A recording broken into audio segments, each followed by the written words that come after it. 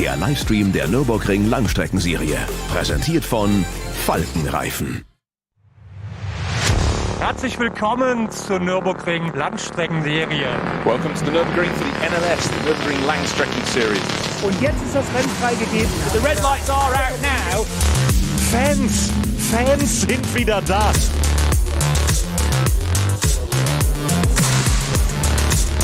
I would think that's very, very close. Jetzt kommt er ran, zieht sich ran.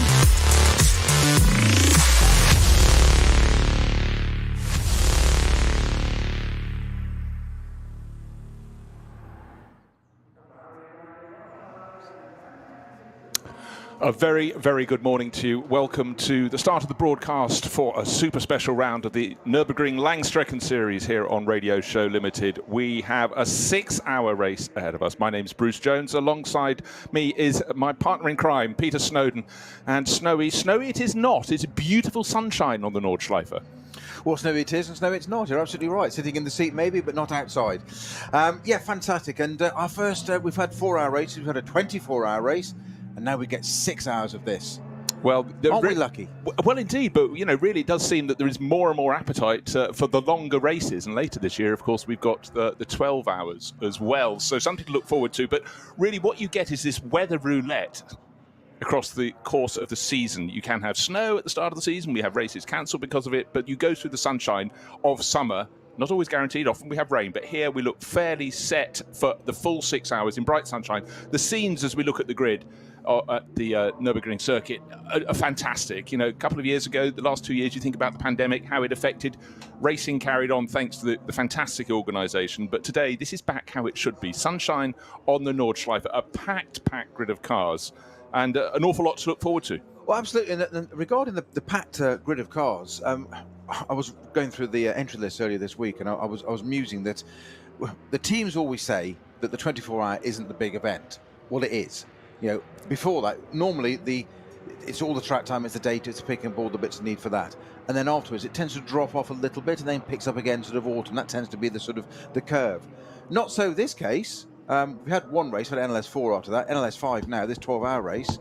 We've got 133 cars in the entry again, and 19 of those are the top SB9 GT3 category. So, you know, there's obviously a huge appetite for it. And why wouldn't you have an appetite to drive around the Nürburgring for 6 hours in the sunshine? I would. Well, I have. Exactly. So, I mean, if ever you look at these races, if you just stumbled across us for the first time, well done for finding this. What you'll see is any race on the Nordschleife has a lot of variety in terms of corners, different speeds you can take your cars around, different classes of cars. Every race is an adventure, but the appetite for GT racing in particular is growing and growing and growing. And that is why the sort of shortfall after the Nürburgring 24 hours is far smaller than it has been in previous years. Excuse me, a car leaving the pits just had its bonnet flap up onto the windscreen. That's one of the Renault Megane by the look of it, yes. Well, so it is, and luckily going very slowly. The second Renault Megane coming out is absolutely fine, but I know the drivers say they know the Nordschleife, but that's a bit of an ultimate test. But again, looking at the group of cars that come up behind, the diversity of machinery is absolutely extraordinary, and that has been one of the essences of the Langstrecken series. Of course, we've got the SP9 cars. They're the top class. They're the GT3 cars. And of course, GT3 is beginning to slightly conquer the world at the moment in terms of its spread and its reach. But certainly, all is looking very, very good here. So, taking a look at the highlights of qualifying, and remarkably pleasingly for all the drivers, the conditions were perfect. A scramble out the pits. It's an early morning qualifying session because one of the elements of the Nürburgring Langstrecken series is you get it all done in a day. And so you get your practice, you get your qualifying. There was practice yesterday, and it really was a case of picking your way through traffic as always, and riding on board the number 16 Phoenix Audi. Of course, they've had great success recently, took victory last time out, and really seem to be riding high.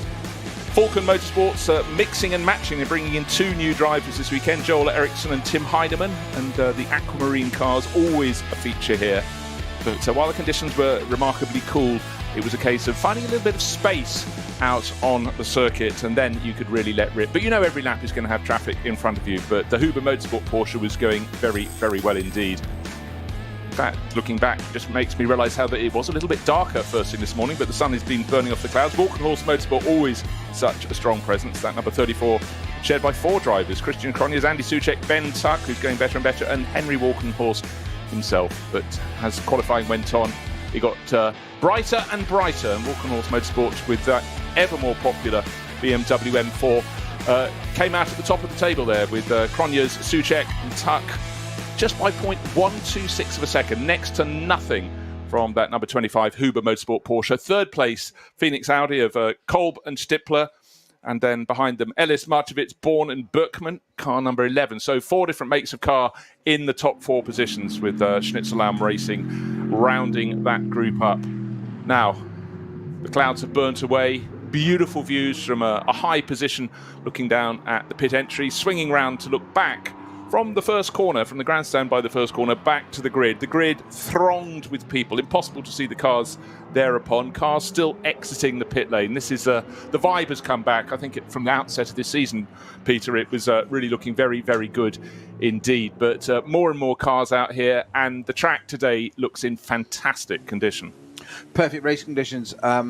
You say there's been a different feel to it this year. It's grown. We said this series, didn't it, back in 2020? 2 years ago now, Bruce, when we were first covering this, and they set the bar for how to go back to racing and how to do this. We had this strange, we thought at the time, pit lane that was almost empty. A lot of it in the paddock come in. We had what we called the carousel, if you like, obviously topical for Germany. But they came in through the pits, drove in down the back, all had their spaces, but they set it all out. But they gave us the template, the ADAC, how to run races and endurance races still, and it was brilliant to see at the time. It gave us hope, and look at it now, 2 years on, and I'd almost say it's better than before, if it's possible. Not just getting back to normal or good again. It's almost better than it was, let's say, 2019, pre that word I don't want to keep using anymore, because I want to stop talking about that. We want to get on with the world going forward. Well, let's hope so. And I must say, just looking around the world, we are very, very fortunate indeed in Europe that our racing scene is back to full strength. Still slightly problematic to travel around some of the other areas. Southeast Asia is still a little bit tricky, and then some to go to. But right now, let's focus on what we have ahead of us. If you're accustomed to these races being a certain length, well, we're giving you more today. 6 hours we're going to be out here playing. And just as I pointed out with the highlights package there, we have 4 makes of cars in the top 4 grid positions. We've got a BMW from a Porsche, an Audi and a Mercedes. So all set, plenty of variety down there. Schnitzellaum Racing, their number 2 Mercedes, just coming into our shot, Carrie Schreiner and Peter Turning. So we've got lots of different driver combinations, very much a feature of this championship, Peter, that very few teams are sort of static in terms of the drivers they have on board, because of course if you're a top GT3 racer, you could be pretty much anywhere in the world on any weekend, and some semi-works drivers are picked out of one championship, put into another. When can they come back here and go racing? And it's again great to see, new names being given a chance, because everybody who races a GT car wants to be out on the Nordschleife. Yeah, but they can be, as you say, they can be at Monza, they could be at WEC. Some of these drivers don't forget drive different disciplines. They go off and drive LMP cars as well, and then come back to the GTs, but on a different circuit. And it's absolutely great. And I think there's 4 places this weekend where they could be racing these things. But personally, unless it was Le Mans itself, or maybe Spa 24 Hour, I'd want to be on the Nürburgring. There's something about this Nordschleife. It is difficult to convey. It is so different to anywhere else in the world, and in every level, from literally the moment you arrive, for the teams, logistics, mechanics, technicians, the car itself, let alone the drivers. You always focus on the drivers, but there's always this massive infrastructure behind the scene that we don't think of, and the strategies that go on. Things we saw on the 24-hour race, when it was the last NLS race. They changed tyres with last stint. Do we go on to an intermediate type hand-cut slick or not? And it cost Walkenhorst BMW the lead. On these tiny little things, but it is understanding the Nürburgring, a circuit that changes almost more than anything else. It is making me smile. Out on screen at the moment, Patrick Seymour, racer commentator, is doing that hard thing. He's interviewing members of the public about why they're delighted to be back, but he did just pick on a 4-year-old boy, which you may be lucky, but invariably it's stacked against you. We all know there's a saying about that, do not, etc., with pets and children. But he's with his bonhomie and his style, he's pulled it off very nicely. But what I love is the fact some great camera shots with the reflection of sun off sunglasses. This is proper sunshine at the Nordschleife. It's almost always with us. Comes as a caveat, doesn't it? It's very Top Gun, isn't it? Yeah, I see they're moving on. Yeah, I must get round to watching that. But well, there's the first one in 1986 you need to watch first, Bruce. Then there's a new one. Oh, you just hit me with news every single day. New thoughts. But what I love is the mix of cars up at the front and the fact that grid keeps on going back and back and back. Just glancing at the entry list, when it was issued a few days ago, we had 133 entrants. Yes, I did say that right, but obviously with a lap as long as the Nordschleife, there is plenty of space for them, but sometimes it rather comes in across their nose. So 24.358 kilometres. 33 of those were SB9 GT3 cars. 124 qualified this morning. But news straight away, Bruce, that the car that qualified in second place, which is the Huber Motorsport Porsche 911, driven by Nico Menzel, has had a penalty for speeding. And will be starting from the pit lane, plus a static penalty from the pit lane. So it'll be dead last in Group 1. Well, that is hampered and then hampered a shade more. Still cars coming out onto the track. It's the work of more than a moment to get 100. Well, obviously, the entry adjusted down to 124. That's quite something, isn't it? 124 cars. Just think about that. But across many classes, one I haven't seen before is well, it's quite hard to say. The Click Verischung team Porsche, white and blue. Very attractive indeed. Blue lower half, white upper half on that. But Click Verischung doesn't run off the tongue particularly smoothly. That's Robin Chernowski, Kirsten Jodexnis and Peter Scharmach. Sorry, Bruce, we've got slightly bit more information on that number 25 car. The reason why its speeding was 116 kilometres through a code 60, so it's been handed a pretty severe penalty, which is start from the pit lane plus 120 seconds, so 2 minutes static before it is. So it'll see its starting group go through and then have to sit there waiting for 2 minutes, and they will be the two longest minutes of that starting driver's life, I can assure you. Well, all I can say is for the crew of that Huber Motorsport Porsche, they're going to have to, dot every T.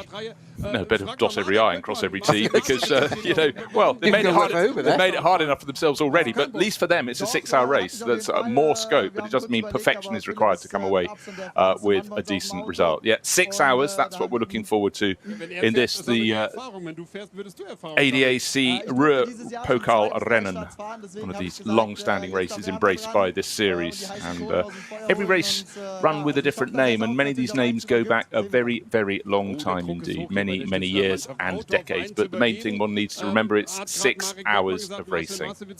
Now, we did lose one of the Schnitzelbaum Racing BMW M240i's in qualifying with I say quite a big off. We don't know whether he hit the barriers or not, but certainly there was a very, very long code 60 during qualifying this morning. This is the 673 Schnitzelbaum Racing entry. And that, I'm not sure whether that car will be taking part in the race or not. So just keep an eye out whether that appears on the grid or not. Well, it's always a problem with this qualifying and racing on the same day. If you drop it in qualifying, unless it's something fairly minor or obvious to fix. That was the problem. The incident happened with 11 minutes of qualifying to go.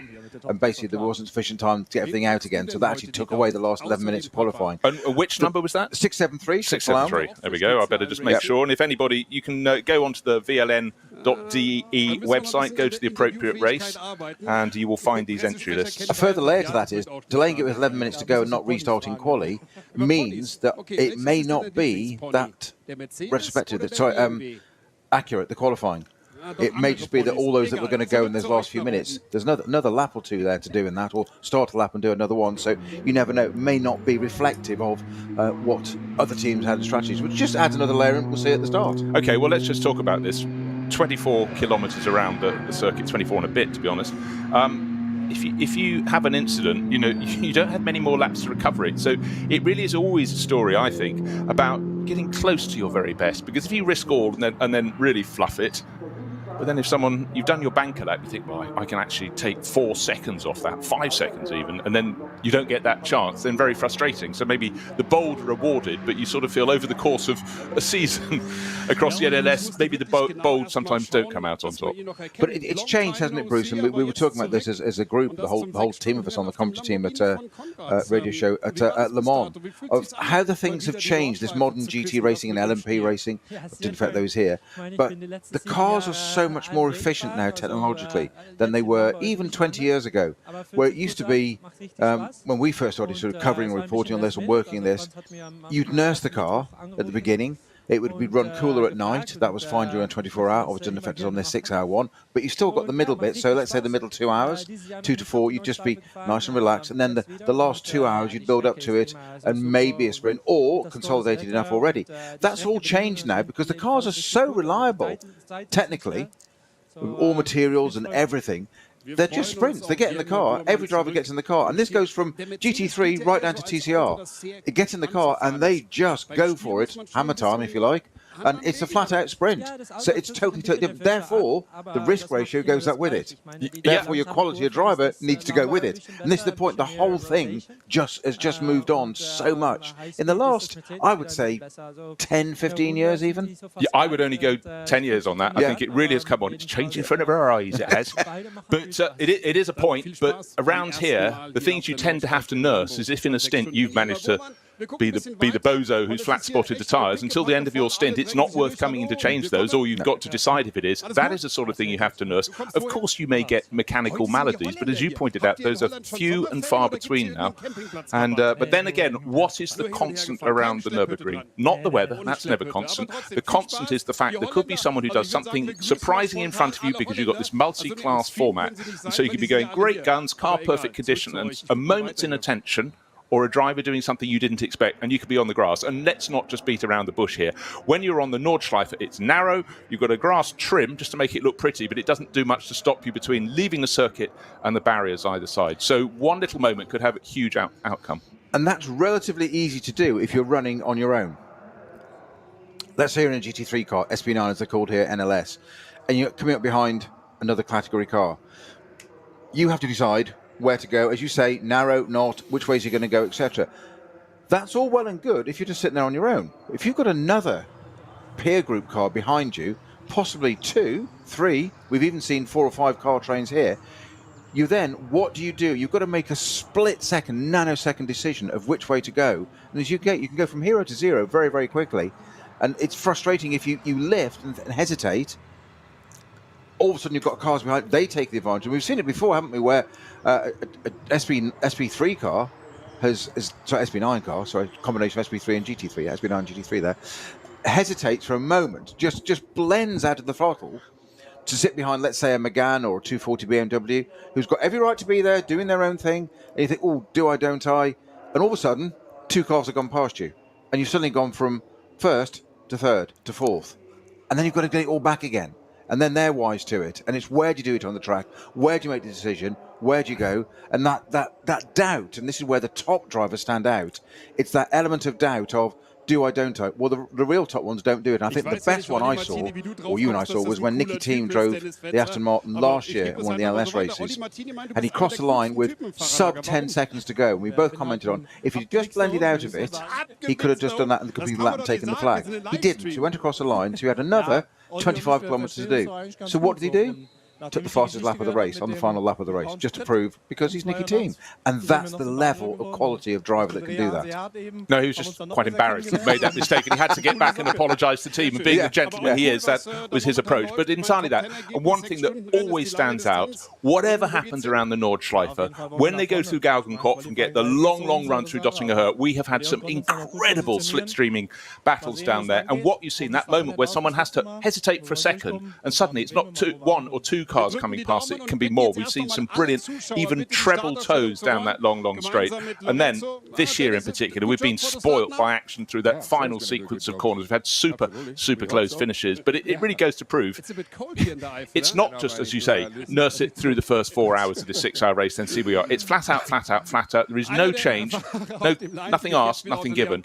And the very best drivers do tend to rise to the top. So anybody who wins in the Nürburgring Langstrecken Series has a story to tell, but the fact is we've had 3 races, 3 different sets of winners, and I'm fairly confident we'll get a 4th here in the 4th round. This, of course, should be the 5th round, but one fell to the weather early this year and is going to be held November the 5th. Date, November the 5th.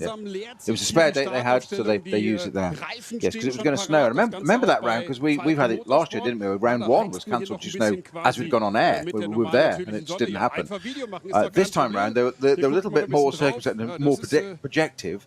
And on Wednesday, I was looking at the webcams on Wednesday, and so you and I were talking, just saying, but it's absolutely fine. Saturday morning, they were right. They could not have gone out and qualified. So it was a good call. That was NLS 2 officially. It got moved. It's now NLS 2. We'll still count. It's still going to be called NLS 2. Just takes place at the end of the season on November the 5th. Well, we can forget the numbers, just watch and listen to all of the rounds here with us on Radio Show Limited and the Nürburgring Langstrecken Series. And I'm just delighted to see its bright blue skies above the Nürburgring Nordschleife. And, you know, also looking at the calibre of the teams that are competing in the championship, you know, the Hout Racing team has really stepped up in recent years. So they've got a new crew this weekend. Lucas Auer is joined by Arjun Maini and Australian driver Jordan Love, who's gaining more and more GT experience around the world, come up from Australia to take part. And, of course, whatever championship you're in, you do want to come here to play. And Arjun Maini's been doing lots more racing at this level too. It's just, again, Peter, we talk about it race in, race out. It's about the different drivers who come to play in GT racing that in, you know, a decade ago would only have been doing single-seater racing. And it really is such a draw these days. Luckily, I live in the UK now. It is. I mean, we looked at it with the BMW Junior team. You were talking about that drafting we get on the Dottinger Camilla Galvenkopf, that long run down there where they're doing 285 clicks. You know, that's a serious bit of speed. And we had three BMWs, three rival teams, Valkenhorst, Rover and the junior team. Dan Harper was in the junior one, remember, at the back. Simply because he had this great toe, and even he doesn't post a great deal of stuff, but hi for listening, Dan. He posts this great video from him on board of getting a draft on one of those cars and getting the run through the kink on the Dottinger Hoer. But of course then the car on the inside is getting a better toe off the lead car because they're both punching holes in the air. So the third place car then becomes second place car. Dan Harper decides, this is all three equal machinery. Dan Harper, 20 years old, decides, I'm going to go through at Tiergarten, and gets it. And then gets, that's the second, then gets the job done for the lead at the end of that, well, the start of the next lap, into the first corners. And you said, we don't see racing like this normally. It's absolutely brilliant on the circuit, and you couldn't have got it better explained there. Three equal bits of machinery.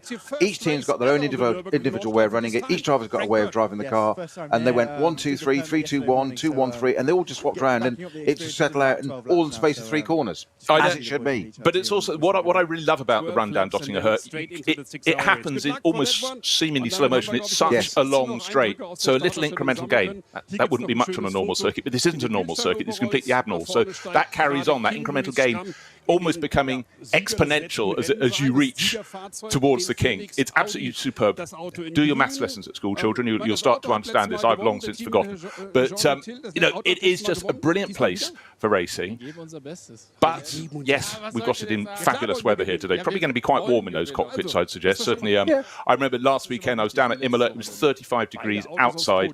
In the cars, luckily the drivers are doing stints about half an hour. 55 degrees. It's tiresome. Yeah. The thing that I see when I see those onboards on the Dottinger Hoer, when you see 3 or 4 of them just drafting one another, I sit down and think, I want to be doing it still. I want to be in that car doing it. Sad, isn't it? Not at all sad. If you can't feel sad about not being in a race around a circuit like this, which provides challenges, even if you're doing it all on your own, around the outside, you know, imagine a sprint around the Nürburgring. But I was having this conversation with someone the other weekend. They were saying, well, some of the hill climb drivers have got incredible skills. Why don't Formula One teams poach them? I thought, well, they've never actually raced against someone else. Imagine that, driving in the perfect conditions. You can always have your own line. But here, quite simply, you'll see around the opening lap, drivers try and be sensible, try to remember it's a 6-hour race. It's not just about them and getting around the first few corners super fast, but it's we have some specialists. We shall name no names who in recent years have been just absolutely mighty in overtaking around the opening few sequence of corners, even before the cars get to turn left through the double left-hander Sabine Schmidt onto the Nordschleife.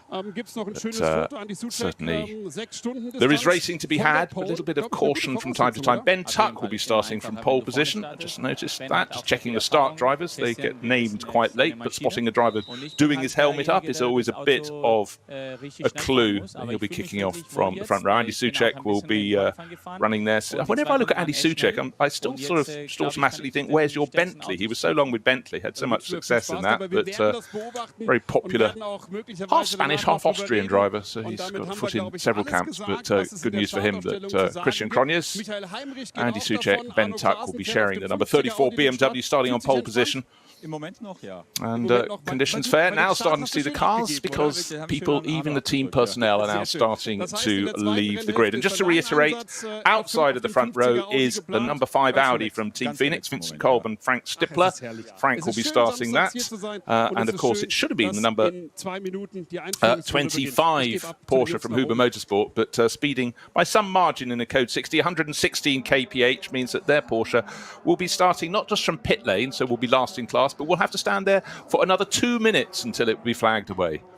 So a big ramification for a moment's inattention, no doubt. No malice or forethought, simply how it shook itself out. What a great spectacle to watch that car coming through the field, though. Well, to be honest, I always quite like a little bit of a side story. And I'm also just trying to think, Bruce, off the top of my head, and I can't recall, what is the gap between the groups when they start? If he's going to sit there for 2 minutes, surely that's not going to put him into Group 2. Well, that very thought was just travelling through my grey matter. And that could make it interesting. But he could even be almost... I thought it was wind. Not yet. But, at this point, actually, there's a thought. I think it might put it out behind the second group. Yeah, that's what I'm thinking. Because I thought there was a 30-second gap between them. So you've got the 2 minutes. You've also got an extra 45 cars to pass. Who wants to start? Oh, I'll go second if it's okay with you. Yeah. So here we are, the grid now starting to clear. The race is almost upon us. And if you're just joining us on Radio Show Limited, the 4th round, effectively the 5th round, but we'll call it the 4th round because one of them was cancelled, of the Nürburgring Langstrecken Series. We have 124 cars coming out to play. We've got subplots already with the second fastest car having to start from the pit lane. It's the 25 Huber Motorsport Porsche, plus an extra 2 minutes before that we flagged underway. But we have a 6-hour race, an unusual length, and certainly the popularity from the teams. They'll vote for this every time, I think. But again, we have that wonderful NLS concoction, not just cars and classes. We also have the sliding scale of how long your pit stops can be at the front and back of the race. Do you do according to when you come in to make that first pit stop? We'll cover that later. But right now we've got an amazing grid of cars. We did have 4 makes in the top 4 positions, but with the Porsche in second place going down to the back of the grid, it now reads BMW, Audi and Mercedes. It's still not too shabby. 3 makes in the top 3 positions. Fans now making their way back to the grandstands. Cloud base actually building up a little bit, but it's a warm day at the Nürburgring. That is the main thing you need to learn. And cars looking fantastic, and Peter will point out there were 33 cars entered in the top class. Not just Porsches, Audis, BMWs, but also an Aston Martin in there. Just looking to see if we've got a Ferrari this weekend. Certainly the Aston Martin I saw a little bit further down that pack. And then you've got all the other classes of cars, all different performances. But I think the stage is set for what should be an enthralling race. So looking to see if Ben Tuck, young British driver, can stretch his legs for Walkenhorst Motorsport in that pole sitting BMW. It's white with black and red flashes, should pick it out. And I must say, a lot of the crews really do present their cars beautifully. We've got the Lamborghini, of course. Sorry, how did I skip over that? I'll tell you why, because it was just running off the grid behind the 2 Falcon Motorsport Porsches that are running in their sort of turquoise and dark and mid-blue livery, and immediately behind is another car which is turquoise, which I mistook for one of them, which is the Conrad Motorsport Lamborghini that, as we watched over the years, has offered a lot of promise and doesn't always come away with all that it deserves. And that's starting down in effective 10th place.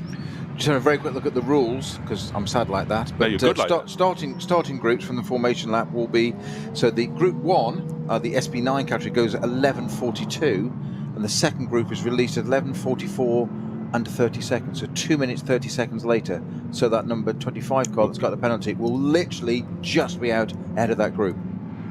Nip and They've tuck. got 2 minutes catching up to do as well. Yeah, well, then he will be doing the effective run of a Nürburgring sprint. Simply nobody should be in front. But one thing, if you've never watched these races before, never listened to them before, is the fact that it's unbelievably soon into the race. It's only a short distance before the front runners catch the tail enders. They're the tail enders, not of their group, but of Group 3. And there you have the biggest performance differential. And then for the next handful of laps, in fact, thereafter, the fastest drivers on the track will be overtaking every single lap many, many times. Keeps them on their toes.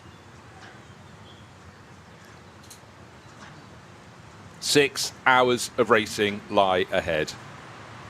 The stage is set. The track conditions are perfect. It's hot, but not as hot as it was feared it would be, because these race cockpits will be very, very uncomfortable indeed. The second batch of cars now being waved away on its formation lap. Still no sight of that Huber Porsche sitting at pit exit. They probably want to keep it in the garage as long as they can on this warm day. Drivers on the grid, Snowy had the doors open, wafting, trying to get any heat out from the cockpit. But once those doors get closed, then that's it. You're locked in. And you just have to sit in the bath, effectively. Conrad Motorsport. So I'm just looking to see. Yeah, I think they're running a little bit out of position down there. Hold on, I'm trying to find them. And I was just checking that Huber Motorsport car as well, just to make sure that 1/22 penalty. That's definitely the penalty. How it's served is the issue. Is it a hold at the beginning of the race, or is it a stop-go, or is it added on to the end? I believe it's a hold at the beginning of the race. I would think so. I mean, that's the easiest to orchestrate. As you pointed out, the possible problems within that is if it didn't get out or then got held behind the second group as well by dint of a couple of seconds. So hopefully that will run smoothly. They'll get out just ahead of the second group of cars, which comprises largely Porsche Caymans. They're certainly at the front end, but we have TCR class cars in there as well. VWs, Audis, real mix of cars. And one of the things there in those classes is just the way in the second group the cars go about putting their performance down in a different fashion. The TCR cars are absolutely fantastic through the corners with those great big rear wings, those great big splitters at the front, but the Caymans are a little bit more nimble, so they're sleeker in a straight line. So around the course of a lap, it's real nip and tuck stuff. I should imagine there's not a great deal of difference between those two cars in terms of performance. It's just the way they deliver it, the way they handle it. The Cayman's very much a sports car, quite low centre of gravity. A TCR car, naturally being a hatchback based or drive car, is going to be slightly higher, therefore in theory higher centre of gravity, it should roll a bit more. Obviously that'll be compensated for in damping, etc. But it'd be interesting. Maybe we should go and do a back-to-back test and see what they're like. There's a thought. There is a thought, isn't it? Come back with real information rather than speculation. How about that? We'll never catch on, Bruce. No, I can't see that happening. No. But good news, I don't know how many of these races I've commentated on. All have been a joy, but in some of them, as I look out across fine weather over the Eifel forest, one is aware that one does spend an awful lot of your time discussing the merits of the weather. How much can I see? How much can I not see? Is it wet on the grass? Is that snow on the grass? Are they making snowmen in the pit lane? Yes. We've had that. If you put the binoculars down from the window and squint, you can just about see Spa. You can, literally. Yes. Almost, but not quite. But yes, they effectively share the forest. They share the topography. And to me, topography is what makes a great racing circuit. Even circuits that are seemingly flat until you get there. Even, we've been talking earlier this morning about Goodwood. Has little undulations and it just changes the challenge of circuit. But that is one of the flattest circuits you will find. But where there is gradient change, in an appreciable fashion like the Nordschleife, it's magic. That's why so many people want to come and play. Trust me, Ford Water at Goodwood, in something like a GT40 on crossflies, isn't flat in any sense of form at all. Whether it be topography or throttle, it's not flat. I can promise you. It is a fearsome bend. But, one of the things about racing fans around the world, some people like to collect racing circuits they've been to. It's not about numbers. It's about experiencing the different challenges that they offer and also just different ambience. And the Nürburgring has ambience coming out of its every single pore. It's got history. It's been around. Der für die allermeisten nie Realität wird, mit dem neuen Gran Turismo 7 aber ein ganzes Stück realistischer. Mit der neuesten Auflage des Kultspiels für die Konsole fahren wir zu den wichtigsten Streckenabschnitten der grünen Hölle. Die AMG Arena. Erstes Nadelöhr nach dem Start und durch die unterschiedlichen Linien ein toller Ort für Positionskämpfe auf der Grand Prix-Strecke. Auffahrt Nordschleife. Nach der Vidol-Schikane biegen wir ab vom Grand Prix-Kurs. Hier beginnt der 20 Kilometer lange Ritt durch die grüne Hölle so richtig. Fuchsröhre. Mit Vollgas bergab, durch die Kompression und den Berg wieder rauf. Wie so oft auf der Nordschleife, kein Platz für Fehler. Breitscheid, der tiefste Punkt der Nordschleife. Die Brücke über die Hauptstraße von Adenau ist ein Zuschauermagnet. Das Karussell, benannt nach Rudolf Caracciola, einem der ersten Heroen des Rings. Die alten Betonplatten der Steilkurve sind Kult. Brünnchen. der Zuschauer-Hotspot. Ob beim Rennen oder bei Touristenfahrten, ob bei brütender Hitze oder im strömenden Regen, hier ist immer etwas los. Die Döttinger Höhe. Windschattenschlacht bei 270 km/h und die Überholmöglichkeit schlechthin am Ende der Nordschleifenrunde mit dem neuen Gran Turismo 7. Und damit von der virtuellen wieder zur realen Nordschleife.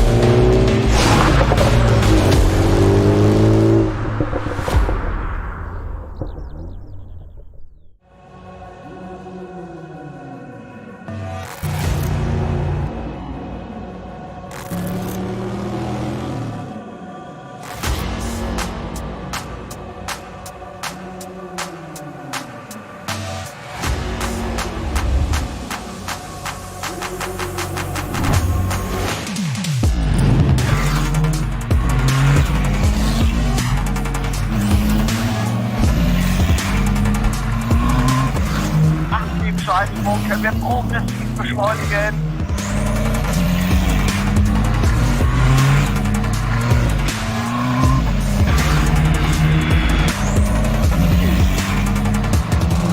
Schön gefühlvoll und eingelenkt.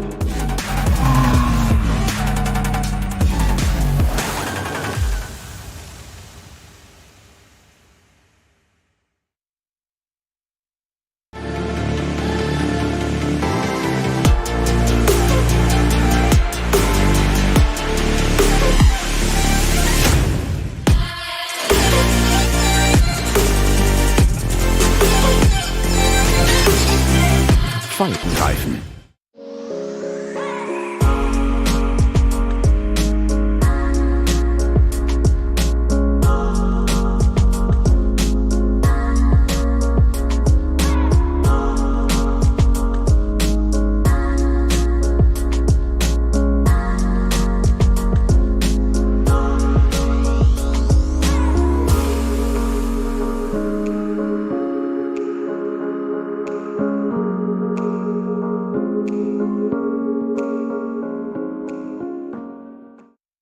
World's First Asphalt Watch.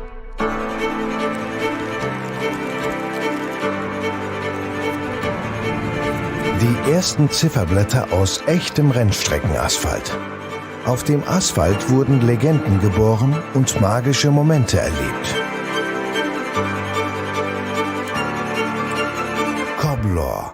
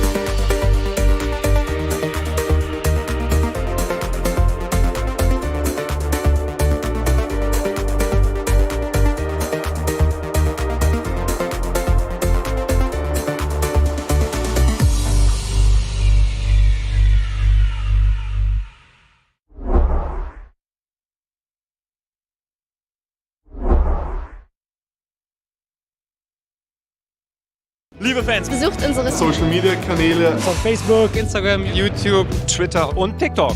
Willkommen zu NLS.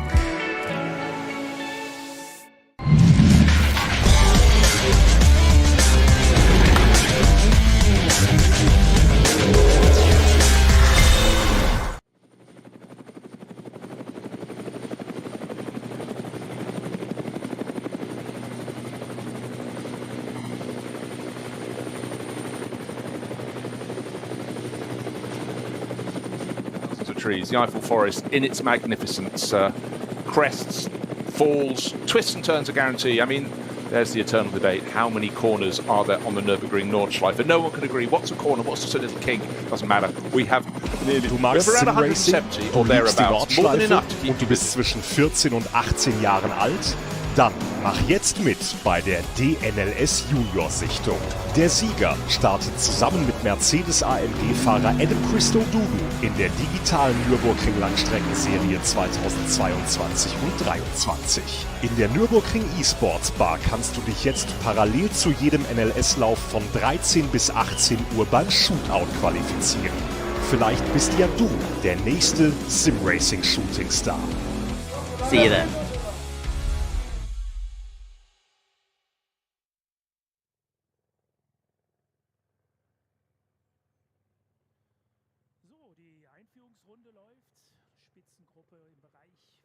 And people that then sat there and went, this actually happens? And then put real cars in. I think you coined the phrase after DNLS, didn't you, of full metal racing, going back to real cars on the track, on this place, that really does exist. I thought it was going to catch on. And thankfully it has. Not the phrase, real racing again. But this is why we love commentating on car racing, but somewhere with so many variables as well. And also the fact, Snowy, around the Nordschleife, you can be the hunted or the hunter, and the hunter doesn't go next corner I'm going to overtake. A lot of these moves are planned 10, 15 corners further back, plus the variable that we might catch a back marker who is appreciably slower than us, and it could change the whole dynamic. But right now the cars are weaving around. We can see them in a long straight line because it's on one of the main straights. It's the run from Galgenkopf along the Dottinger back towards the final tricky sequence of corners. Great sight to see so many GT3 cars running in the SP9 class at the front of the field, but it's not all about them in the Nürburgring Langstrecken Series. We have many other classes running down a huge scale of performance back to the Renault Clios effectively at the back of the field, and hopefully that one that came up with its out of the pits with its bonnet flapping on the windscreen is having repairs effected as we speak. Hopefully, in fact, no. Hopefully they're finished and that will be able to start from the pit lane. 3 groups of cars are going racing, but right at the sharp end, it's Ben Tuck on pole position in the number 34 Walk and Horse Motorsport BMW, starting alongside Frank Stippler. He's done it before. Phoenix Racing Audi right alongside, and the rest will follow them thick and fast on that run to the first corner. BMW obviously got a little bit of revenge there. The car that's dominated the season this year, but not in the big one, in the N24. All cars failing for one reason or another, through no fault of their own, some of it. So BMW really want to get this M4, get it back on target, as it were, back on track, no pun intended, winning races. So it's out there at the front. Ben Tuck, you say, starting that car? Unless someone else is wearing Ben's helmet, and Andy Soucek was not wearing his race suit, so unless Christian Cronjes has swapped over. Yes, you get this. You sometimes think the person who qualified would do the racing. But anyhow, through the kink before that final sequence of corners, the left, right, left combination of the last 3 twists onto the start-finish straight. And bear in mind, they're not just any old corners. These are corners where we've had the outcome of the race sorted on the final lap early this year.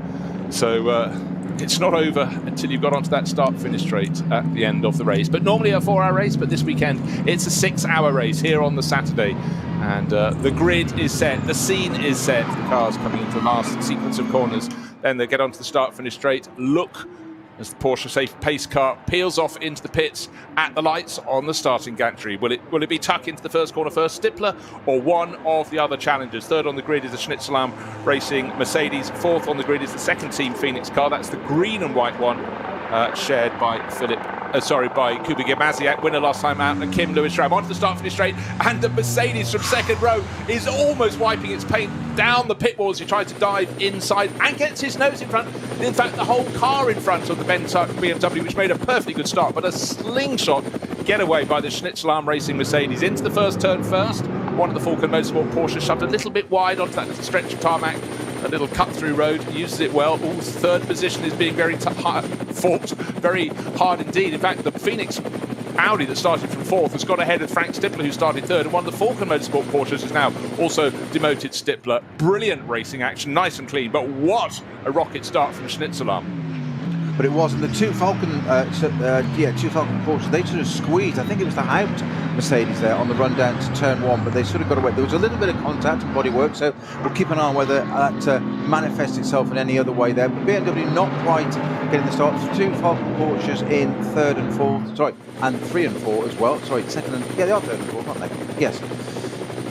Yeah, the big loser there was Frank Stippler. He is down into, I think, 1, 2, 3, let's do the maths, about 6th or 7th position. He started second. He is now being chased by the Haupt Racing Mercedes, which I think has got Lucas Auer at the wheel. So, very, very strong start. And it's Ellis who pushed so hard. Philip Ellis who took the lead in that Schnitzelarm Mercedes. That was super impressive, and certainly wasn't taking no for an answer. But once he committed himself to go up the pit wall side of the pole starting Ben Tuck BMW, had to stay there. But I mean, there was literally a few centimetres either side of his wing mirrors.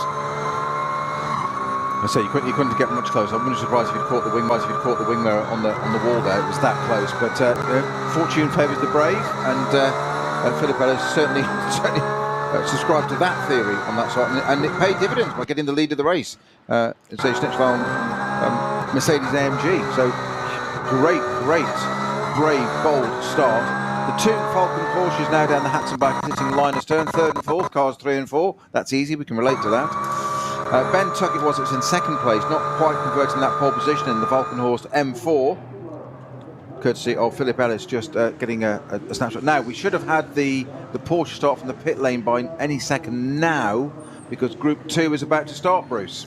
Absolutely is. So just looking up the track ahead as we swing round to look at the lights on the starting gantry. 6 hours, or a little bit less for them, of racing ahead of them. The safety car pulls into the pit, the pace car, and very tidy start from the Caymans. Clean and tidy down the pack. Didn't get to see whether that 25 Huber Porsche got out ahead of them or not, but they have a clean start. In fact, much more 1 by 1, 1.5 by 1 really, rather than 2s and 3s abreast down to the first turn, and a very clean start from the front of that group. Only a handful of them deciding to use that cut-through road as a little bit of extra tarmac as they turn out to turn 1, but the driver at the head of that pack has got things very nicely under control. Just looking up down the timing screen, still no evidence about that number 25 Huber Porsche that qualified second, had the time disallowed for speeding in code 60, almost double the code 60 speed, so very much a slap on the wrist, and possibly offer the other one as well for further chastisement. But up front it's Philip Ellis, brilliant start, Ben Tuck,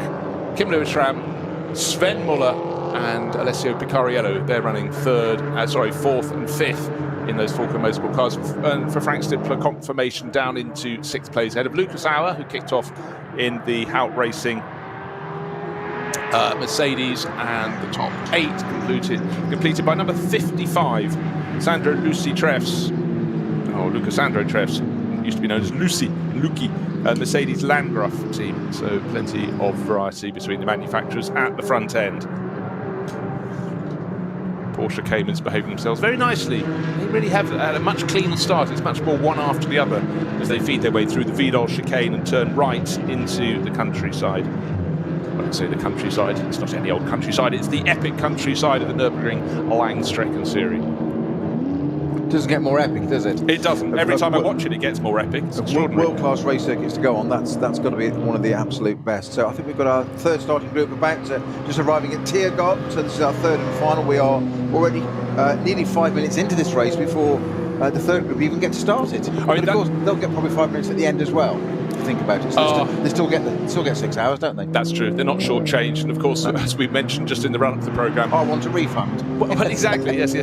Some fantastic racing between the Phoenix the first of the Phoenix Audis. It's the one that moved up the order with, and it's got the two Falcon Motorsport Porsches all over its tail. But at the moment, Kim Lewis-Schramm doing a fantastic job, sharing with Kuba Gimasiak, but Kuba looking on in the pit garage, going, he's doing really well, holding down that battle for third position, but he's still got those two Falcon Porsches behind him, Sven Muller and Alessio Picariello. But it's the Philip Ellis leading the race from Ben Tuck. It's Mercedes from BMW, then Audi, Porsche, and another Audi, Frank Stippler. Now, as we say each time, Bruce, if you think about it, looking at where the three groups are starting, this third and final group just starting now onto what we call the Grand Prix circuit. They're not even, well, they're sort of halfway around that. So not onto the Nordschleife yet, whereas the leading group are just at the highest part of the circuit, ROWE. Then we've got the run down through Wipperman, Brunchen, Flansgård, Schwalbenschwanz, and that onto the Dottinger Höhe to come up. So it isn't long before they get about a lap and a half. They don't quite get 2 clear laps normally of the Nordschleife, which is the bit every driver wants. And of course, that's where you get the chance to make it, because you're just with your peers, you're just with your equals in that category. And then all of a sudden, you get a break for that first lap and a half, and then, right, we've now got the slowest car to go, and that's where it all starts to come multi-layered, and where the work as a driver really starts to kick in. And it really is where the track starts to narrow, because if you've got another vein of cars running on maybe only a quarter of the width of the track, but they provide their own variables. But anyhow, what we have to say, getting to the front is what you really need to do at the start of the race, and that is very much with serious intent. We saw for Philip Ellis, he decided, slightly better start than Ben Tuck in front of me. He's first on the grid, I'm on third, but I've got more traction. I've got to go for the gap. Oh, there isn't much of a gap. It's between me and him and the pit wall, but he stuck it up there anyhow. And Fishnet Salam Racing in the black and lurid, bright yellow livery. Looks fantastic, by the way. Just looking down the order very quickly, Bruce. So we've got Team Sorg Rennsport 514 appears to have stopped, but there's nothing. Might be a glitch in the GPS, but there's no code 60 or flag at the moment. But 514 appears to have stopped, and that's one of the leading cars in the VT2R four-wheel drive category. Team Sorg Rennsport BMW 330i. I'll keep an eye on that for you and keep you posted, but it may just be a glitch as they all settle down.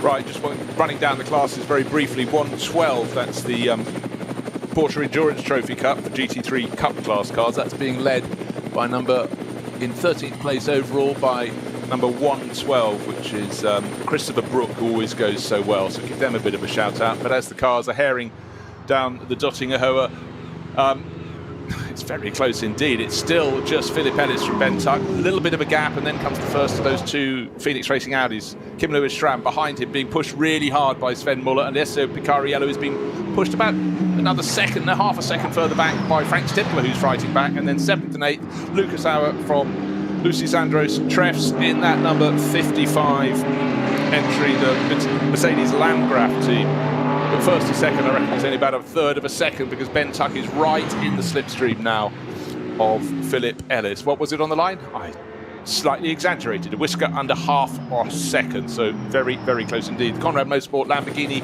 is in there too.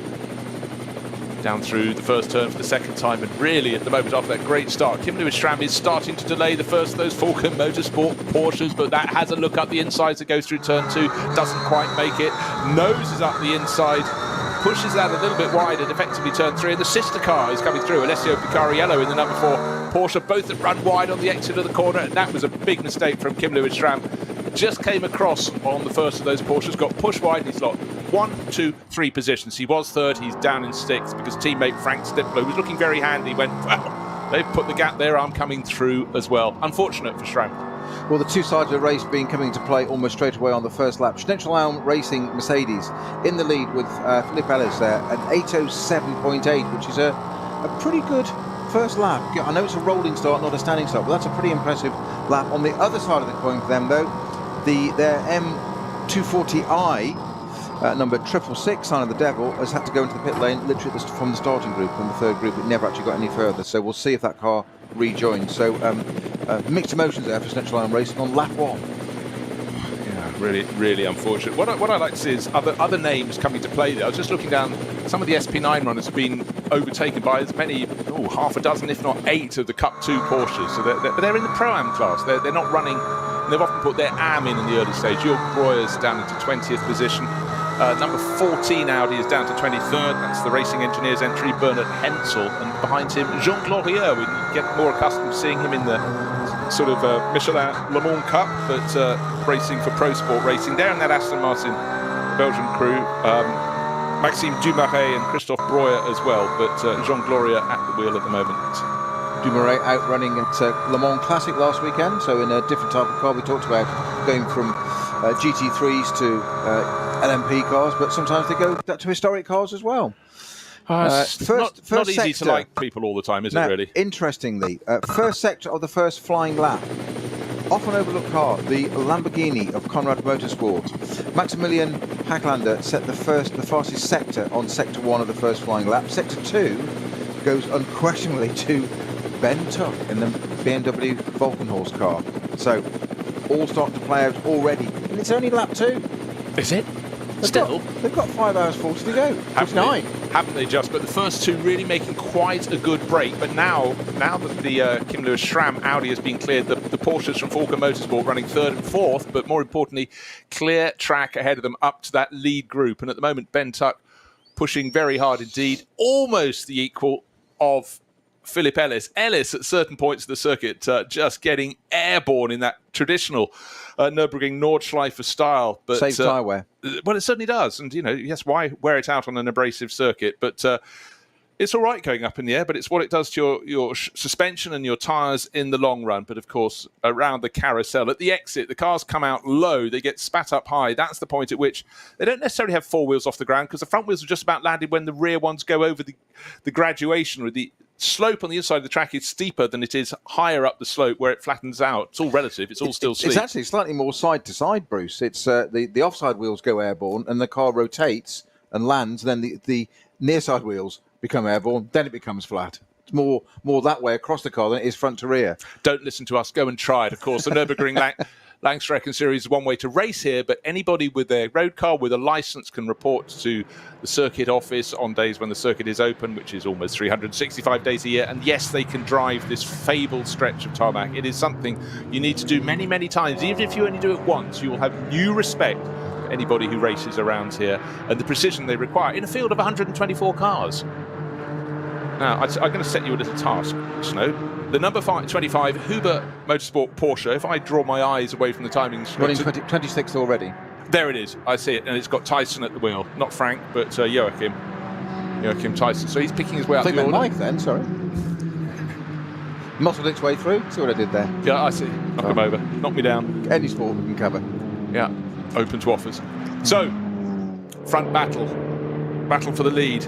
Ben Tuck might have fancied his chances from pole position. Didn't make a bad start, but it was a rocket start from the Mercedes behind him, the Schnitzelam racing car. Philip Ellis, he's got a lot of experience here, and he really just got the most brilliant of getaways. In fact, Peter's already had a photo sent to him showing a front-on shot of the pit wall, enough space for a layer of paint, and then the wing mirrors of that Mercedes, and then about the same gap on the other side to the pole starting BMW. But the Mercedes got its nose in front even before they got past the end of the pit wall. And now what's happening on this lap is suddenly Ben Tuck has fallen back right on, or not quite on the nose. He's about half a second clear of those Porsches, but he's fallen back rather than the Mercedes pulling clear. But the Mercedes at the front is really now starting to stretch its leg. I wonder if there was a slight mistake. That's all it takes to drop back by the equivalent of a second. Just noticed there was something off on the track on the left-hand side there. Just saw that bit of footage of those. It is about half a second, isn't it? It is certainly close. Those menacing Falcon Porsches running line astern, and you get that feeling psychologically that in your mirrors you shouldn't do, but you look in the mirror and it's a team effort. It's like they're coming at you with a team effort. You know they're going to work together. Well, exactly. They are prepared to use the slipstream, which is a mighty, mighty tool. Not around most of that, but when you get on that run from out of Galgenkopf along the Döttinger Höhe. But you know, who's the wise one? They're in traffic now. They've reached the traffic for the first time. The back runners are being passed, and suddenly there is less space on the track. The Falcon Motorsport Porsches getting very close indeed to one of those Clios, but they negotiated. When you're driving the Clio or the Dacia Logan, have a shout out for them. But I think it was one little slip, but we had a shot of the cars in super slow-mo coming out of the carousel. The Mercedes with Philip Ellis leading the race looked absolutely on it, and there was quite a lot of understeer. I know it's an unusual corner on the circuit from the BMW, didn't seem as happy at that point, but then again it's about trying to balance your car at a point where you know it's going to go 2 wheels off the circuit. We've got a course vehicle flashing yellow lights, an intervention vehicle. drivers dive past it. Obviously, we've got to be aware. We've got to look at the flagging situation. That's the situation. The flag's being waved. Can't see yellows for them yet, so they're still running at unabated pace. But what is clear to see, and now I think they've slowed down. Yes, I think they've gone into a slower zone. Is that Philip Ellis is looking very comfortable in the lead of the race, but Ben Tuck is now being caught by those two Porsches from Falco Motorsport with a wily. I'll call him wily. He's had success through being wily. Frank Stippler tucking onto their tail in his Phoenix Audi, and the sister car of Kim Lewis-Schramm has fallen way back. Don't forget, he was second earlier on in the lap. In fact, at the start of this lap. I think the car that's parked at the side of the track is the QT Cube Race Performance BMW 325i, number 703 on the V4 class, and that's parked on the right-hand side of the track at Exmoor, I believe. We've got no code 60 or... No, I thought there was. I tell you what, it was a high-up shot. Now, Kim Lewis-Schramm has suddenly got company. He fell back from that battle from second. He fell to third, to fourth, to fifth. He's back in sixth. He's about 2 seconds down on his teammate Frank Stippler, but he has been pushed very hard by Lucas Auer. Right, as overtaking happens, more cars being passed, starting lap number 3. Remember, the gap between Ellis and Tuck, between the Mercedes and the BMW, was 0.456 of a second, and this was a good lap for Philip Ellis, because, just wait for it, we'll get confirmation. 2.6 seconds. He gained 2.2 seconds on that lap. Falcon boys trying to get them sort of involved in broad in a little battle. Team effort don't want to be doing that. We've got a strange yellow flag situation on the NLS cut through between the GP circuit and the Nordschleife, involving cars 605 and 490. So whether they've come together or not, I'm not sure. 605, I can tell you, is the BMW M3 of Hoffer Racing, the Swiss entry. Okay, at that very point, double waved yellow flags, and Alessio Picariello almost caught the tail of his own teammate Sven Muller. High shot doesn't show me where the cars are. And you mentioned GT time VW Golf as well. 490 is involved in that. Well, they are together there at that part of the track. I'm hoping they haven't come together. Okay, now what's just happened there? The waved yellow flags. It seems that Phil Ellis backed off a little bit more than Ben Tuck, because Ben Tuck looks a little bit closer in second place. And then comes et al., that famous race entry, but it's still those two Porsches with... Cooper Porsche in the pits, though, already. Tyson in the pits with that number 25 entry. Okay, now is this a master stroke? Well, they've got to do something fairly desperate to achieve the goal of catching up those ahead, because they started with one hand tied behind their back, started from pit exit and 2 minutes behind the last car in the pack going through, so just in front of the second group of cars. Right, but since taking the lead at the start, Phil Ellis is stretching his legs, but they just slowed down a little bit more than the cars in front. So when they got to the double waved yellows, as they were turning right on the shortened version of the Grand Prix circuit that they use before they go to the Nordschleife. But let's just explain how much they do use. First corner, you turn to the right. Second corner to the left. Third corner to the left. Fourth corner to the right. And then instead of going on down a longer straight and turning left and right to go down to the Dunlop Kehrer, the hairpin at the bottom of the hill, they turn right. They use effectively half of the Grand Prix loop, and then they go in the stretch through the Vidal chicane, and then instead of turning right behind the back of the pits and starting all over again, they go to the left of the Nordschleife. So half of the Grand Prix loop is what they use, and it was there the problem was with the two cars that had elements that slowed them down. Now the car's almost coming to a complete standstill. The Porsche Cup cars came in to the very point I was talking about. Still can't see the cars that are off the track. They might be away from our vision, but one of the Porsches, the class leading car, the GT. Okay, facing backwards, effectively on the exit of that tight right-hander. So this is the 490 GT tyre Golf. Looks like there's some front right-hand damage to that car. I think it may just be the colour, or it scraped the barriers, got tired sort of data marks on it. What is interesting is, though, that there's also, just before that, there's slippery surface flags. Yeah. Red and yellow stripes. So I don't know whether it's brought debris onto the track or it's car debris. These days it isn't just, it used to be the oil flag when I first started racing. Now it's slippery surface. It can mean gravel, detritus, grass, you name it on the track. Okay, and that also explains why different people have been slowing down more than others. And certainly race leader Philip Ellis would have seen the slippery surface flag, would have seen the double yellows. Others maybe thought, it can't be that slippery. And they certainly second, third, fourth and fifth closed in on our race leader. But having seen the pace that Phil Ellis can manage. You know, the previous lap he gained over 2 seconds. This time around, let's see what it will be. He's worked the traffic very well indeed. In fact, looking down the Dottinger, he's managed to, I think, stretch his legs. But you know what? It's glorious. The fact is, trying to pick out the cars in the bright sunshine with the headlights on as they come down that long straight. Wait to see what the gap is. But certainly that fight between Tuck, Miller, Picariello and Stippler remains very, very tight indeed. Shadows across the circuit, shade on a very, very bright day. The Porsche Cup battle raging really strong. Doesn't matter, you can say Porsche Cup battle or just Porsche battle because you have Porsches running in different classes. Right, the fastest lap of the race last time, 7 minutes 57.5 seconds or thereabout. Is that going to be beaten this time around? Probably not, because the drivers had to slow on the cut through on the Grand Prix loop. But I guess what we have to see is how Phil Ellis's lead expanded or contracted, because certainly those behind seem to be settling into a very, very handy bunch for slipstreaming. And of course, slipstreaming really helps cut your lap time down that long run. Great battle in the cars with the highest numbers in the field. The 9.5, it's the really well supported Porsche Cayman class from GT4 level Porsche 718s, and they are very close indeed.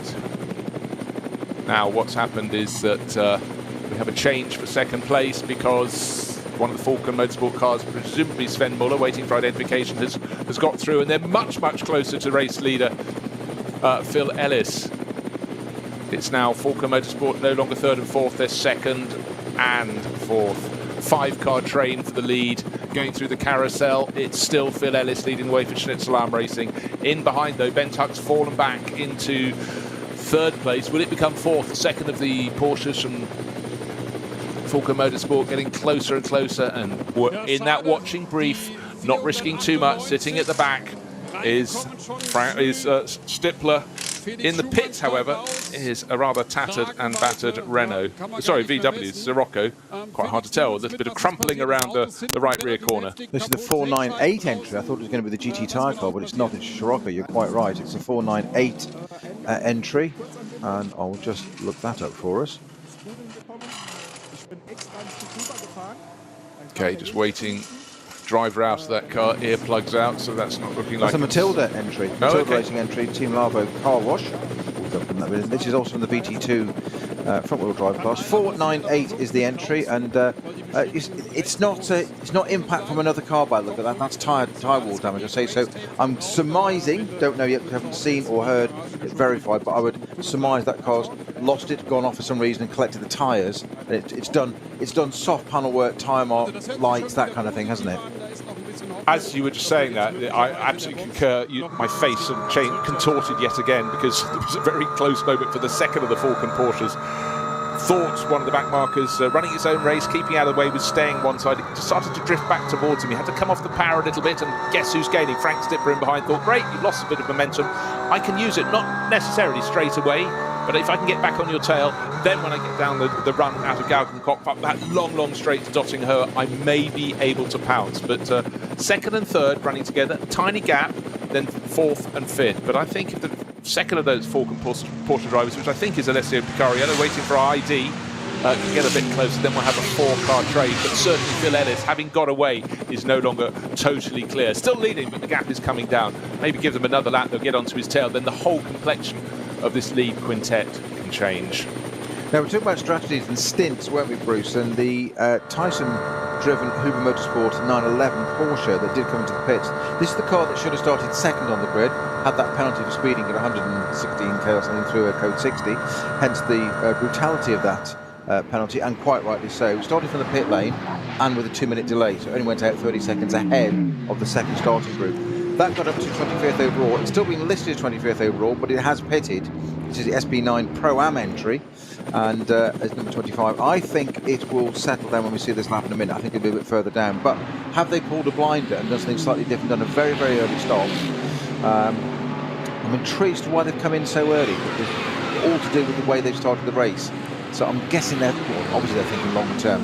What they're trying to pull into play by doing such an early stop. No driver change. Tyson stays in the car. When it comes past the pits very shortly, the time screen will settle. We'll to see exactly where that is.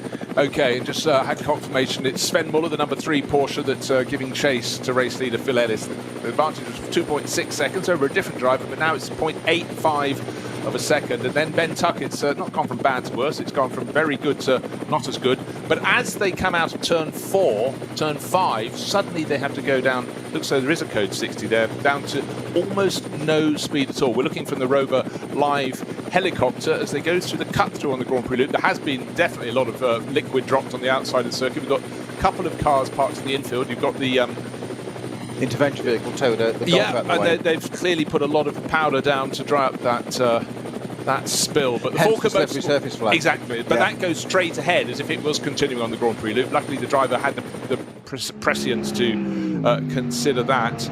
The field really bunched up as soon as they could be released again. Phil Ellis blasted away from Sven Muller. Then there's a gap. Now it's Alessio Picariello, who early in this lap, they'd only done 4 corners by the time they had slowed down, has gained that 3rd position. So Falcon Motorsport feeling very proud of themselves at the moment. Ben Tuck back to 4th, Frank Stippler in 5th. Then a gap of about 5 seconds to Kim Lewis-Schramm, who ran 2nd after a really good start. He's now on the nose of the yellow and blue Mercedes of Lucas Auer, with Lucy Treffs tucked in behind. And Heckländer, we talked about Maximilian Heckländer in the Conrad Motorsport Lamborghini. He's doing a good job and running right behind them in 9th place overall.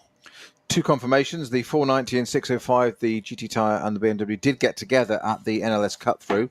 Hence, we had that little code 60 there for a short while, which is now clear, which you just explained, Bruce. But also, just clarification on the number 25 Huber Motorsport car. The reason it came into the pits was it served its penalty of 1 minute 20 seconds, 120 seconds, sorry, 2 minutes, for that start infringement in qualifying. So it didn't start from the pit lane and wait 2 minutes. It's come in and served it. Okay, that also clarifies. When I was looking down the timing sheets trying to find it, the grid, it was much higher. I didn't expect it to be up in 25th or whatever position it was when you identified it.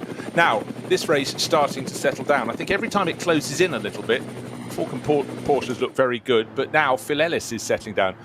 Battles further down the field, the Aston Martin going very well, Jean Glorieux, but he's got company because he's got one of the Porsche Cup cars right behind him. Great to see manufacturer variety. We'd like to see an Aston Martin closer to the front, but great that supporting this series. And just checking on the positioning, Jean Glorieux down in 32nd position at the moment. So looking for the team to pick itself up, but great to have the variety.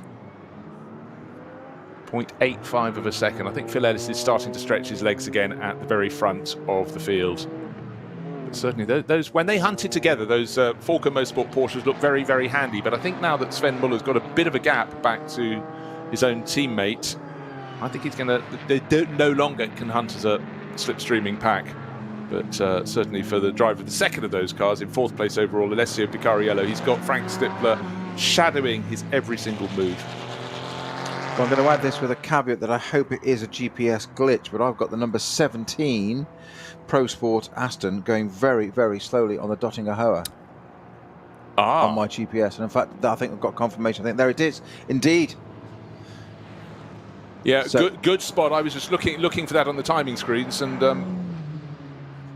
it looks like it's slightly down on the offside. So I'm suggesting there that that's going to be a puncture. Front right puncture, I'm guessing. Doesn't look to be any damage on the car. It's certainly a lot lower ride height on the front right than it is on the front left. So that car being limped back. Yes, I can see the tyre. Yes, we've got a right-hand tyre failure front on the number 17 Aston Martin Vantage GT3 with Glorieux at the wheel. This is the number 17 entry, SP9 Pro-Am. So just simply a tyre failure. The carcass hasn't delaminated yet. It's at the Tier Garden, so we should be able to get that into the pits, but not what you want at this part of the race. Gutting for our only GT3 Aston we've got at the front. Yeah, that also explained while I was looking at it, it was disappearing down the timing screens. You know, sometimes you think, hold on, that should be higher up, and then down it tumbled. But, you know, always easy to get a puncture around here. However well you're racing, it could be a tiny bit of debris, it could be whatever. It could be a little stone that just happens to have been brought back onto the track. Of course, good thing about the Nürburgring, they don't have so many gravel traps. Obviously, they've generally got grass and then barriers around the outside, around the Nordschleife, but certainly cars that get it wrong can, on the Grand Prix loop, bring gravel onto track. In fact, when we had that leading quintet blasting through after that slow period, I noticed that about 3 of them ran wide at the one of the right-handers, the right-hand kink before the Vidal chicane. They punched up the dust, and that's the moment where, of course, a little stone or two can come on. So for Gloria, that's very unfortunate. But at least for them, it's a 6-hour race. There is more chance to work their way back up to the top. So our fastest lap of the race so far, I said those Falcon Motorsport Porsches were looking a little bit racy, weren't they, working as teams. Sven Muller in the number 3 entry there, 3 and 4, those two. Car numbers, that is. He's set the fastest lap of the race so far, an 8:02.1. Bear in mind, nobody else has got below 8:04 already. So, and it's an 8:02.1, so it's nearly an 8:01. It's pretty impressive. It's significantly quicker than anything else on track at the moment. Sven Muller. Because he's got absolutely no experience with that Porsche and none on the Nordschleife, let alone the two combined, has he? Correct me, Bruce. Do you want me? Do you want me to correct? Absolutely. That's why I set you up. No, but you see, the two new drivers in that team are Joel Eriksson and Tim Heinemann, who are taking over. But for Sven, when you're in a lead group here and you can find time here, then you're really pretty special. Because these drivers know the ring, they know the cars. It's all about behaving, how they can achieve all they need to in the pack. But certainly at the moment, Phil Ellis is looking quite comfortable at the front, but simply because he hasn't had to fight people. Ben Tuck, unfortunately, started on pole, immediately pushed back to second, held second, then it became third, and unfortunately for him, that BMW going back a little bit at the moment. He's not only behind Alessio Picariello, who therefore moves up to third, but he's also behind Frank Stippler, who moves up to fourth. And for Ben, that's now 5th place for him. But he's still in a 4-car battle for 2nd place. Let's just not hide the fact that we've got these 4 cars covered by, I would suggest, about a 1.5 seconds. It's competitive, and one little slip up, and you can see that those behind will gobble it up. But they're close enough to gain a bit of a slipstream down the Dottinger Her. That's precisely what Sven Muller is trying not to allow. He's trying to get enough space ahead of his own teammate Alessio Picariello, and the slipstream is actually working in favour of Frank Stippler. But can Ben Tuck behind him use the tow from Stippler's Audi, the Phoenix Audi? Headlights ablaze. No cars in front of them for the first time in a while, but behind it looks so we're going to have positional changes for Kim Lewis Schramm and Lucas Auer. Looks so Lucas Auer in the background of the shop may be about to move up to 6th place overall. But this is what we want. It's the Nordschleife. It's sunny, it's bright, it's dry, and there's cracking racing. Exactly, it should be. Those two Porsches, the Falcon, line astern still. BMW dropped a little bit back there. The Lamborghini, I would still want to see a really good finish result for this Lamborghini. Conrad, it's always there. It's always the bridesmaid. It's got the pace, and it's just had the most silly things. It was a wheel bearing failure in one of the races, but just unheard of. Just from I feel like a sporting point of view, I'd love to see the Conrad Lamborghini. Franz Conrad, a legend in motor racing in his own right, and still probably quite capable of jumping in that car and doing a decent time in it himself. I feel the helmet is probably locked away at home to stop him doing such a thing. Yes, exactly. I have the key, I have the power. But the driver at the moment, Maximilian Heckland, at 9th overall still. He's nearly 3 seconds down on that brilliant battle for 7th, which is Lucy Treffs in the Landgraf Mercedes and Lucas Auer now. And they're just in behind Kim Lewis Schramm. So effectively it's the battle for 6th. Then just 3 seconds back on that. No disgrace at all. But if Maximilian can have a rub of the green, get the run of it in traffic, he might be able to catch the tail of that group. And then life will be a whole lot easier. But it's also about learning, how to make the circuit work for you, how the traffic works for you. And this, we talked about it before the start of the race, Snow, is where the experience really comes to tell. Many a time you go, I just gave them too much space. I came off. I didn't maximise the moment. But certainly Maximilian, still young in years, still learning as he goes. But he's running in 9th overall in that Conrad Motorsport Lamborghini, just looking back down the track to identify where they are, but not a million miles behind this great group in front. I mentioned in passing the fastest lap of the race from Sven Muller, 8:02. May I just also mention in passing that the person who said had quite a bit of experience around the Nordschleife, some man called Ellis, is at the front, isn't he? Doing quite well. He's just thrown in a 7:57.49. That was his second flying lap. Yeah, no, mad. Bonkers. I mean, to me, anything under about 12 minutes would seem quite impressive, but obviously for racing drivers, anything under... It's always good when you can just go into the level below. So 8 minutes stands there as an impressive lap time, and his fastest lap. In fact, the fastest, I think 6 drivers have got under 8 minutes in this race. The top 5 runners, Ellis, Sven Muller, Alessio Picariello, Frank Stippler and Ben Tuck. And down, we were just talking about him, Maximilian Hecklander in the Lamborghini, also below 8 minutes. So he's going to see if he can use that speed to close in on Lucas Auer. But Auer's very busy on the track. He's fighting very hard with Treff. So Auer in the number 6 Hout Racing team Mercedes, and Lucy Treffs in the 55, another Mercedes, which is from the Landgraf camp. And that's got a very tidy crew. It's got Patrick Assenheimer, so many long-distance race wins here under his belt, and Julian Apostolos, young Porsche driver usually, but now moving around through the manufacturers. Nip and Tuck. The day was bright blue skies. Now there is more cloud. Ben Tuck's teammate, is it? That's right. Yeah, indeed. And the clouds started to come in, but, you know, for the drivers, that might make things a little more comfortable. Not so comfortable for the Pro Sport Aston Martin. In the garage, bonnet off, loads of gravel being cleared out from underneath.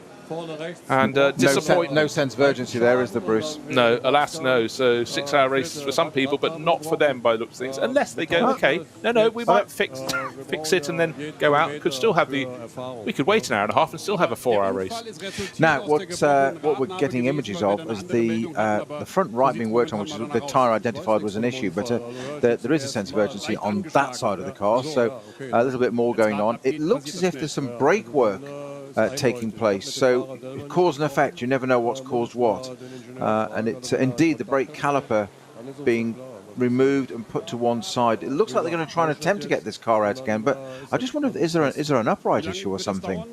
That's good. There's no evidential damage to the front of the car.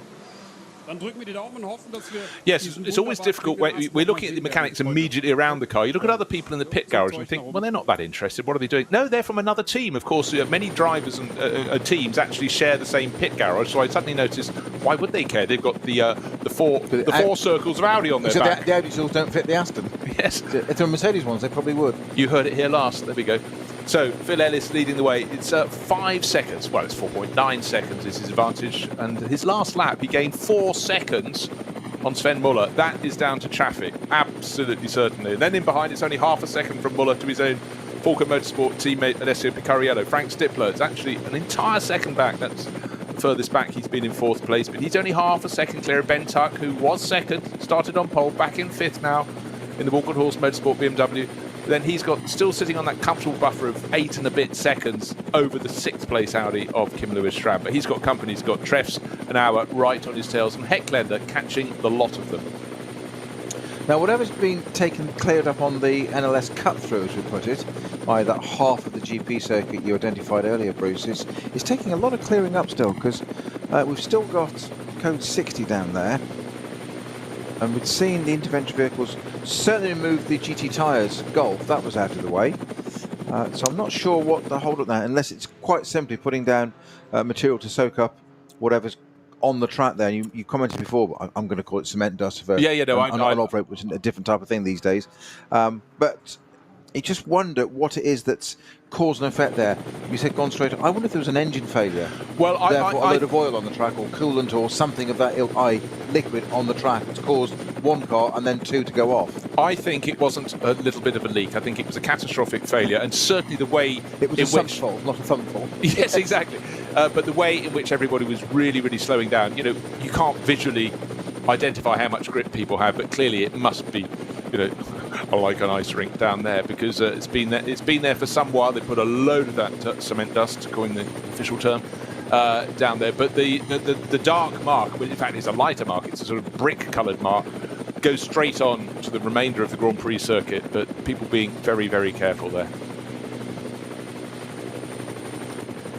Phil Ellis still comfortable in the lead of the race, just looking to see if there are any other moments, and good to see that the Tyson car that had served its time in the pit is now really starting to get up to speed. This is the car, the Huber Motorsport Porsche, that qualified second, but unfortunately was what we call marginally over the speed limit in the code 60 area. In fact, as close to anything as double the speed limits. They've been hit with that starting at the back of the pack in the lead pack of the race, the first of the 3 classes, and then having to come in and serve a 2-minute stop and then rejoin. But since coming back on, at least the driver has been pressing on. Joachim Thijssen pushing very hard. So look out for the story of the 25 Porsche through this race. 6 hours of racing, so still time to be regained, but it's going to be a real story of doing things the hard way after that initial upset.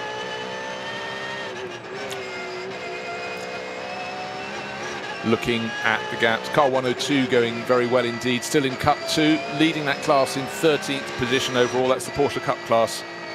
And Christopher Brook sitting on an advantage of, well, not too much, in fact, just over a second. So this one sees how he's going around the fact. We know that he's got close company. Car 120 is next up in line. That's Tim Scheerbart. Again, often find his name at the sharp end of the grid in the Porsche Cup class car, and it's such a well-supported class. You can see why these cars are just feel as though they're made for the ring. The 911 GT3 Cup class car.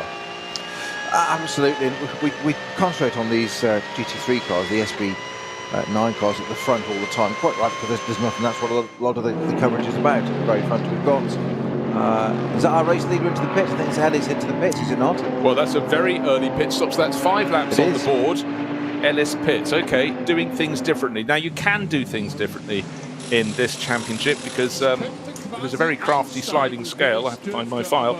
I thought I'd memorised it by now. If you pit early, then let's just go through this. If you, for example, pitted after 5 laps, which he has, your pit stop can be 306 seconds. If you pit, it must be a minimum. If you pitted after 6 laps, it's another 22 seconds. So coming in early, you get a short first pit stop, but it does mean you'll be making your final pit stop a bit earlier, and then you get a sort of commensurate punishment by instead of gaining time in the pits, you lose it because your pit time is of a different length. Personal feeling on that is they've reacted to that given the start he made. He wasn't up at the front. He did that skirmish down the pit wall, and boy did he get close to the pit wall, as we've seen. Into the lead, consolidated that, so take advantage of it. Change your strategy, as you say, adapt all the time. No driver change. Philip Ellis staying in this number 11 race leading car as it is. Schnitzelhelm Mercedes. Very calm there, just pressing a few buttons on the wheel, getting ready for the code, and they're going out to the pit lane, the limiter. But I do believe it's actually part of his sponsorship. He has to come in and have a small schnitzel. Goes with the sponsorship. But I'm now feeling hungry. Every time I look at this car, I think about, oh, wouldn't it be nice to be sitting in one. Over 5 hours to go, Bruce, I warn you. Ah, damn. There we go. The pit stops seem, incredibly long, but that's simply a safety element. No point having drivers rushing in, and it's a standard nozzle fuel pump. It's not some of these quick feeds, so a bit of fuel splashing out, not too bad there. Car's mopped up, neat, tidy, bright yellow and black. But, well, an interesting roll of the dice. Will the others react and come in next time around? Their pit stops will be 22 seconds longer, so it is a fact. So by doing this, he should have extended his lead, but the payback is at the tail end of the race when you come in for those final round of pit stops. But plenty of time between then and now. And a big change of lead, by the way, in the Cup 2 class. It might have been me failing to read the screen, but Christopher Brook had been leading the class. He's fallen back to second with Tim Scheerbart behind him, but 102 is now leading that class. And when it says Muller on the screen, you have to just try not to use your memory. It's Tobias Muller. Of course, we've got Nico Mullers, we've got Sven Mullers, we've got Dirk Mullers, but Tobias is leading that Cup 2 class for the Porsche Cup class by 1.6 seconds now from Tim Scheerbart. Talking of different classes, the V4 class, great battle going on between the 701 325i and the number 1 325i. This is the BMW 325i class, unsurprisingly. The number 1, of course, is the winning car for the last 3 years, Brennan Motorsport. Last 3 years of this series. Okay, let's just explain this, Peter, because what we have is the many classes here, and you don't get a uniform number of points. If you have 20 cars in your class and you win it, you get more points than if your class only has 6 points. So often the drivers competing in the better supported classes have a chance of taking the title outright, because it's the number of points you score in your class, not overall positions. Obviously for the SB9 class, it is the overall positions because they're the fastest groups of cars. These are the GT3s. But many a time, there's been a well-supported class with cars that are, 20 seconds a lap slower than the very best. Maybe more than that, but they are racing in class. It's well-supported, and if you win your class, with a big field, then you're laughing.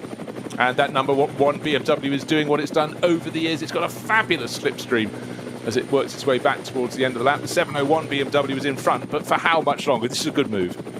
It is. I'm not sure you can carry it off. I think he's come out a little bit early there before the kink. He won't get it into Tiergarten. Not going to get to do that just yet. No, on this occasion. So basically, if you want to win the race, go GT3 SB9. If you want to win the championship, go 325i BMW V4 class. Is the difference, and it's darn sight cheaper, but you get to the overall champions. Apparently it comes down to reading the small print, something I've never tried in life. Keep your life fresh, keep it as a surprise, that's what I say. So, Alessio Picariello has moved into the lead of the race. The last lap, a real sort out at the front of the field. It was led by Sven Muller, with Philip Ellis, of course, came in to serve the pit stop, but now Alessio Picariello is the lead car. So, a change at the front. Volker Motorsport with the Belgian driver who's done a lot of his racing out in the Far East when that was open for racing. He is now the driver in front. Volker Motorsport, of course, a team set up to show the value of Volker Motorsport rubber, and certainly it's been staunch to manufacture. And in fact, in recent years, until this year, they've decided to show its the quality of their race rubber by running two different makes of cars. They showed it could work on a BMW and a Porsche. Running a team, Snow, with two different makes of cars in your camp can't be the easiest thing in the world, can it?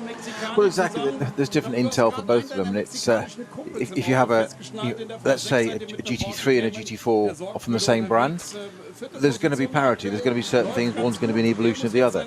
A different manufacturer is going to have different ways of thinking. So you've got to have probably a different set of tools, different set of tech, different set of instruments, you name it. So it's just another layer of work to do. But they must.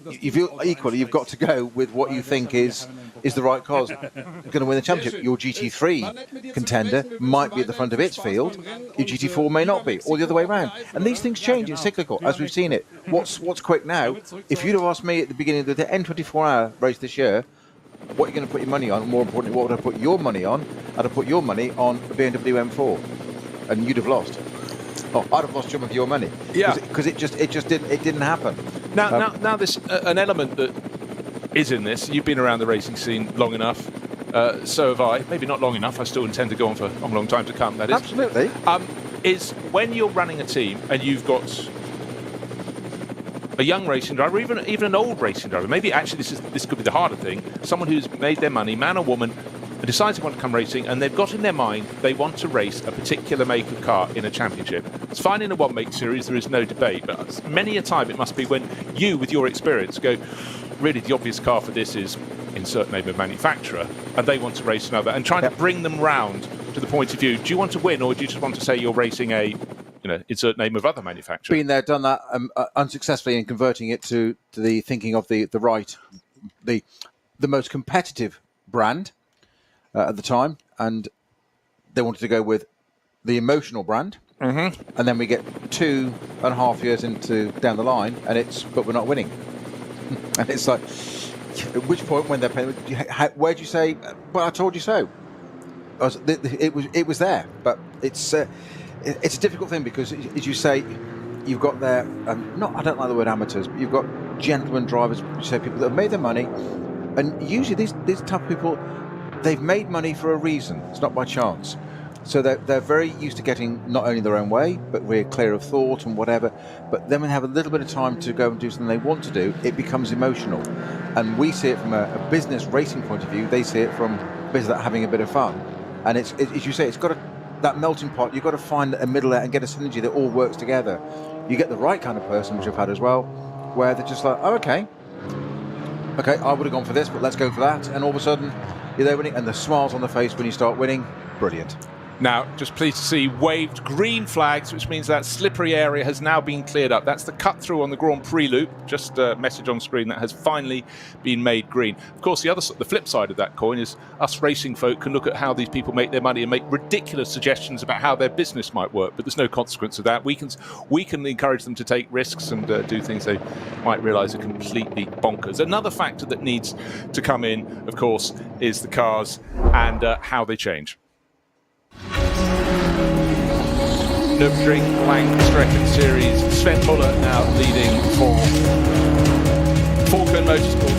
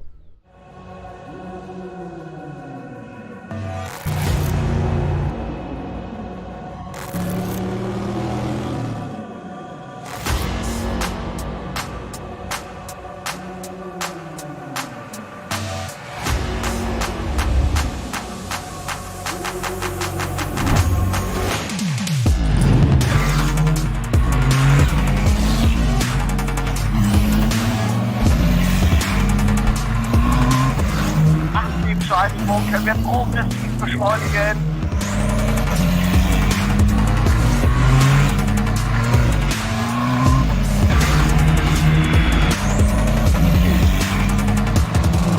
Schön gefühlvoll und eingelenkt.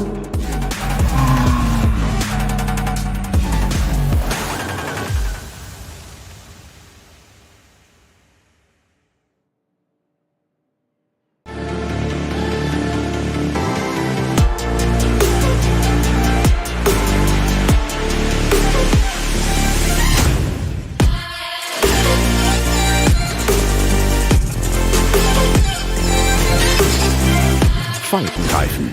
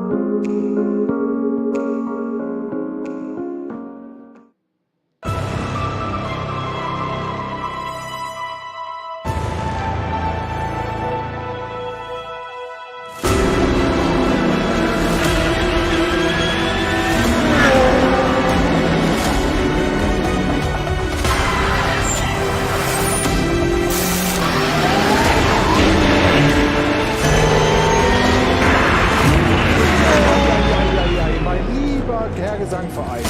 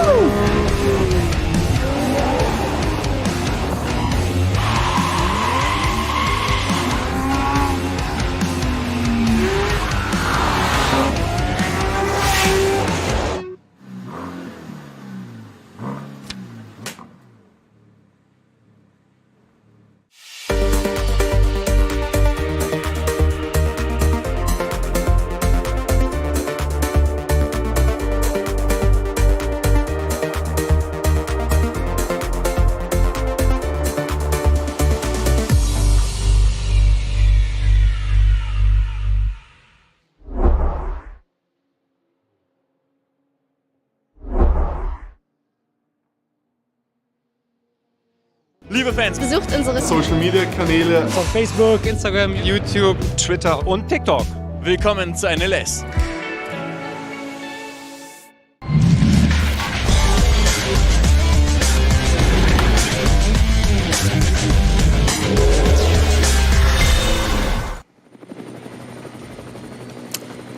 Pit stops coming thick and fast. Sven Muller has not made a pit stop. Frank Stippler has not made a pit stop as yet. They have on their 7th lap. Their rivals are on the 7th lap, but by staying out, as has the 55 Landgraf Mercedes with Treffs on board, they've moved to the top of the leaderboard. But expect in the course of time to see the car, the number 11 Schnitzelarm Racing Mercedes, work its way back to the front. It came in after 5 laps, some of its rivals after 6, and some of the rivals maybe after 7 will come into the pit lane. But right now, things are changing thick and fast at the top. But I think right now, maybe, I'm just wondering, Phil Ellis, he kept getting clear and then kept getting pulled back. It might have been Peter, because of those yellow flag areas on the Grand Prix loop, that he backed off a little bit, let them close in. He slowed more than they did on the slippery surface. But he managed to get clear, but they hunted as a pack and they caught him down. I think maybe his lead was protected by the fact there were so many cars fighting for position behind him. Maybe they just decided, OK, let's see, it's a 6-hour race. Have you done the maths on this? Have you divided? It's not a 4-hour race. I told you it was a 6-hour race. Did you bring enough biscuits and all that? They will analyse, how the race is going to break down. I'm not so confident that they've got it all right, but we'll see. But obviously at the moment they're a long way down the leaderboard because a lot of the cars behind them, particularly the Porsche Cup cars, haven't made a pit stop yet. So I'm looking at a timing screen at the top. This is catchy, 43 positions all on one screen, which is quite good. But that number 11 Mercedes not to be seen. But of course, as all the others make their pit stops, he'll come firing back to top. He should be in front by that short first pit stop. Precisely so. We've got just over 5 hours of this race to go, and we are 6 laps in, so we're going to be approaching the point of pit stops really quite soon. I think 8 laps is the max you can go around here in a GT3 car, thereabouts. So some are going to start doing things at lap 7. We will see. Okay, so Phil Ellis stayed on board after that initial pit stop. Last time around was 17th, about 7 or 8, probably about 10 of the cars in front of him haven't served their pit stops. Others have, and they're in that artificial position there. Their pit garage was towards pit exit, therefore past the start-finish line, so they're still listed ahead of him, but we will see as he works his way back up the order. Maybe, just maybe, today is going to be a Falcon Motorsport day. As it comes into the pits, as you speak. Oh, well, there we have it. Sven Muller brings the Falcon Motorsports 911 into the pits, and right behind him, Frank Stippler in the Team Phoenix Sport Audi, and right behind him is Treps in the Landgraf Mercedes. It's almost like you scripted that, Bruce. Did you just pause the timing screen and wait, let's finish your bit and then bring that in? No, I wrote that yesterday. It's brilliant. Oh, that is prep. You wrote it yesterday, full prep. Sometimes full marks. Falls into place like that. Not often, I can tell you that for sure. More than you give yourself credit for, I think, old boy. So Fetzer also in from 7th in the Line Speed by Car Collection R8. So top 3 and 7th into the pits. Now I said we are going to do about these laps to see what would happen. About lap 7 we would sort to have this. Okay, now Kuba Gamaziak has pitted already, as has indeed Alessio Piccarello. Carlton's in the Vulcan Horse BMW, Gamaziak and Miney in the Hout Mercedes. They've pitted, as in Von Berman in the Conrad Lamborghini as well. So this is all going to shake out really quite interestingly at the end of the, roughly going into the second hour of the race. And we're still a whole NLS round plus an hour to go yet. Not complaining. No, not complaining. No, it's brilliant. It's been clear, brilliant. It's been tight. Bring it on. I just really, you get this after the first pit stops. I talk about this the whole time, but it's really, really relevant because your pit stop, if you did after lap 5, is 22 seconds shorter than if you come in after lap 6. You know what it's like? We've just had a group of cars coming in after their 7th lap, and their pit stop is another 23 seconds longer. So they're going to fall away in terms of their race position, their position on the track. But the payoff is they'll probably make their final pit stop in this 6-hour enduro somewhat later, and then their pit stop will be shorter in terms of minimum time. It seems confusing, and when people do things in a different way, it can for quite a while have the cars running more separately on the track than their overall pace will allow. And in many ways, you could say, you could throw your hands up in the air in horror and go, oh well, we'll just have to see what happens after the final round of pit stops. Nonsense. We've got plenty of good racing in front of us, particularly when you've got groups of cars who came in at the same time. And just looking to see who's really pressing on in the Falcon Motorsport. Porsche is Alessio Picariello going through at decent speed. He's really had a very, very good stint. Lights are flashing. Turquoise and mid-blue. Belgian driver diving past the back marker. It is Piccarello in the number 4 car. Yep. So he's sharing that with Tim Heinemann, who's new to the team this weekend, but on a race as long as this, you're certainly not going to be alternating between your 2 drivers at the end of each stint. So it'll be a double stint to start with for Picariello, who's really become a sort of regular with Porsches. He sort of made his name in the GT World Challenge in Asia, having done his junior racing over in Asia as well. Unusual for a European driver, but his money stretched a little further there, and his form since then in Porsches has been very impressive, and he's there on the works books now. Now, interesting at the top, the change of the top 3 cars are back out of the pits, Bruce, and Falcon Motorsports in their number 3 entry have chosen to swap Sven Muller for Joel Eriksson. Frank Stippler, however, stays aboard the Team Phoenix Audi, as indeed does Trefts aboard the Landgraf Motorsport Mercedes, but the number 23 Mercedes, sorry, Audi, my apologies, goes from Dennis Fetzer to Laurent Kohler. And of course, we've got our favourite driver in there as well. We do, but we're saving him for later. Indeed. More later. We've got 5 hours, no rush. No. Well, not our favourite driver, we don't have favourites, but one of our favourite names to say. It is, indeed. You have to have a little bit of magic to keep your day on the rails, so we will save Lorenzo. Another reason to stay listening is if you need anything for the racing, that's enough, but just for that alone.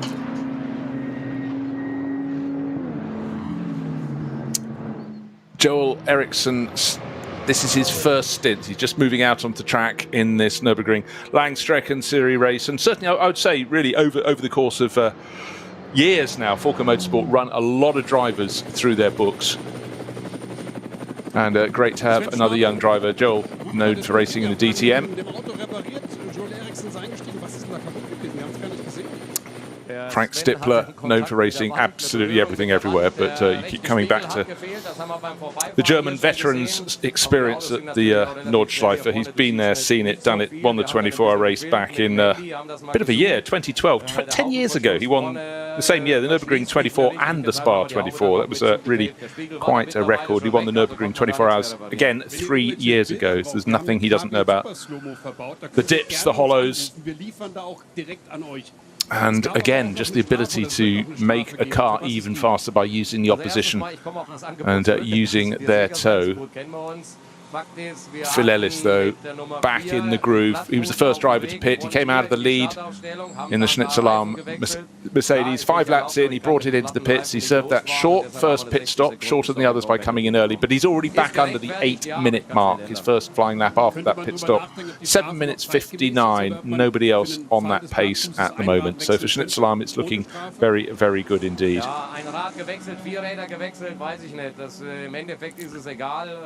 Still haven't had a chance to see if that, I presume that Aston Martin is still in the pit garage. Just having a quick look to see. That was Jean Gloria brought that in with the problem. Yes, it's still there. The Pro Sport car still in the pit garage, down in 115th position. 121 cars listed. 133 on the entry list. You often get this fluid thing. We had some cars having problems in qualifying, and clearly not all of them managed to go out into the race. One we know had a collision with the barriers, and quite simply in a championship on a day which has a format of all on one day, when you do your qualifying, if you drop it, then you've got precious little time before the race to get it all prepared and get the car back into racing. But what we can tell you is Phil Ellis is on a real flyer for the Schnitzelarm, the number 11 Mercedes.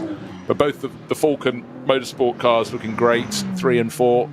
3 just been taken over by Joel Eriksson, having been started by Sven Muller, but Alessio Picariello has stayed aboard number 4, and also setting some pretty good sector times as well. I think we'll probably be in second place when everything settles back down, when the field closes up.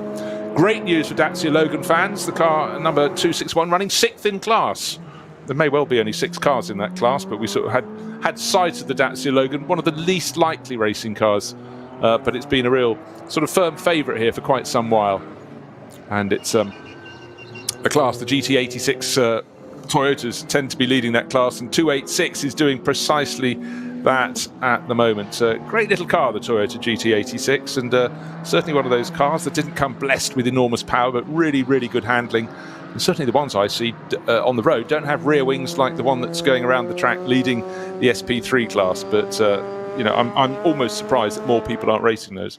Well, it depends what part of the world you live in. That some of those cars on the road do have rear wings like that.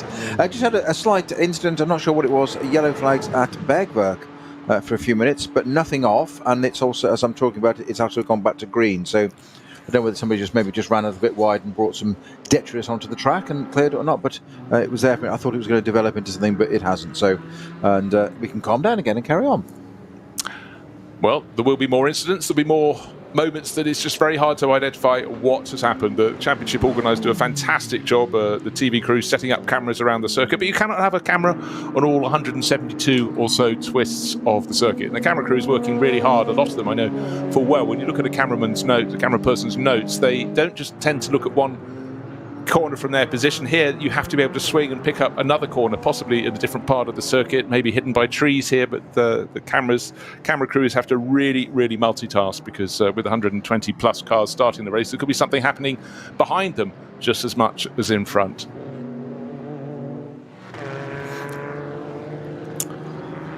looking to see where the pace is coming from. Phil Ellis, I pointed out, first driver to pit. He's running very, very strongly since he's rejoined, and the people around him in the overall order also settling back down to pace after their pit stops, but their pace is not as good as his. He came in a lap earlier than some, and in fact 2 laps earlier than some of his rivals who pitted after lap number 7.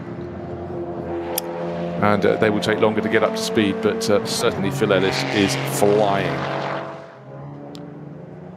One of the front runners is only a front runner by dint of not pitting as yet. 7 laps on the board, and the only one of I think the only one of the cars in the SP9 class that hasn't pitted is car number 50. It's SP9 AM. Of course, we got the AM class in SP9 as well, and car number 50 is the twin Busch by Keep Vitesse Audi. That was started by Arno Klaasen. So obviously they decided, well, let's have a really, really long first stint and hope we're around to reap the benefit at the other end of the scale in the final pit stop in the race. So they're running, despite the fact they have had rivals take a pit stop, some still ahead of them, but Arno Klaasen running their own race. Because it's easy, Snow, to focus on just the fact we look at SP9 at the front, we look at the Porsche Cup class, but when you've got the sub-classes, we've got SP9 Pro-Am and AM. And now, as I say that, okay, it was a long way to the end of the 7th lap. In fact, the pace was such that they are pitting after 7 laps, but just merely was so far behind, I thought they'd gone on to lap 8. Yeah, talking of which, I was looking at the Pro Sport 176 number, Aston Martin Vantage. It just made me think of the other car they've got, the GT3 version, number 17. We never saw that reappear from the pits, have we? No, I just checked. Yeah, it's still listed as being in the pit garage, unless it's happened in the last minute or two. No, it's just come out. The bar across the screen, timing screen's just changed from red to green. Jean Gloria listed at the moment. It's still being back, still being on board there. And number 4 in for the 2nd time for Alessio Picariello. Having a penalty. Oh, okay. Serving a stop-go penalty at the end of the pit lane, which is immediately below the podium as you come into the pit lane, so that nobody's allowed to touch or work on the car, though. But of course, the technician can go around and with a laser gun, which doesn't physically touch the car, can just measure brake disc temperatures to know how the car's performing, what the brake's like, how they're going to life the pads and discs on that. So I'm not quite sure why the number 4 Falcon is serving a penalty. Well, the driver who must be blamed is the only driver who's been it so far, which is Alessio Picariello. But this is the car that I reckon was likely to be coming back into 2nd place. I did have the strangest thought for a moment there. They looked in through the driver's window, and I could see a bare arm and sleeves in a short sleeve shirt. I was thinking, what? Inside the car? Is it Fangio? No, well, exactly. No, it was Gonzalez. But it was simply because it was the reflection on the window of the official outside. It was his arm, but it really looked like it was the driver. I was thinking, you can't not wear overalls, surely. That was a really good pickup by there. It was indeed the Pampas Bull Gonzalez, who was a fairly hefty man and clearly used to sweat quite a lot. So a short sleeve Airtex shirt, or the Argentinian equivalent. I've forgotten the name of the make. There is a make. They still make them now. Used to race. It seems extraordinary. Those big burly Grand Prix cars with a big burly driver back in the mid-1950s, racing short sleeves. Of course, safety levels have dictated against that happening these days. But there'll be a lot of drivers on board these cars, probably, even though the day has gone from bright blue skies to overcast now, will be very hot in the cockpit, and really thinking I too would like a short sleeve shirt. Now we suddenly have a whole host of cars in the garage. We've got the meatball flag, which is the orange and black circle flag, the black flag with the orange circle, and into the pits come, well, no, the others are just the late pit stoppers. No, in fact, what's happened on the screen, the Cup 2 class car, the Porsche Cup class cars suddenly filling the top 10 of the timing screen, but of course this point they then dived into the pits for their pit stops. Right, the number 4 Falcon Porsche got a penalty for changing tyres on the starting grid, which is a breach of the series regulations. 18.1, as you must know. But yeah, so they change tyres on the start grid, which you're not allowed to do. Well, that's particularly surprising from a team like Falcon Motorsport, with year upon year of experience in this championship, and a real shame because they've been going so well in this race, running 2nd and 3rd. But interestingly, they've not contested it in any way, shape or form. They've served the penalty. Maybe they can argue it later, but you can't give time back. No. You can't do it at the end. Well, you can take time away, but can't time back. This meatball flag, which is the orange circle on a black background, is hence it gets the name meatball. is usually, it is displayed to a car because there's something on that car that's awry that you, the driver, may not be aware of, i.e. it's leaking fuel from the back or something, bodywork's flapping that might be considered a danger to other people, etc. on the track. So you've got to come in. You've got 3 laps to do that normally. Now, that can't really apply here at the Nürburgring because 3 laps around here is 30 minutes. It's a whole stint. What I'm slightly concerned about is I can't see the number of the car it relates to at the moment. No, I was desperately looking when that was filmed. We could see the flag was out, but we'll take a look on timing screens and see if anything is changing. But right now, I can certainly see nothing of the sort. Phil Ellis now declared back in the lead of the race by, well, the next driver in class would be Alessio Picariello, but he's had to serve that penalty in the pit. So it'll be the number 34 BMW, started by Ben Tuck, now in the hands of Christian Cronjes, which will move into effective second place. And I would reckon that in behind him, next in queue, would be probably one of the Phoenix Audis. I thought it might be Frank Stippler, but I think it actually might be the sister car handed over to Kuba Gimaziak, but no, I think that's just waiting to complete another lap. Then the timing screens will go back the other way. But Frank Stippler continuing in that number 5 Audi, always in the mix here, and using all his wily ways to eke the most performance out of the car. Under his breath, he'll probably be going, "What do you mean the Falcon Motorsport car? They know about the rules here. Why did they change tyres on the grid?" Anyhow, it's a helping hand for him. Phil Ellis's pace, by the way, he came out from his pit stop, was almost immediately under the 8-minute mark. He's did an 8-minute 3-second lap. Just looking to see if we've got any yellow flags anywhere. No, I think we're all clear of all of that. So it's looking very, very neat and tidy. Who else is lapping at decent pace? Christian Cronjes down to 8 minutes 2.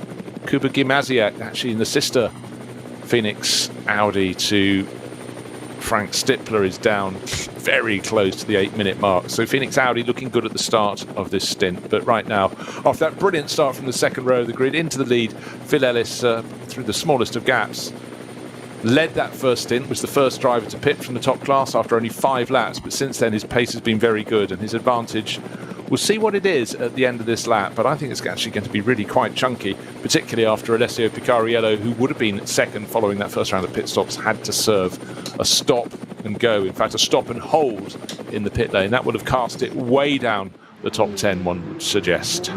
You were talking earlier, Bruce, about the drivers in the front-running cars in terms of pace, so the SP9 GT3 cars, and we just saw the number 3 Porsche there of Falcon Motorsport car having to go all the way around the outside of the back marker at Klostertal. As in, the back marker quite rightly took his, as back marker, it's unfair to say that, it was a Cayman, took the correct line, and one of the things you do want as a driver is for a driver in front to stay on the line and you get round them. It is always your responsibility. And he did exactly that, but it just meant the GT3 Falcon car had to go all the way around the long way. And the danger of that, of course, that you run onto marbles and things, and you do the right thing, and you arrive at the situation, you think, he's got a right to take the line, he's taken the line, I'll go around him. You run offline, and all of a sudden, you suddenly got that twitch of understeer, and the next thing you know, there is a nanosecond at the Nürburgring in places like that where it goes from a twitch of understeer to being the barriers, because the strip of grass is barely a car width wide at some point, and there is no margin for error, there is no safety net around so much of this circuit, and it can be all over that quickly. It's still a warm day at the Nürburgring Nordschleife. As we go through this race, it won't just be marbles they're getting on the outside, it will be great clumps of rubber, and rubber pickup, tyre pickup is the beast of all beasts around a circuit like this, where you absolutely need your car to be on its toes around the tighter corners, and suddenly with somebody else's rubber now meshed into your own, then it really makes it very, very difficult indeed. So that is the other enemy about having to go around a back marker. Peter very much enjoying the cornering capabilities of the Dacia Logan at the moment on the screen. The driver turns the wheel and at some point the car turns in, but it'd be a huge heap of fun. But there must be times where you think, really, how much understeer can you possibly fit into a car? It did remind me of watching a lot of historic racing, that you saw all the action from the driver with the steer angle and steering input, and then there was a delay to anything actually happened to the chassis. Yes, there is. Program, go ahead of yourself. Right, who else is starting to pick up the pace? I'm just waiting for Phil Ellis to complete this next lap. That'll be 9 laps on the board. As I say that, he crosses the line. He's moving on to lap 10. What will the gap be? Dasher Logan just shot into the pits, actually, through the shortcut. The shortcut? Yeah, coming back in through the back of the GP circuit. You don't have to go onto Nordschleife if you've got a problem. You can take the pit entrance there, which you have duly done so. So, obviously, issues for the Dacia Logan, which is a great shame.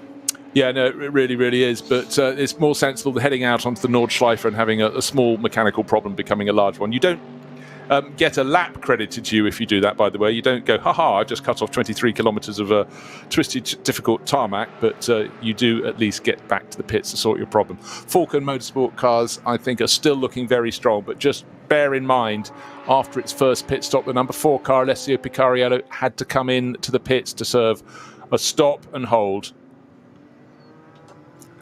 And that will really, really cost it. Right, Christian Cronjes has indeed come through into second place. That's the Norwegian driver in the number 34 Walkenhorst Motorsport BMW. But get this, 34 seconds in arrears. That sounds absolutely dreadful. Race over and out. No, of course it's not over and out for the driver in second place, because he knows his first pit stop, the pit stop for that car when he took over from Ben Tuck, was 22 seconds longer, mandatory.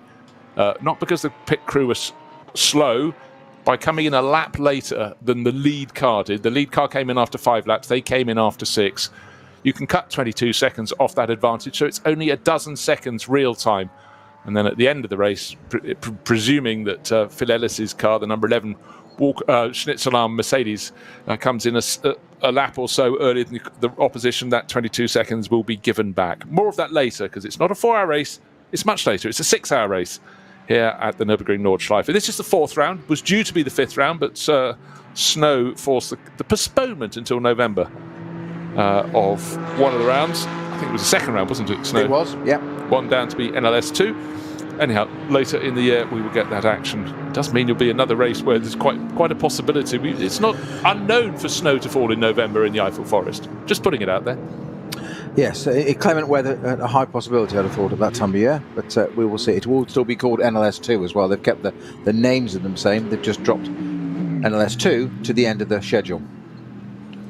A bit of a close-up on the Conrad Lamborghini for a few minutes there. I think it's because something was our TV director just showing us that, just so you can understand what's happening. I think it was just a bit of loose tape flapping around on the back of it. I don't think it's anything. It's nothing like bodywork, so I really would not want anything to befall that. That Conrad car, yet again, it's currently running in 7th place, car number 7. That is the Conrad with Jelmer Berman at the wheel.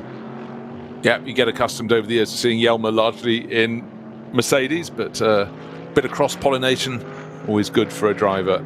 Up front, though, Phil Ellis, metronomic. He got into the, I think it was 7-minute 59, then he did an 8-minute 3 second lap, followed by an 8-minute 3 second lap. I think he's actually even within a 100th of his previous lap time. That's metronomic. But in 3rd place, almost dipping under 8 minutes flat and closing in on Christian Cronjes is Kuba Gimasiak. That has been had the better pit stop and in and out than the sister car that Frank Stippler stayed on board. So they're 3rd and 4th, but Stippler is 6 and a bit seconds back and not lapping as fast as his teammate.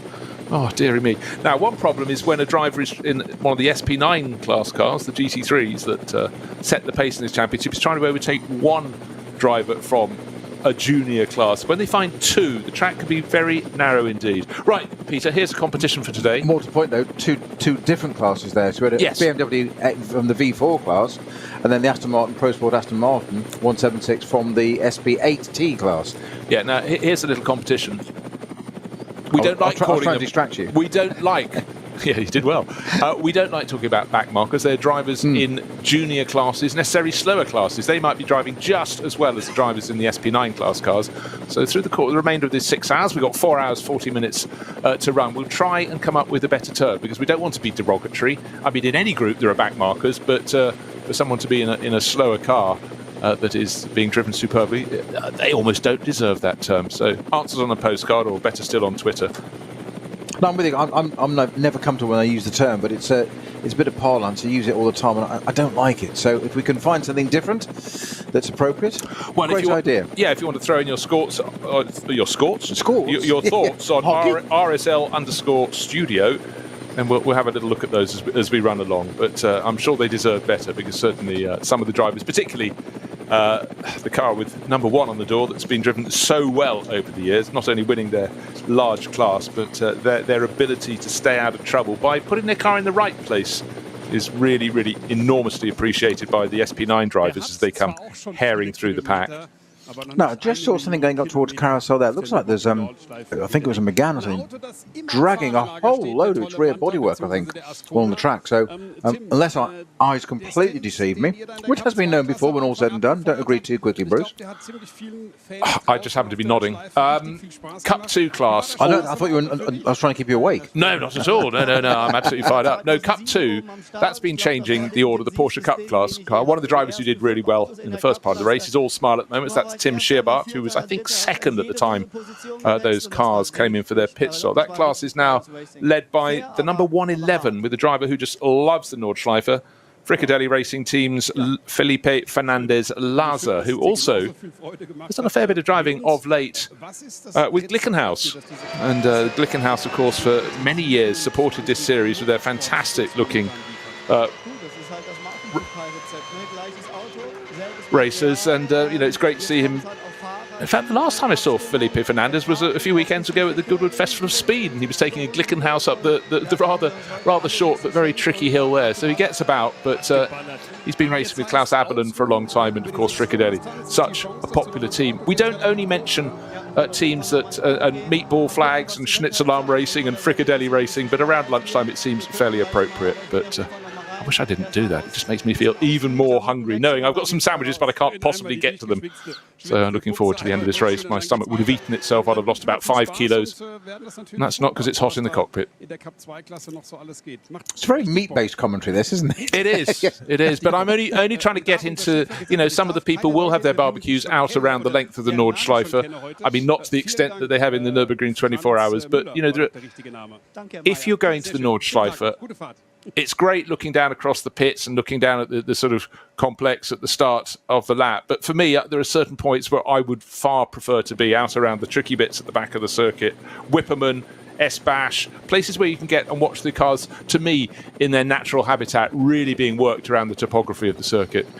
Well, it's like a festival, isn't it? And they do indeed have a music festival at the Nürburgring, don't they? So it's Rock in the Ring, isn't it? Rock am Ring, I think they call it. When we were out there for the 24-hour, that was all being advertised then. So, Orion Maiden top of the bill this year? I don't know. Oh, Bruce, it's going to be that hand on the shoulder and a look into the eyes, isn't it? Just wondering. Pace is coming from Kuba Gimasiak. Great to see the Pole, who's been recently really in tune with this championship, hunting down the second place car of Christian Cronjes. Trouble is, you get such long laps, it's a long time to see around the course of the lap if they're gaining. In fact, as I look at the sector times on this circuit, the Walkenhorst BMW is actually trying to make its escape to hold on to that second place. And as I say that, if Christian Cronjes sets the fastest lap of the race, I said he was picking up his pace. I do pick out things occasionally. 7 minutes 57.1 seconds. A tip of the hat to Christian Cronjes there. So he's opened out his advantage by, well, he gained 3 and a bit seconds on that lap. So he's 8.3 seconds clear in second place. And importantly, he actually closed a little bit on the race leader, but he took 2 and a bit seconds out, but it's still north of 30 seconds. But bear in mind that first pit stop for the race leading number 11 Mercedes was 22 seconds shorter, so really only 10 seconds between them on time at the moment. So we've got 4.5 minutes, 4.5 hours, and a little bit of small change in hand. BMW looking very grubby in second place, all the way up its side. The exhaust has marked that car. It looks like it's done 24 hours already. This isn't a pristine looking car that's done just an hour and a half of racing. It's looking really on passenger's door, really rather marked and stained. Well, that's where the silencers are on that car, and it's right in front there. They're mounted vertically right in front of the A-post. The exhaust system comes out, turns up, goes up to the top of the engine brake, drops down, does all that muffling it needs to do, and then goes out through the bottom there. So it's no wonder it's an extraordinary piece of design, rather than going out through the back of the car. But that way they can't catch it on curbing, can they? It's driver proof. Well, there is a thought. That's why we need a driver alongside me, because I'd have said, well, it's just an interesting place to put it, but I hadn't thought about, particularly here, some of the curbing on the Nordschleife is very, very aggressive indeed, and I've said it before and I'll say it again, there's many a time where you end up in one of the quicker cars taking a line you didn't want to take, and often the only opportunity to get past and not clatter the barriers is to clatter the curbs, and certainly, if you've got low-hanging fruit, it could be a problem. Just looking to see if there's any change. Cup 2 is still being led in 11th place overall, which is really very impressive by Felipe Fernandez-Laza. Next in class, David Jahn. Oh, we have a bit of an off. One of the Porsche Caymans. It's bright pink and it's off the circuit. It's turning around and coming back in, and very kindly, one of the better drivers there. That's Jacoma couldn't find his way back onto the circuit. Now, 969. 969, and even Jacoma, sharing with Mauro Calamia, normally very good indeed, but this is on the Grand Prix loop, but he rotated and tried to drive one side of the barriers, realised it was the wrong side when he was on the grass, and he had to do further turning and back round and back into the mix. So I think his sat-nav hadn't caught up, so it was. Well, he was running well in the Cup 3 class. He was having a real battle for second place in class. In fact, the top 3 cars were covered by 1.3 seconds. At the moment, the class being led by, when they crossed the start-finish line, by 9.59. Oh, it's in the heat of the battle. He was the second car or third car in a 4-car train, actually, when he got spat out and went down the escape road. The arrows pointing to the right of screen. He's going towards the left of the screen until he turns the car around. Oh no, the barriers are in front of me, and then had to jink his way back around. That's what happens when there are 2 ways out of the escape road, and the one he wanted was one side. And it's a compromised corner there. It's a regular part of track, but you go through a gap in the barriers, and he luckily had that runoff to go through. But actually, now I look at it, it was a 4-car battle for class. It was actually great thinking, wasn't it? It was very, very good thinking. A lot of it was left-hand lock to avoid that barrier, which was sort of the first rotation we saw. Yeah, Fiedel Leib leading that class. The Dacia Logan is in the pit lane at the moment. Sorry, no, beg your pardon. It's not a Dacia Logan. It's white and blue, and it's not a Dacia Logan. I'm still very, very impressed by the pace we're seeing from Christian Cronjes. 7 minutes 57.1. That is a really, really quick lap. That's why he's dropped Kuba Gamaziak. Just looking to see Kuba Gamaziak and his own Phoenix Racing teammate only half a second apart in pace. But Gamaziak I was impressed with. It's 8 minutes flat. His teammate Frank Stippler, 8 minutes 0.8 seconds. People behind them are all doing 8:05s at the very best. So the first 4 cars, Ellis, Cronjes, Gamaziak and Stippler, on the money at the moment. And Peter Turting, who took over from Kari Schreiner in the second of the Schnitzelam Racing Mercedes. That's car number 2. Has just set that car's fastest lap, so he's picking up the pace. He's down behind the Cup 2 class leader, but at that rate should get past it within a couple of laps. So he's doing a great job. But Kari Schreiner, she's stepped up. She hasn't been racing at this level. She, in previous years, we'd find her in one of those GT Racing VW Golf. So another driver just finding out what it's like in that top class. Can't believe that our producer Rob told me that Iron Maiden weren't at Rock am Ring this year. Green Day, Muse and Volbeat were headlining. Oh, he's just a mood killer, isn't he? You live and learn. I just honestly put it out there for a bit of fun, hey? Exactly. Just can't go with it. But I can tell you, that would be an amazing event to go to. Same sort of level of catering as the Nürburgring, any event on the Nürburgring Nordschleife. But the crowds, it really would be very, very vibrant atmosphere, I'm sure.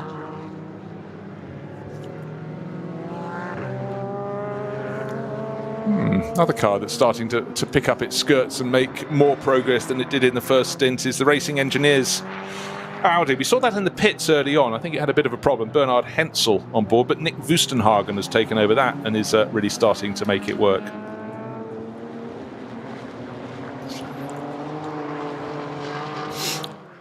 And just looking to, we've got yellow flags at MP13. That's the Valvoline corner. So that's after the corner where we saw even Jacoma go off. It's effectively come back onto the circuit and you go up the slight rise, then the left, then the right. So I think Marshall's Post 13 might even be just around as far as the chicane, or it may be at the little flick before you get to the Vidal chicane, but waiting to see when that's cleared or why it was there.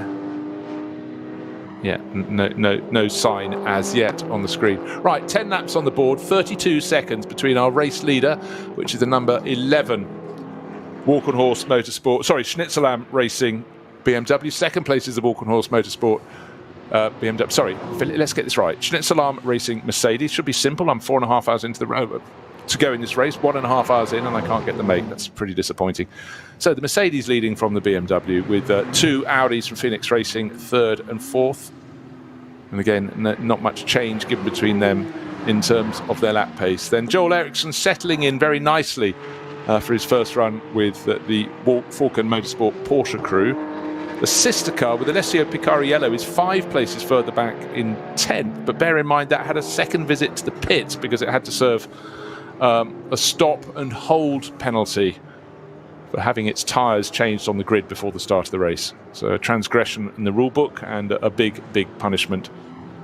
Right, if you want to know what's happening in the BMW 330i class, well, that's certainly the class that has those in the top 5 positions. It's car number 500 that leads the way at the moment. That's 330i from Adrenaline Motorsport. Daniel Zils, Oscar Sandberg and Sindre Setsas. But again, great close racing in that class. VT2R plus 4-wheel drive. Not the catchiest of class titles, but certainly a bit of a catch-all, a cover-all, and BMWs as far as the eye can see in that class. 11 laps on the board for Philip Ellis. He's clocked another one up and another lap very close to a very decent pace. 8 minutes 1 seconds for that lap. He is really so consistent, and just the possibility of being interrupted by other traffic can easily send your lap time up by 1.5, 2 seconds a lap. 30.9 seconds is the gap now. Christian Cronjes took just over a second off him, so he's chipping away. The Norwegian driver, the Walkenhorst Motorsport BMW, he has now actually been closed in on by a little bit, by 1.5 seconds by Kuba Gimasiak, that number 16 Phoenix Racing Audi, still going very, very well indeed in 3rd place, and just gradually dropping by small margins his teammate Frank Stippler. Still, is there enough duct tape in the world to strap up the back of the stricken VW Sirocco? It's been in the pits before, but they must have been to Walmart or somewhere and got an industrial box full of sticky tape. The back end of the VW Sirocco, they've used all the black tape, now they're onto the white tape. I reckon they're going up and down the pit lane begging for more from other teams. Well, indeed, and they probably will be helped out with that. But the 2 things that concern me with that is that I'm not sure that tape will hold on the rear window, because there is no rear window. Tape will hold things in place, but it's not a structure in its own right. It's not going to create something to hold that.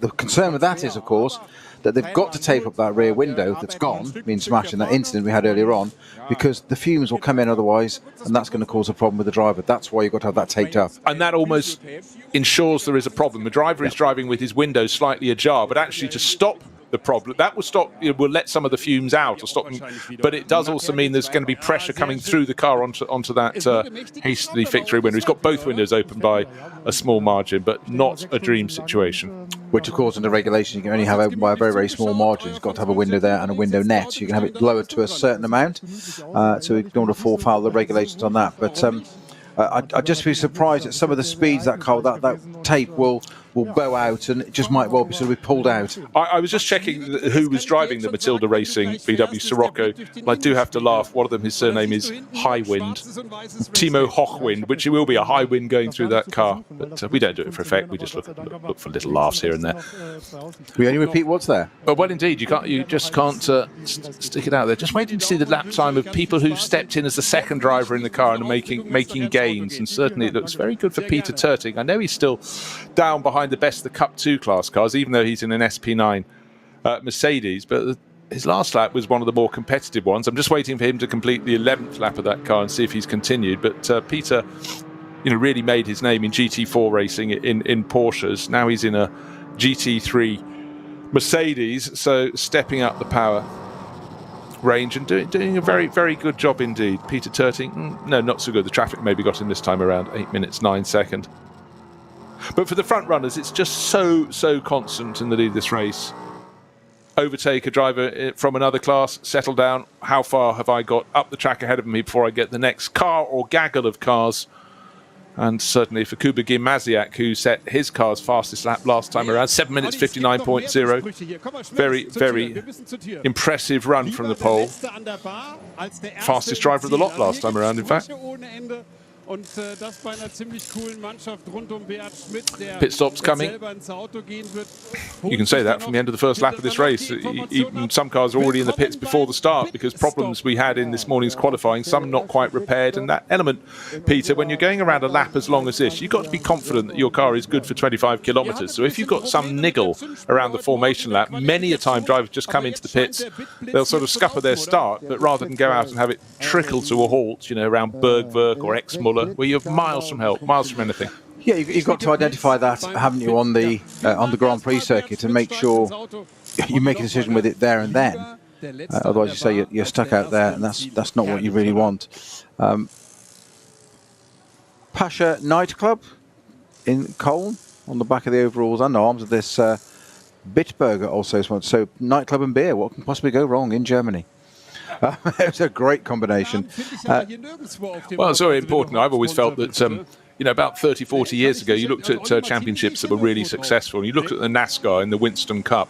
Almost every car was sponsored by a company that produced products you could pick up down the aisles of your local supermarket. And, you know, for a lot of fans, you try and support the teams that, you know, they've made the effort to go racing. And for 508, I'm just looking at a particular brand of beer that's been around motor racing for a very long time. And yes, I should have said other brands are available. My apologies. That's fine. We'll let that slide. But I've moved on from holding the image of a plate of schnitzel to a glass of cold beer. But used to be on the side of Michael Schumacher's clothing sponsored car, didn't it? Good memory.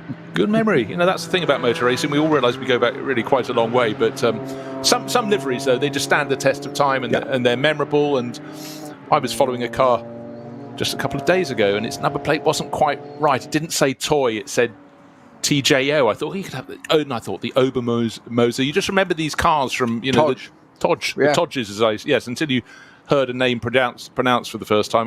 I too thought those gorgeous little cars, often in a Warsteiner livery. Oh, I've gone back to another beer company. Well, I was keeping out of that one, but our compatriot and colleague, Mr. Andrew Marriott, was very taken with that exact car at Le Mans Classic last weekend. In the iconic, I hate that phrase because it's just overused, but well-known, recognised livery of the beer you just mentioned in mostly gold and black, which is the opposite of a cigarette manufacturer that was on Formula One cars, which was black with gold on. That's right. Indeed. But no, I mean, some liveries just look absolutely fantastic. And again, it's down to the shape of the cars in question too. Where is the pace coming from? Right, just bear in mind that we're on lap number 12 now, and our race-leading car, I reckon, will come in at the end of this lap. It did a 5-lap first stint, and the bulk of its rivals did 7 laps, and about half of them did 6 laps. But I seriously think with the end of lap number 12, our race leader will come into the pits. That's Phil Ellis, who's driven just an exemplary race. He's sitting on an advantage of just under 31 seconds. His first pit stop, though, was 22 seconds shorter than his immediate rivals. So there is payback later. But for now, enjoy the fact that Phil Ellis has been able to make his pit stop, lap below 8 minutes. Then since then, he's been doing 8-minute 1s, 8-minute 3s, 8-minute 1s. Super consistent at the top of this field. Behind him, he is being caught, but only by small margins, by Christian Cronjes, the 34 Walkenhorst Motorsport BMW, and Kuba Gimasiak going better in the faster at the moment of the two Phoenix Racing Audis, sitting in 3rd and 4th positions overall. And Kuba was a victor last time out. So you were reporting on that race. I was not. Peter, you shared it with René Rast, and that's never going to hold anyone back in life, is it? Not really, no. I'm just trying to think what else Kuba Gimasiak's driven this year, because he had certainly done that. Hasn't he been in the Conrad Lamborghini? I think you might be going slightly gaga there, but you could. Well, you could be. It wouldn't be the first time. I've just got it into my head somewhere, but probably not. No, Michele Di Martino and Axel Jeffries in the opening round, where they actually took pole and fastest lap.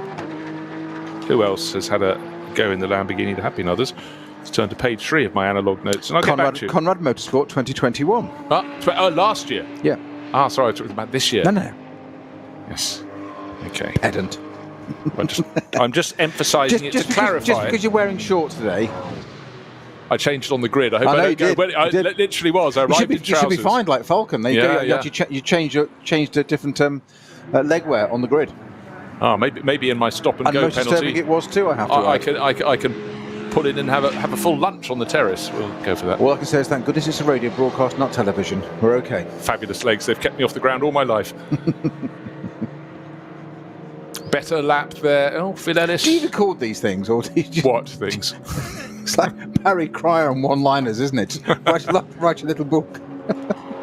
Right, Phil Ellis absolutely decided not to pay any heed to my suggestion they'd come in after 12 laps, so on to lap 13. So he's doing a 5-lap opening stint, followed by, do the maths, children. One vital thing we haven't said about Kuba Gamaziak is, happy birthday.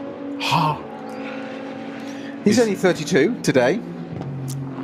It's past the point at which you celebrate, really, in so many ways, but... On so many levels. Right, Gamaziak, he's still stretching clear from Frank Stippler. He's now 10.5 seconds clear. Bear in mind, though, that the 16 Audi was not as well placed on the grid as the sister car, which started from third, but got ahead. Sorry, started from second in the end, but got ahead early in the sequence, then dropped back quite a long way back. It was about 8 or 10 seconds even back from Frank Stippler, but they've made a better run of it, and certainly working their way up the order. Just trying to look where that one served its pit stop. Right, Ellis, do not disappoint me. Next time around, you do need to report to the pits, or there will be trouble. Leading the race, though, actually gained a little bit back, took another second back off Christian Kronius. But any race on the Nordschleife with 120 plus cars, you will get seesawing in the gaps. But it's once you start finding a trend that someone is just not achieving the lap time. They can't have all the bad luck with the traffic all the time. It's an excuse only up to a certain point. Driver's excuse is surely not in the same sentence. Okay, but the other way, you can pick out drivers that are actually not having such a good time. And I just suddenly saw the Conrad Motorsport Lamborghini in, and suddenly Jelmer Berman was doing an 8-minute 20-second lap. That isn't on the pace. So, is there a problem there? Likewise, Joel Eriksson, who took over the number 3 Porsche that was very well placed, I think it was running third before the pit stops. He just did an 8-minute 13. So I got a yellow, but that was now, not then. I'm wondering why their laps were so slow, because behind them in the order and catching them hand over fist is Alessio Picariello, who, don't forget, is only behind them. He came in from second place for his first pit stop. He's only behind them because that car was given that penalty for changing tyres on the grid before the start of the race, had to come in and have a second visit to the pits, park up and wait until it was released all over again. I'm just watching the Lamborghinis you've said, just to see what its sector timers are like, but it might just be a one-off lap. It had a little bit of an issue there, or caught traffic or something, Bruce, but it seems to be, it's on the pace okay for sector 1 and 2. Okay, well, I think it could be one of those anomalies that come from having a yellow flag at a certain point around the lap that those in front of you did not have. It was thrown after, say, the first 5 runners went through, and then duly delayed the 2 cars we mentioned in 6th place overall, Joe Eriksson and Jelmer Berman. What's Julie driving? If you don't know that by now, I'm afraid okay, I can't offer that. I'll go and sort it out myself then, sorry. Back in my box. So Phil Ellis again just checking his sector times around the circuit, looking very actually much slower first sector time for Christian Kronius, who's supposed to be giving chase. The Borgenhorst Motorsport BMW lost a second last time around. He's lost 3 seconds in the first sector of this lap alone. But it giveth and it taketh. Yellow flags at certain points around the circuit, right at the end of the lap. And flanks guard. And so the final corner of the lap, that sequence, that left, right, left combo, clearly drivers having to slow through there. And that could be actually what that's because Berman the 410 car is going through there slowly. Okay, thank you. What is the 410 car off the top of your head? Porsche Cayman. Very good. GT Tyre Cayman from the V6 class. Yeah, we've got a couple of New Zealanders on board, Grant Wolford and Grant Dalton, and then James Brakell. Just on the left at Schwalbenschwanz now, just trying to keep out of the way there. Well, again, great to have drivers coming from all over the world to take part in this championship, and you can understand why, because it offers something no other circuit can possibly manage at all, which is providing so much variety and such an enormous field of cars. Great racing, and it's still Phil Ellis leading for Schnitzel Arm Racing in the Mercedes.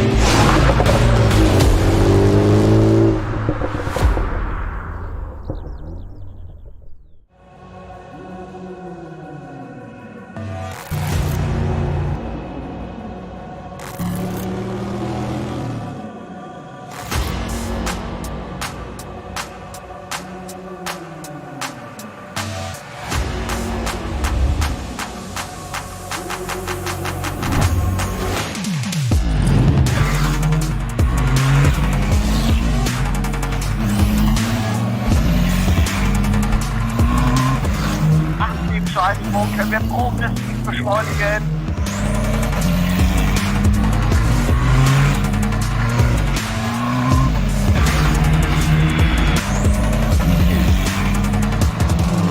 Schön gefühlvoll und eingelenkt.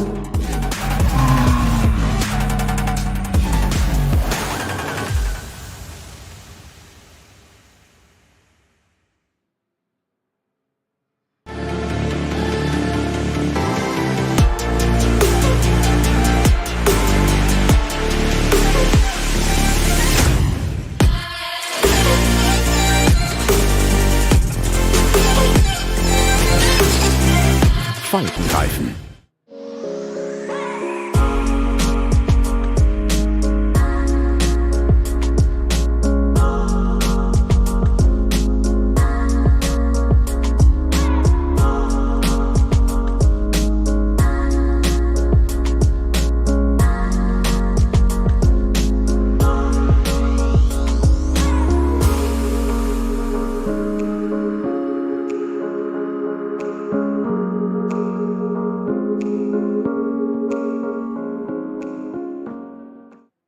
World's First Asphalt Watch.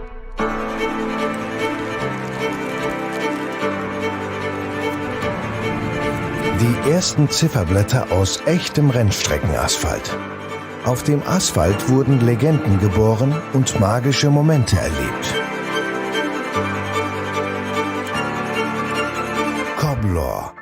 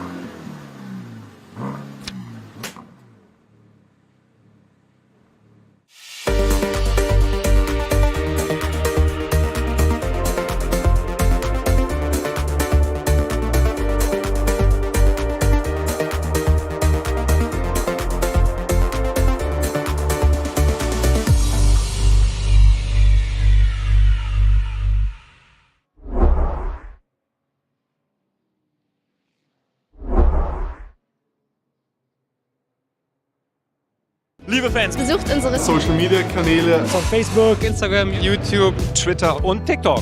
Willkommen zur NLS.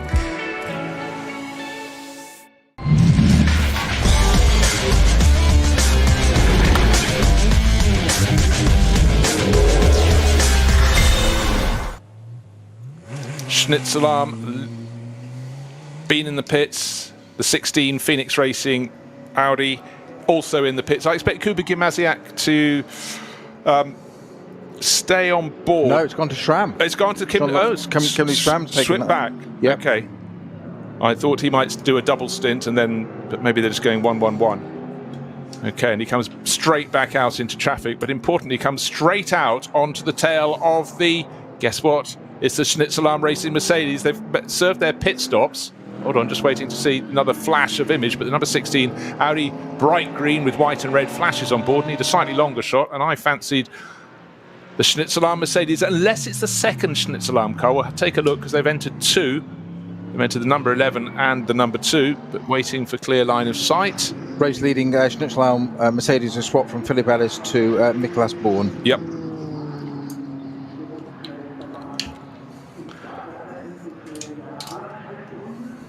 Down through the right-hander into the right-hand kink and then up the slope to the Vidal chicane, and the Phoenix Racing Audi is right on the tail. It's a second down, but closing on the Schnitzalarm Mercedes up the hill through the Vidal chicane, twisting one way, twisting the other, out to the edge, not beyond, very sensible indeed, don't want to go out over the curbing, and then turning through the double left. Dark clouds in the distance, slight tint on the windscreen making them look more than they were, and the Schnitzalarm Mercedes being pushed a little bit wide on the exit. All cars have understeer going through the two Sabine Schmitz curves, those tight left-handers, and then the drivers can stretch their legs, get the cars really rocketing through the twisters at Hatz and back. I sense the speed is with the number 16 Phoenix Racing Audi. If you can keep closing at this rate, then driver on board, Kim Lewis Schramm, will be able to get within the next few corners onto the tail of the Mercedes. Not looking comfortable at the moment. Nicholas Bourne just bedding himself in, but Kim Lewis Schramm, having done the opening stint of the race, has already got his feel for the track today and is definitely closing as they run through the open sections. Flugplatz tucks in behind. He's about 3/4 of a second down now. Still twists to come, and traffic, of course, the traffic. They were clear for about half a dozen corners, maybe a dozen corners, but working the traffic very well. Kim Lewis Schramm almost close enough to get in the slipstream. Proper racing for the lead, effective lead. But we have yellow flags out on the track. I'll work out where in a second.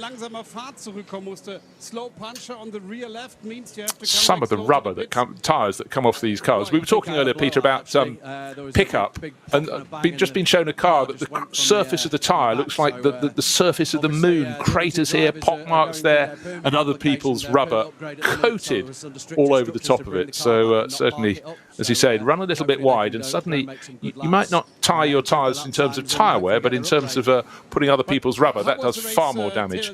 And for those that have transgressed or just been forced into that location, that situation, you know, the price is really horrible for the rest of their stint. Alters so many things. Ride height, bits come off, it can go into ducts and vents and damage things and do collateral damage on pipes, hydraulic unions, all sorts of things, whatever. If you just don't want it. The yellow flag is at Castleshell, Marshall's Post 127. Oh, well picked out. Okay, excellent. It's not excellent, it's there, but it's excellent. You've managed to spot it. But battle for the lead. It's so tight. Nicholas Bourne settling down, the Swede. Oh. Kim Lewis Schramm just looking so much more comfortable riding on board with him. You can just see the twists and turns, but he's just more aggressive through them, and maybe the caution will go for Nicholas Bourne and he will feel a little more comfortable. But now there's only half a car's length between them. Goes out to a car's length. They go past an Opel at the back of the circuit, and really it is the hunter and the hunted. Yeah, the reason that yellow flag is at Castleshell is for the, I was going to say the Porsche 964. It isn't.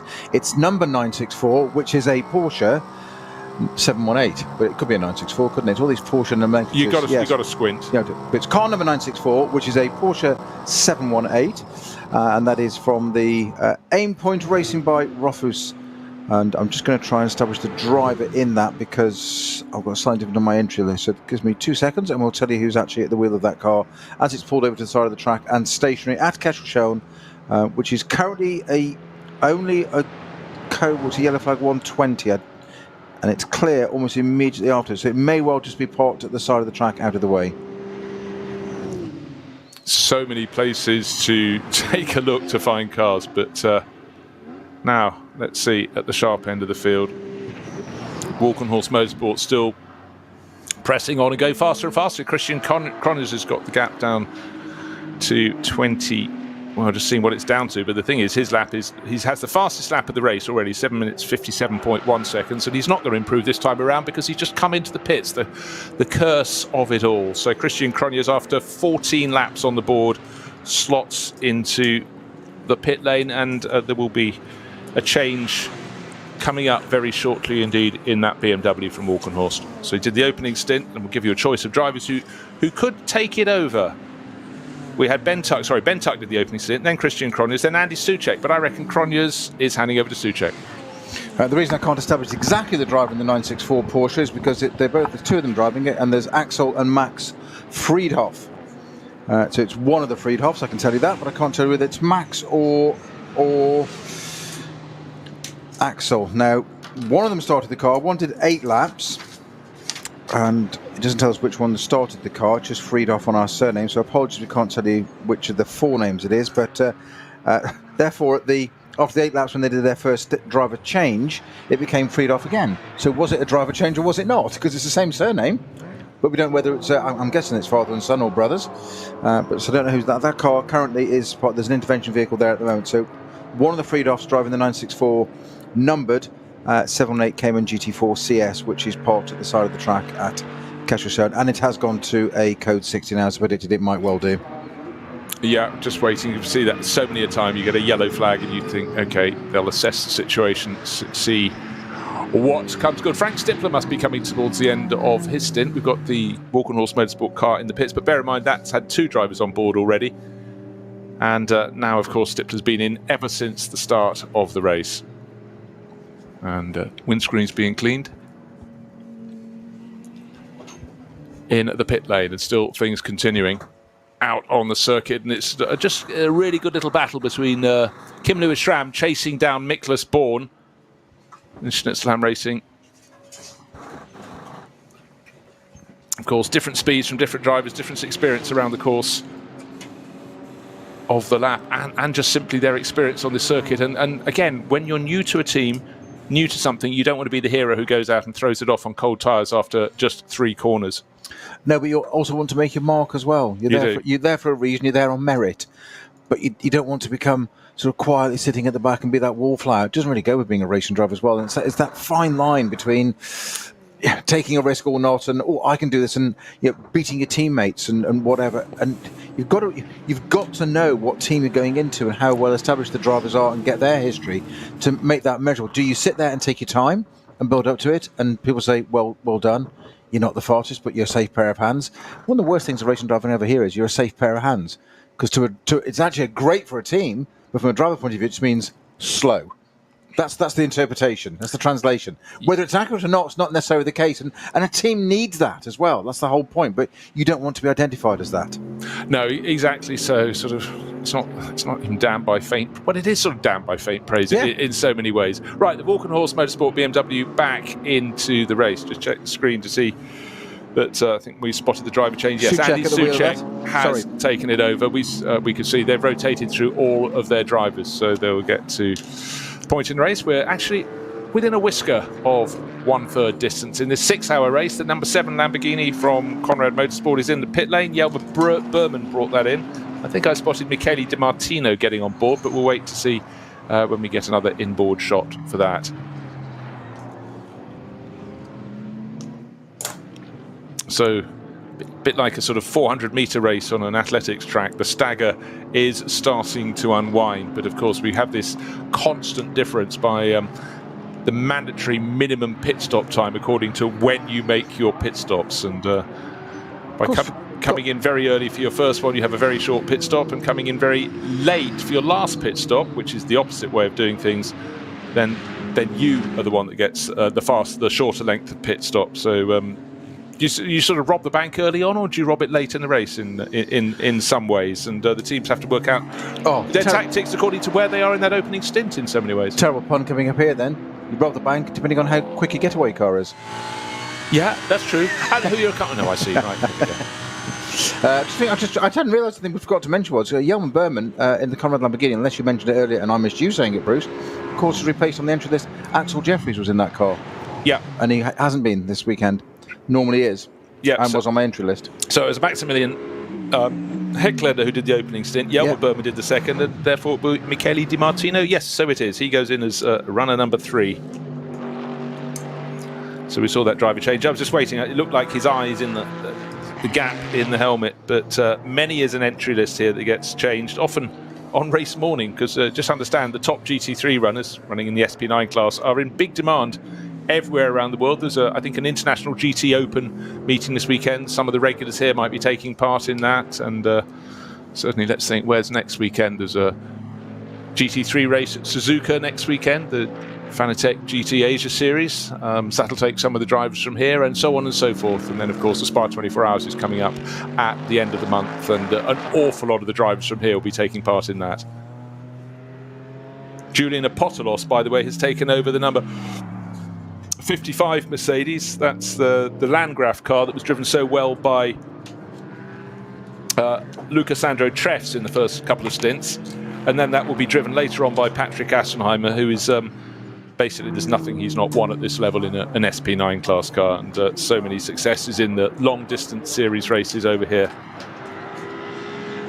at the ring.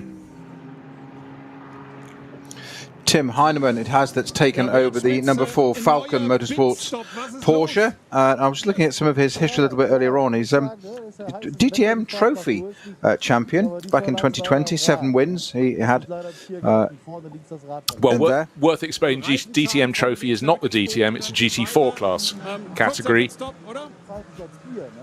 But of course DTM really isn't the DTM anymore. It's not been touring cars for a couple of years now, and it still to me seems a bit wrong they're running in GT class cars, but maybe the pendulum will swing. But in terms of diversity, as GT3 has grown and grown, and GT4 and its support has grown and grown, you know, we've sort of lost something there by not having a top touring car series. Absolutely so. There's a place for GT3, a place for both across all categories. I know there's talk of them potentially coming into Le Mans, which I'm not sure is the right canvas for them, but maybe another time for that one. But one of the things I liked about DTM was they were different. It was unique. It was a standalone series, and it was something totally different. I appreciate the costs were ridiculous, but manufacturers either got involved or they didn't, and it's always cyclical. We see it in every category. We see it in Formula One, we see it in Le Mans, sports cars, single seaters. I'm trying to identify there. Manufacturers come and go. We've got Cadillac coming out in LMDH Le Mans. We've got Ferrari coming back, rather than just being Toyota. But Toyota's doing a great job and winning the last 5 years. Great, but we want some competition, don't we? That's the whole point. And manufacturers, there's a time and a reason on the balance sheet, and where it's marketing, where it's the right time to come in and do it. It's great when we've got 4, 5, 6 manufacturers, and that's what I loved about DTM was they were standalone cars. It was this unique, slightly crazy series called German touring cars, where they were like, hang on, they're totally different. We talk about these cars not bearing that much resemblance to a road car. Well, they do, very much so. Certainly the different categories down here, the SP9s, maybe not. But DTM was totally different, and I'm just not sure that it should be GT3s, but another time, hey? Yeah, absolutely. We could go on and on about that. So all is good, though. Now, a car that we saw in qualifying very well, qualifying second, the Huber Motorsport Porsche, just to reiterate, got a penalty, got put back to the back of the lead group. This race for 120 plus cars sets off according to performance in 3 groups. And unfortunately, that wasn't the end of their problem. They had to come in after a handful of laps and serve a 2-minute hold in the pit lane. But the Huber Motorsport car continues in the race and continues to pick its way up the order. And Enzo, as he's called in inverted commas, is now up to 20th place overall. Next target, he's setting off after the SP9 AM class leaders, which is the twin bush by Equipe Vitesse Audi. But when you set back that much before a race, it's a bad thing. But this is a 6-hour race, so there is time aplenty for them to pick their way up the order. But it was a massive deficit that crew had to face. And for Huber Motorsport, that's shared by Joachim Tyson, who kicked off, Enzo, who followed, Nico Menzel, and I think Stefan Aust as well. Just wanted for a bit of housekeeping. As I said, Miklas Born was a Swede. I thought, is he Swiss? I've just had a little check. Of course he's Swiss. The 20-year-old, really gaining a lot of GT experience at the moment. Simple rule, Bruce, given your experience. If you've doubted your first comment and checked it, you're probably right. Yes, I know. Checked it. Yeah. Yes. Because you're good like that. Well, you don't know my hit rate. It could be awful. Maybe I'm just lucky when I'm sitting alongside you. No, I think you're underselling yourself again there. Right, the number 3 Porsche's in the pits for its second regular pit stop, as that's the Falken Motorsport car brought in by Joel Eriksson, and he will be replaced by the driver who started that car. Sven Muller will get back on board. Frank Stippler is in, and they'll finally say, Frank, enough for now. Come and have a coffee. They'll get him out of that number 5 Phoenix Racing Audi. And the Lion Speed by Car Collection car, which has sort of gone below the radar quite a lot. Dennis Fetzer kicked that off. Leon Kohler did the next stint. That is also in the pits.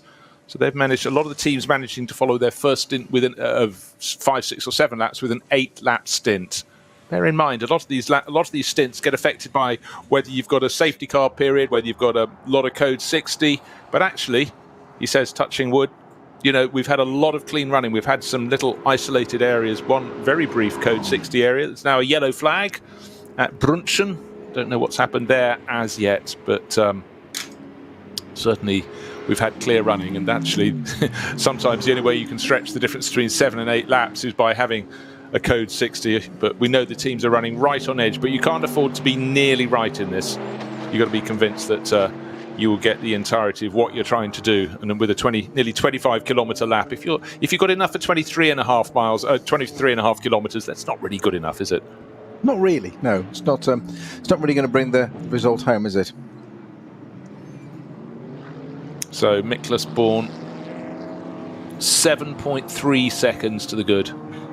Kim Lewis Schramm, 4.3 seconds further back, waiting for them to go onto their next lap, but still with that early advantage that was handed over to Miklas Born when he took over, by dint of having their first pit stop before the others, being allowed a shorter mandatory pit stop by pitting after only 5 laps. They're sitting on that cushion, but it is something you're offered, and in the end of the race, effectively you have to hand it back, because more than likely your final pit stop will be earlier than your rivals, and they're, by dint of pitting closer to the end of the race, their final pit stop will be allowed to be shorter. So a bit of a mathematical maze we have to work our way through, but it sort of becomes apparent right at the end. We'll keep an eye on it.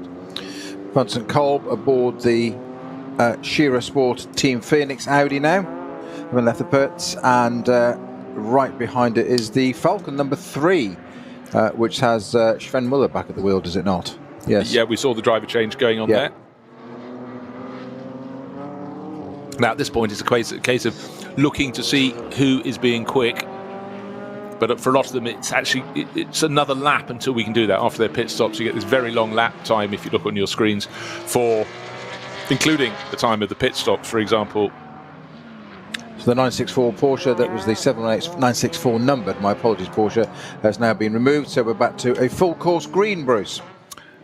Good news. So I was about to say that you look at your timing screen, you see people have lapped in 11.5 minutes, and you think that cannot be so, but that includes their pit stop. And Landgraf Motorsport seemed to do a better pit stop chaining to Julian Apostolos than Di Martino's pit stop for Conrad Motorsport, where Di Martino took over from Jelmer Berman in that number 7 Lamborghini. But it's once they get down to full racing pace. Now, a little thing I just want to investigate is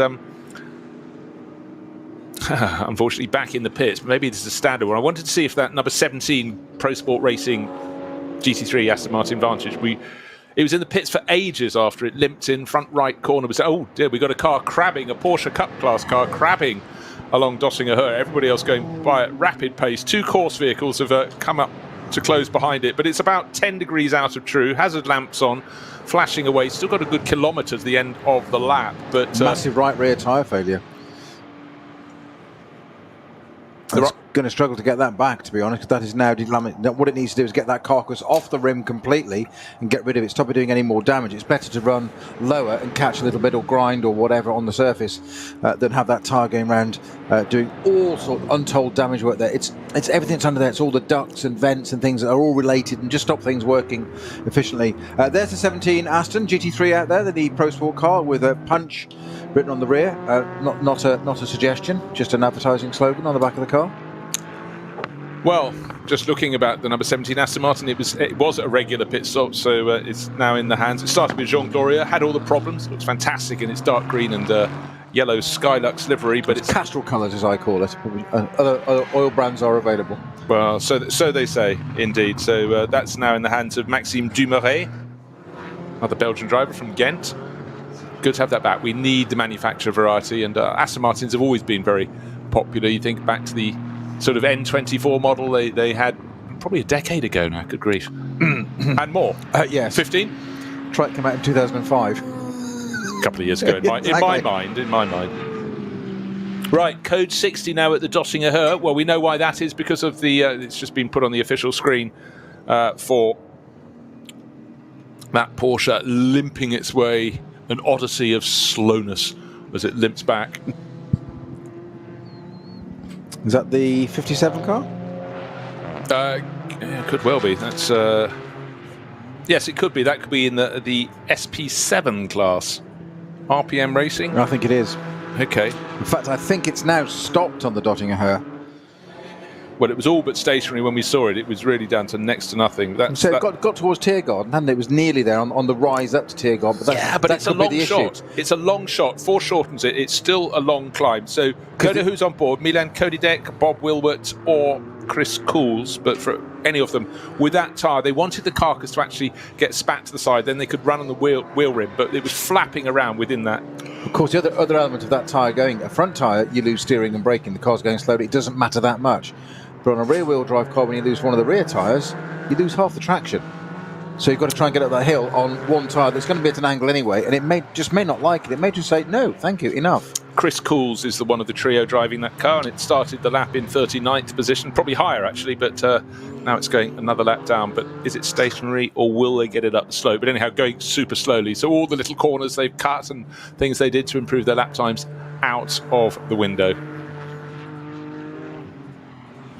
Cup 2, haven't mentioned that for a while. Leading that is David Yarn, driver who's done a lot of his racing in the ADAC GT Masters Series. He's for the Avia WNS Motorsport team, but just a team that's starting to spread its wings and running in other championships around the world. And when you get the formation of a category, you'll find that more and more teams, if they can get a competitive car, will go into there. But you have this cycle, Peter.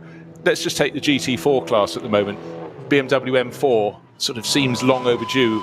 About 5 years ago, their car was one of the ones to have, and it's sort of fallen down the order. But the new M4 is going to certainly fill their order book. You can be sure of that. And then maybe next year, insert the name of another manufacturer. They will be the one bringing their new model. It's a cyclical thing. It's a development story.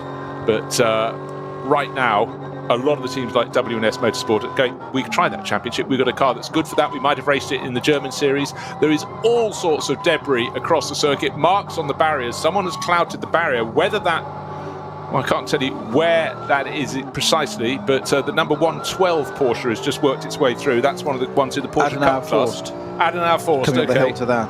It's on the right-hand side going into Adenauer Forst.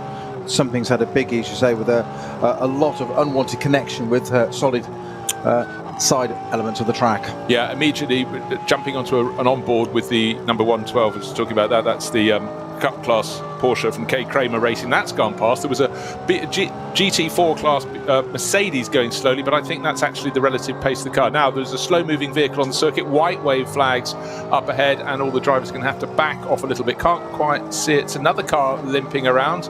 Hazard lamps on one of another Porsche Cup class. No, but this white flag is still being waved. There must be a course vehicle going up towards another moment, or is it bringing something in from there? But the field really bunching up. Mightn't be the worst time to make a pit stop if it's within scope of your cycle. Well, just thinking about looking at the leading cars that are on 15 laps.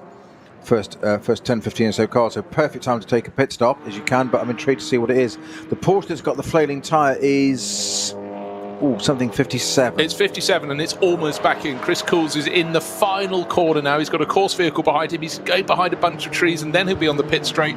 Then he'll see pit in. But bear in mind, I think it was last year we saw a car come to pit in and they couldn't negotiate it. They hit the end of the pit wall at pit entry. But for Chris Cools, finally, this has gone. The tyre carcass is flapping around the outside. Lots of damage to the rear PU on the right there, the rear bumper. It's yes, it's damaged the diffuser. See, this is what I said. This tyre flailing around. So bumper, diffuser, that's all around by the exhaust extract there. To be honest, Peter, it's getting so close, that tyre carcass must be about a centimetre short of taking the right end of the rear wing off. It's flapping so high up the flank of the car. So I wouldn't be surprised if that goes into its box to have some work on that for a while. So that's a 57 Porsche back in again. Meanwhile, we've got a whole ton of yellow flags from about Marshall Post 75 onwards through to about 99. Let's get a quick look where that is on the circuit for us. It's quite early on. Right, and the thing that follows meanwhile is when you go, but in the lead of the race. Meanwhile, but in the lead of the race, the gap is down to 2 seconds flat. Andy Soucek closing in on Miklas Born. So still the Schnitzel-Am Racing Mercedes leads, and as it was on the opening lap of the race, in second place is the Walkenhorst Motorsport BMW. So certainly Andy Soucek is settling in very nicely indeed. But just 0.3 of a second down behind them is third place Kim Lewis-Schramm. He got very quickly into the swing of things. Julian Apostolos is 22 seconds further back. So we've got a 3-horse race at the front of the field right now. So we've got a yellow flag starting at the end of Hatzenbach, which is a 120 zone then, coming through Flugplatz and becomes a code 60. And then clears quite quickly before Schwedenkreuz, and then it picks up again. So Schwedenkreuz is clear, Arenberg is clear. Then I get on to the long flowing part up towards Adenauer Force, which is what I said after Fuchshole.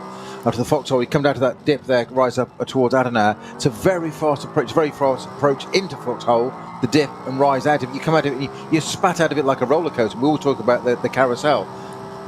Foxhole, even more so, because it's also fairly straight, and you thread the eye of the needle through there, in theory, but other traffic may have different ideas on that, and that's where that car's got spat into the barriers at Adenauer Force. Hence we've got all the 120s and down to a 16 yellow flags through there.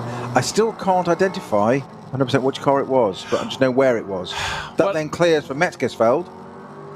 Yeah, I know, because we did see a GT4 class Mercedes going quite slowly, but whether they just had decided to back off, having been through the debris on the track. But the debris was from the bottom side of the track right the way up to the top where the car had come in, and then where to come down the slope again. So wait to see if that limps its way back. But certain points around the track. I must say, I did quite like your hybrid version there, the Fuchshole.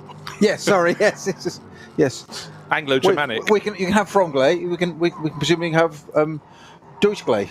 Yeah, why not? I was hoping you wouldn't forget you're quick like these. Quick, I was nearly a lap down. Story of my life, mate. Right, for the drivers, right, course vehicles, Tuvos course vehicles, and a stationary white racing car on the right-hand side of the track behind them. Now, Flugplatz, that's the 504, which is the Team Sorg Rennsport 330i. Now, that car had issues very early on, if I remember correctly. Okay, well, that could be the one. I think that's the spot. I think we've got there. As long as that's white in livery, it looked exactly that body shape as we went past. So keep an eye on that. But what we can tell you, we've got a three-way battle at the front of the race, covered by, well, I would say 2 seconds. And it's Miklas Born, the Swiss racer, not Swedish, Swiss as well, we know, leading in the Schnitzel-Am Racing Mercedes. Second place, Walkenhorst Motorsport. Andy Soucek really been going well since getting on board. And Kim Lewis-Schramm, having done the opening stint of the race before handing over the number 16 Phoenix Racing Audi to Kuba Gimasiak, has got back on board, and he's been the live wire in that mix. That's why he's up to third place and right on the tail of those in front. But with slow running cars, someone's just run off the circuit in front of Miklas. Right, there is liquid on the surface. The car in front of him slammed into the barrier. That's the second place. The first 3 cars have all gone off. They've hit the barriers. Miklas Born rejoins, but he's passed by the driver who was third at that instant. Kim Lewis-Schramm saw the 2 cars ahead of him slide off the circuit. Clearly track covered in something very wet indeed. There were no cars in front of them. And suddenly, over that's going to be too badly damaged the way it hit the barriers, Bruce. That number 16. Going slowly, but he's okay now. Anybody else is coming through. Right rear damage. I think we've just lost the first 3 cars out of the race in the blink of an eye. They're all going slowly. None of the other 2 have not come past him. He was third going into the incident. All looked as though all went off. Some slammed the barriers, and certainly the 16 car is still going, still in the lead of this race, but it's limping in slowly. When 330i BMWs are coming past an SP9 class car, you know all isn't right. But the fact that neither the Schnitzelarm Racing Mercedes with Miklas Born, who was leading, nor Andy Soucek in the Walkenhorst Motorsport BMW have come past this damaged number 16 Phoenix Audi that was third at the time, shows they too are either still off the track or are even more broken than he is. Now, this may have all started with the 504 team Sorg Rennsport car that had Bjorn Simon at the wheel at the time. So that's the 330i. Right, into the lead of the race, we've got, it looks like the other, well, I've just had the other Phoenix Racing Audi, I think, went through, but the next car through ought to have been Julian Apostolos. The race leader from early in the race is stationary at the side of the track. So his kaput is broken. One of the Falken Motorsport Porsches goes through, but I'm not sure I've ever really seen the first three drivers in a race all go off at the same corner with no other car involved. The surface must have been so treacherous. What happened to Nicky Thiem, didn't it, in the TF Sport Aston Martin and the 24-hour race? We can see the debris on the track here, on the tyre marks. There's something down there.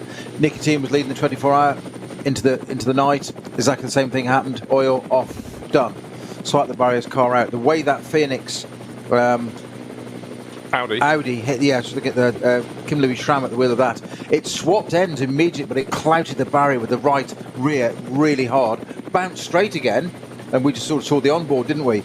And I thought it'll never get going again. He tried to get it back up to speed, went past the Mercedes, which has now parked itself on the track, our race leader originally, and that's parked at the side of the track. But I think too much damage on that Audi. I'll be very surprised if that Audi gets itself back to the pits, Bruce.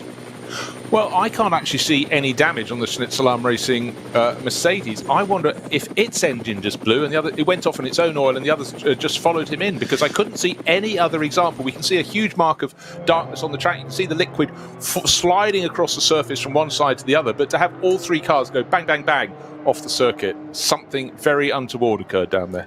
Well, certainly the amount of oil on the track there, or what looks like oil, would indicate an immediate cessation of engine working, being operative, to say the least. But it might, I mean, the thing is, you hit the barriers, you can do things like toe links on suspension and not have a lot of bodywork damage, but it's just the bits underneath that are structural. But you may well be onto something there, Bruce, with the Audi, Team Phoenix Audi of Kim Louis Schramm being right behind, and that could have well caused it. Well, I just think that Soucek was so close to the tail of Miklas Born that if anything happened to Born, he was going to be onto it. He was right in its situation. Kim Louis Schramm still limping in, running at a bated pace. We've mentioned remarkably that. Undamaged, Bruce. It looks undamaged, but as we say that, he pulls to the side of the circuit. He's spotted a gap in the barriers. He'll reverse it out of the way, which is very good driving from him. Car not leaking anything, but bearing in mind, we saw that right rear corner thump the tyre wall. I'm amazed the car is looking as straight as it is, but clearly the pace told us the story, or the lack thereof. And, could we actually have this race won by a car from the Cup 2 class? Here's a little factor. Entirely possible. I just think King Louis Schramm's probably been told to park that car. I noticed the rear wing was shaking a little bit. Not in an askew angle or anything like that, but I suspect it's had some serious... If it's clouted that tyre barrier, or the metal with the tyre and the wheel really hard, it'll take the forces down the suspension and probably down to like the gearbox. And the team will know that, and I suspect he's been told to park because he's got it all the way back to Dottingerhoe there. So yeah, not a place to give up there, but just a straight and tear guard to go. So what a shame. Gosh, get a change of producer and suddenly everything goes on out on the circuit. So welcome Kerry on board. Kerry Cobb come to join us, all smiles, and bringing coffee, which is... New strapline. We can, rather than hashtag blame Snowy, hashtag blame Kerry. Yeah. It's moved on. The world has evolved, you see. So come back, Rob, all is forgiven. Landgraf Motorsport running fourth in class, fourth overall there. Mercedes, Julian Apostolos at the wheel, ought to be leading this race. But I want proof of that. I want to see that he is the driver that's come through. He was fourth at the end of the previous lap. Miklas Born was leading the Schnitzelarm Racing Mercedes. Right under his tail, Andy Soucek in the number 34 Walkenhorst Motorsport BMW. And just under a second down in third place, Kim Louis Schramm catching the pair of them in his Phoenix Racing Audi. And then came Julian Apostolos. He was 24 seconds back.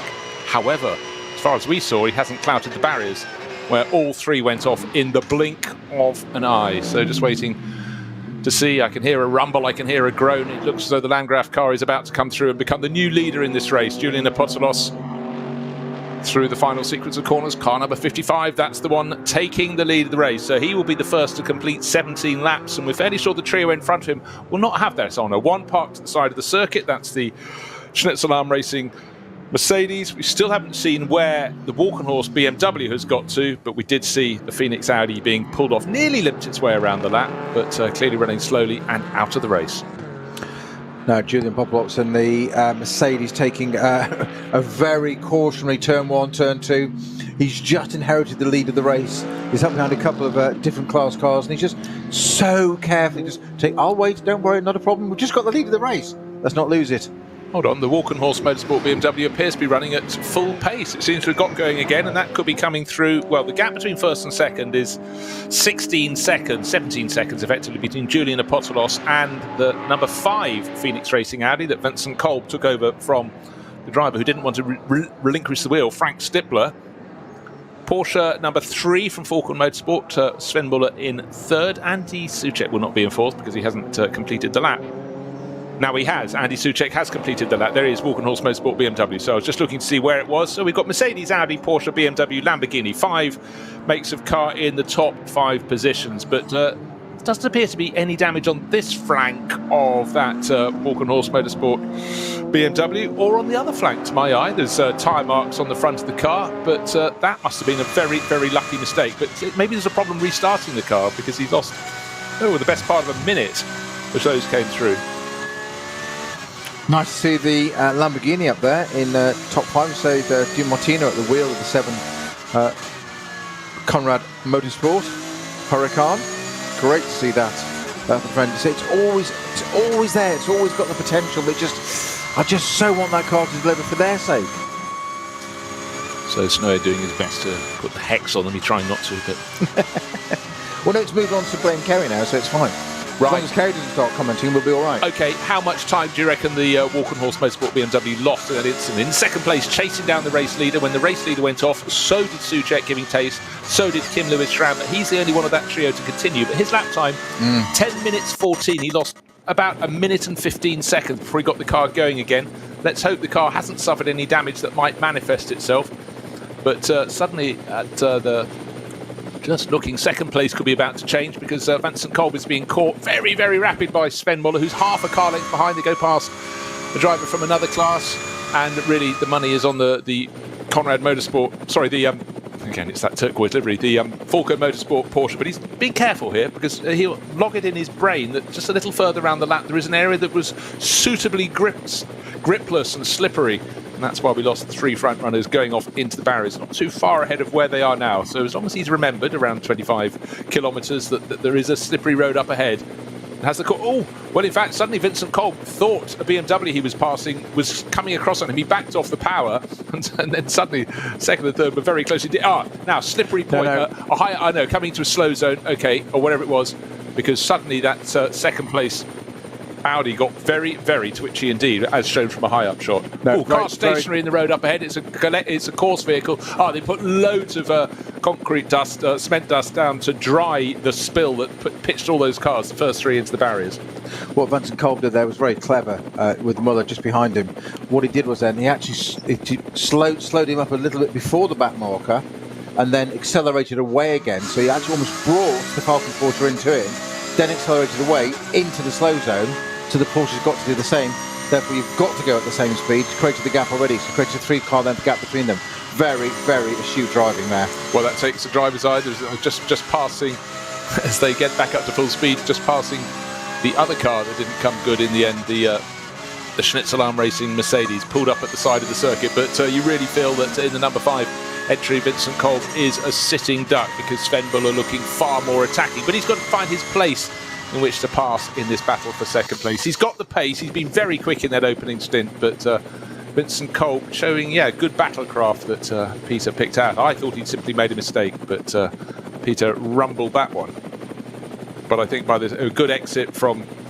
And he might wait till Galgenkopf, the sort of final corner onto the long run along the Dottinger Her before he makes his positional move. But anyhow, if he stays where he is, certainly Sven Muller in that number 3 Falcon Motorsport Porsche is bound to get a fabulous tow along the Dottinger Her, and then the easiest place to pass on the circuit will be again, another slow period up ahead. Every time they get going again, they suddenly have to slow down. Just looking across the screens to work out where else we may have trouble. Vincent Colb's got to watch this though, because that Porsche is quick at the moment, and to come out to Bergwerk in a minute, they're going that run up to that really fast run up to the Caracciola Carousel, and that's where he may well get the chance to pounce.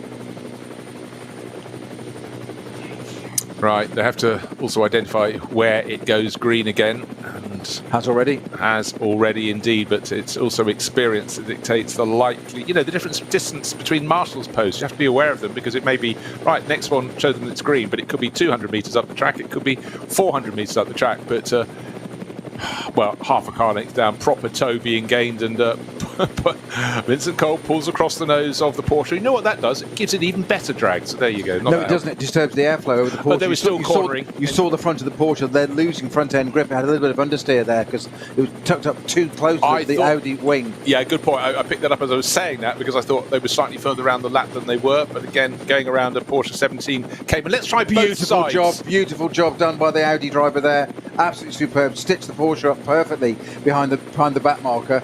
Going up to the carousel where he didn't want to have that run now. He's got to get a run out of the carousel now, but the next bit's going to be the dotting a hurt. That's where it's going to be an issue for him.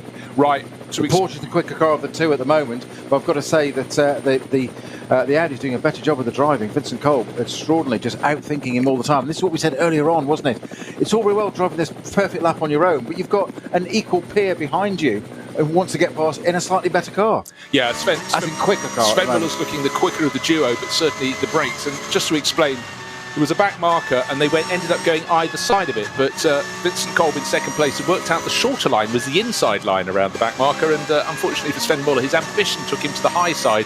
Then he realised that was the longer line around a tight corner, and he lost probably 3 or 4 car lengths, but hey, he's caught them all back up again. He's just 1.5 car lengths behind, and working it very, very well through the really tricky part of the track, through Wippen and Eschbach, and then into Brunchen. But certainly when they get to the straight, you can be sure, unless there's a back market that interrupts both of them, then the Porsche driver is going to have a really good shot of it. But Vincent Kolb for Phoenix Racing doing a fantastic job to hold on to second place. But all along, one senses that the race leader, Julian Apostolos, who's having a decent run on his own. His sector times are...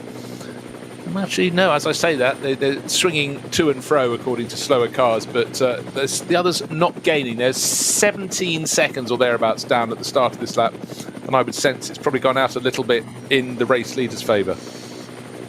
Watch this Porsche now, it's going to build up to it. This is where it's got the opportunities. Best chance to get the race lead is going to, sorry, the race position, second place. I'm forgetting it's not for the race lead, is it? But another intervention vehicle on track there, coming out of the junior carousel, the smaller of the two. Getting towards the end of the lap now. This is where he needs to be poised to get past the Audi. Back marker for the Audi. Both keep out of the way. Such a long corner, Galgenkopf. You think it might just be a sort of 90-ish right, quite broad, but it seems longer than that. It's more like about 110, 120 degrees. But already sticking out of the slipstream, the Falken Motorsport Porsche is on the right-hand side of the track from the driver's point of view, and is absolutely alongside. Too close, too soon, handle. I think he's gone too early, but he's pulling just across in front when they get to the kick. He's got the job done, but I too thought he'd gone a little early. But at this point, there could be a bit of reciprocity, and there might be a bit more of tow coming back towards the Audi, but even with the tow, he's not able to close in. So the Porsche in a straight line most definitely is the quicker of the duo. Yeah, they've got to get only through the Kent. They've got to Tiergarten. Actually has got the job done, but there's 3 back markers at Tiergarten. This is going to put them all back in line again. Falken Porsche all very close around the right-hand park, coming to the last bit, right up against the barrier, down past the end of the pit wall. He's managed to get the job done. I was really surprised he managed to hold on to that. I thought the Audi was going to come back into Tiergarten, but the Falken Porsche does get the job done and keep the position, but the Audi is right behind him there. Let's complete the GP part of the circuit. Oh, let's hope the other Porsche sees him coming there. Running a little bit deep there. Audi. Oh, Audi's got quite a bit of understeer through the mid-corner there. One of those front tyres is getting a bit exhausted, no pun meant. Sven Muller certainly has decided he's taking no prisoners whatsoever there.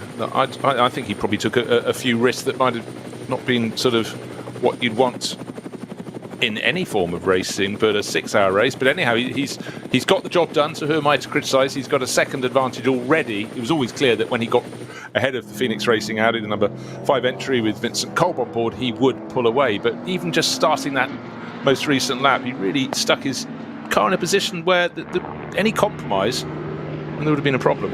Yeah, we've got the answer there though. Vincent Kolb's front tyres are they're just done. He just can't get that front end of that car turned in at all. He's not finding apexes, all sorts. He's really struggling to get the nose of that car into any of the corners. How many laps has he done on those tyres? Let's have a look. Let me see. Hold on, wrong piece of paper. I write these things down. You know, they did number 5, Phoenix Racing Audi. He's only 3 laps in. Yep. That's surprising, but he's certainly struggling now. Assuming they did a tyre change, they would have done, because it was Stutzer did 7 and 8 laps on that, so they won't have put him out on 8-lap old tyres, I'm sure. So it must have had front tyre. So I'm just curious as to why Vincent Kolb's Audi, Phoenix Audi, is struggling so much with that front end grip.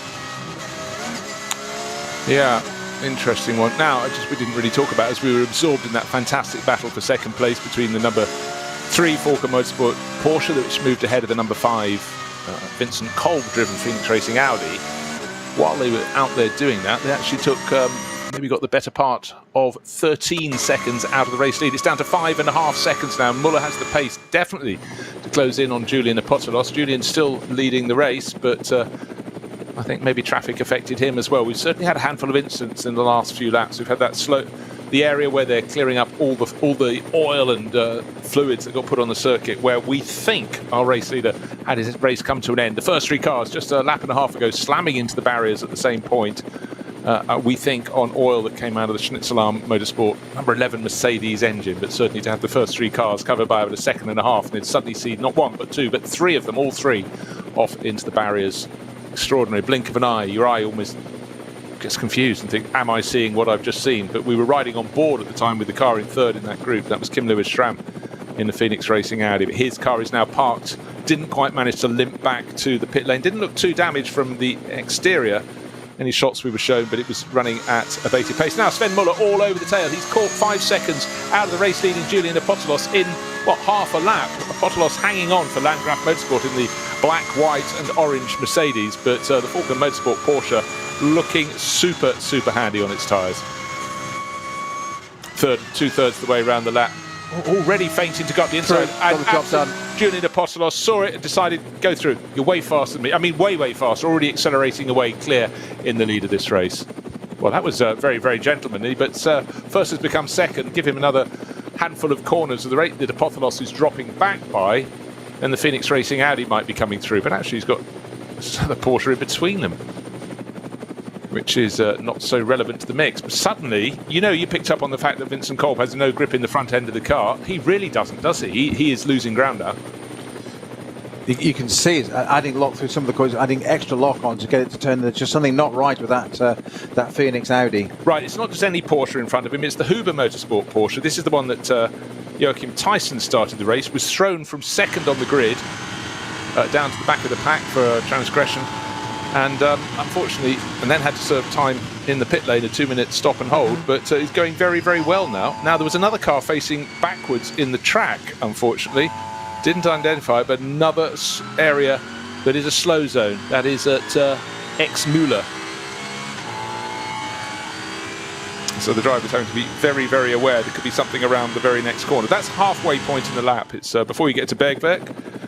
And the drivers all being very good at standing on the anchors and not putting it off into the scenery.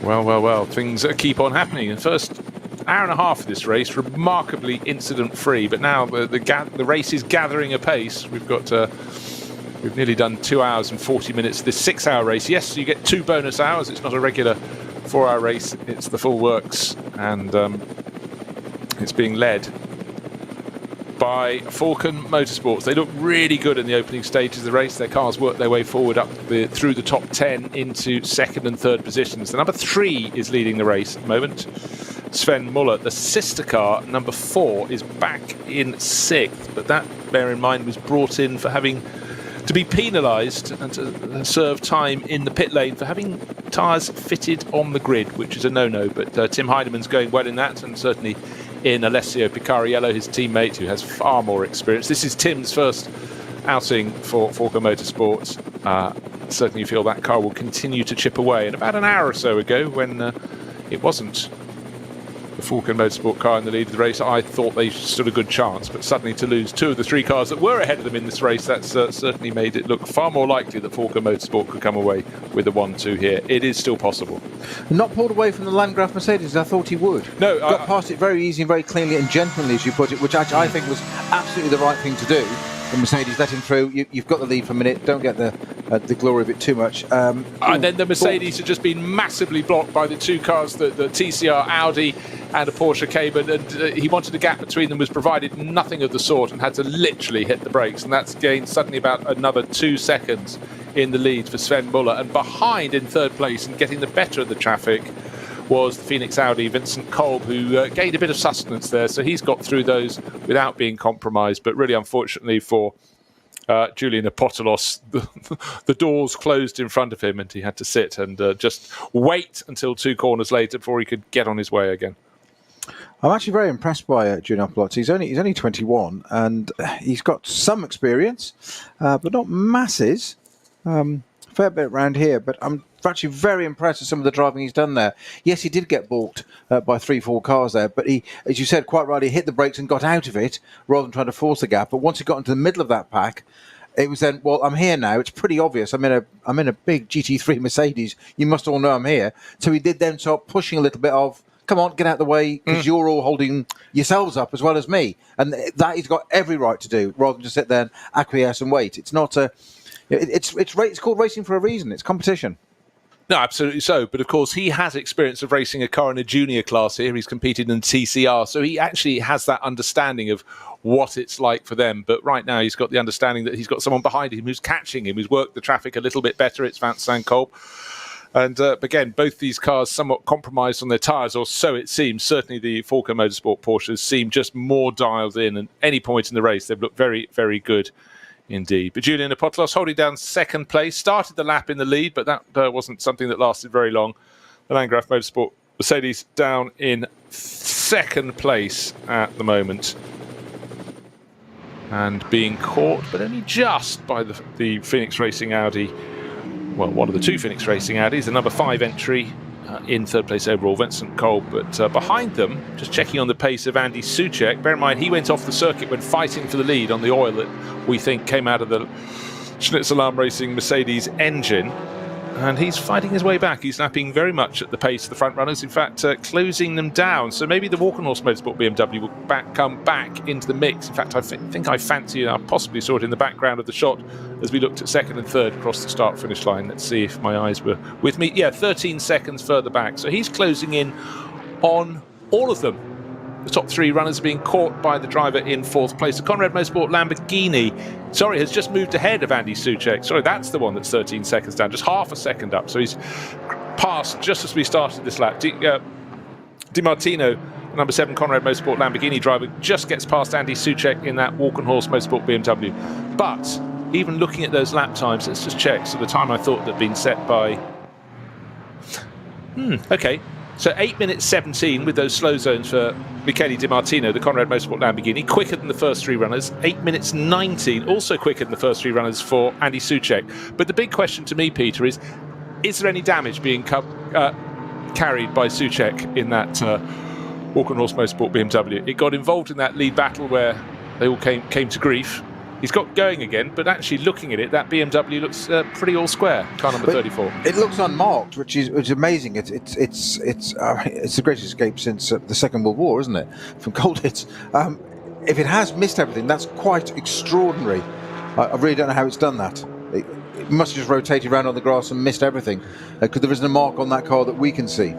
No, and certainly looking at its lap pace, if it's quicker than the first 3 cars in the race, slightly slower than the Conrad Motorsport Lamborghini that was a bit further back down the track. But, we saw what had happened to the Schnitzel-Alarm Mercedes. We saw that stopped at the side of the track. We saw the number 16 Phoenix Racing Audi limping home. But it was an age before we saw anything of the Walkenhorst Motorsport BMW, that number 34. And then we finally saw it running back at full speed again. But it lost, what did it work out, about 1 minute 15 seconds. Its lap time was that much longer. It's obviously got itself back on the grass, perhaps got itself restarted. But anyhow, that was the great escape.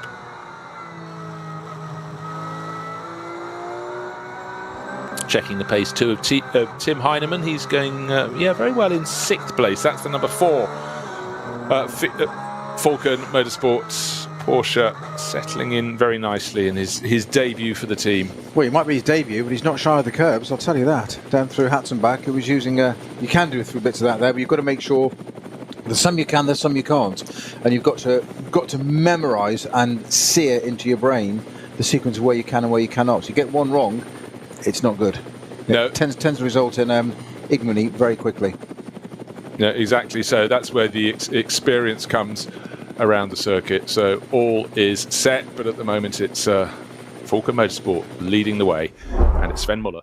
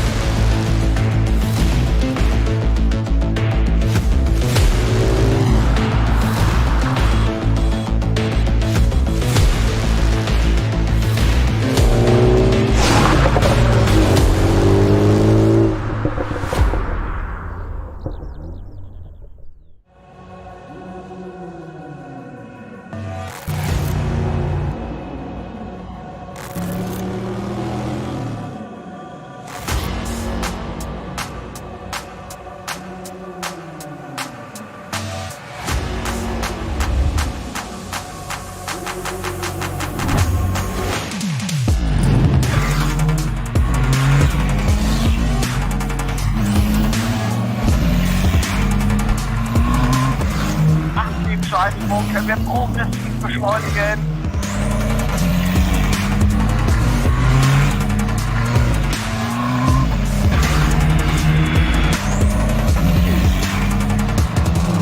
Schön gefühlvoll und eingelenkt.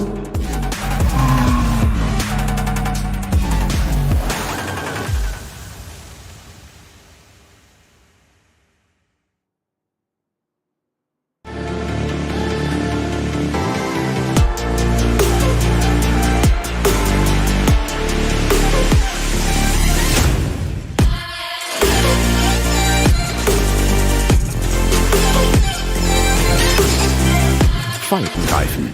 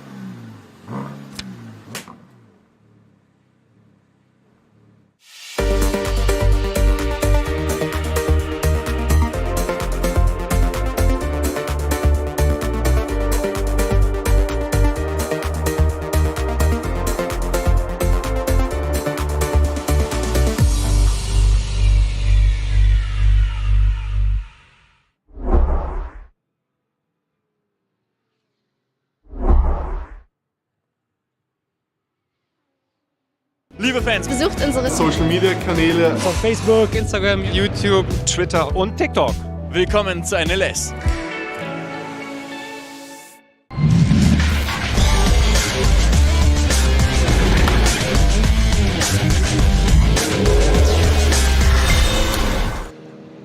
Falcon Motorsport, another lap on the boards for Sven Muller. He's eschewing a visit to the pit lane, and now he's starting to have to look quite hard in his rearview mirrors to see the best of the rest. Who's giving chase? How close are they? They're getting smaller in his mirrors, and as he looks in his mirrors, he won't see the Landgraf Motorsport Mercedes because it's dived into the pit lane. Julian Apotholos pulls off the number 55 Mercedes from second in this race. So that means Vincent Kolb in the number 5 Phoenix Racing Audi goes up to the top of, up into second place. Conrad Motorsport Lamborghini's had a moment where it almost was the wall of death, running around the outside of the circuit on the grass. Michele Di Martino, that was a save and 3/4, and that has allowed Andy Soucek to close right in, get more drag and possibly move past, but maybe looking in his mirrors to assess how close Andy Soucek was getting as the Mercedes racer, the BMW racer closed in, and that was a scary, scary moment for Michele Di Martino.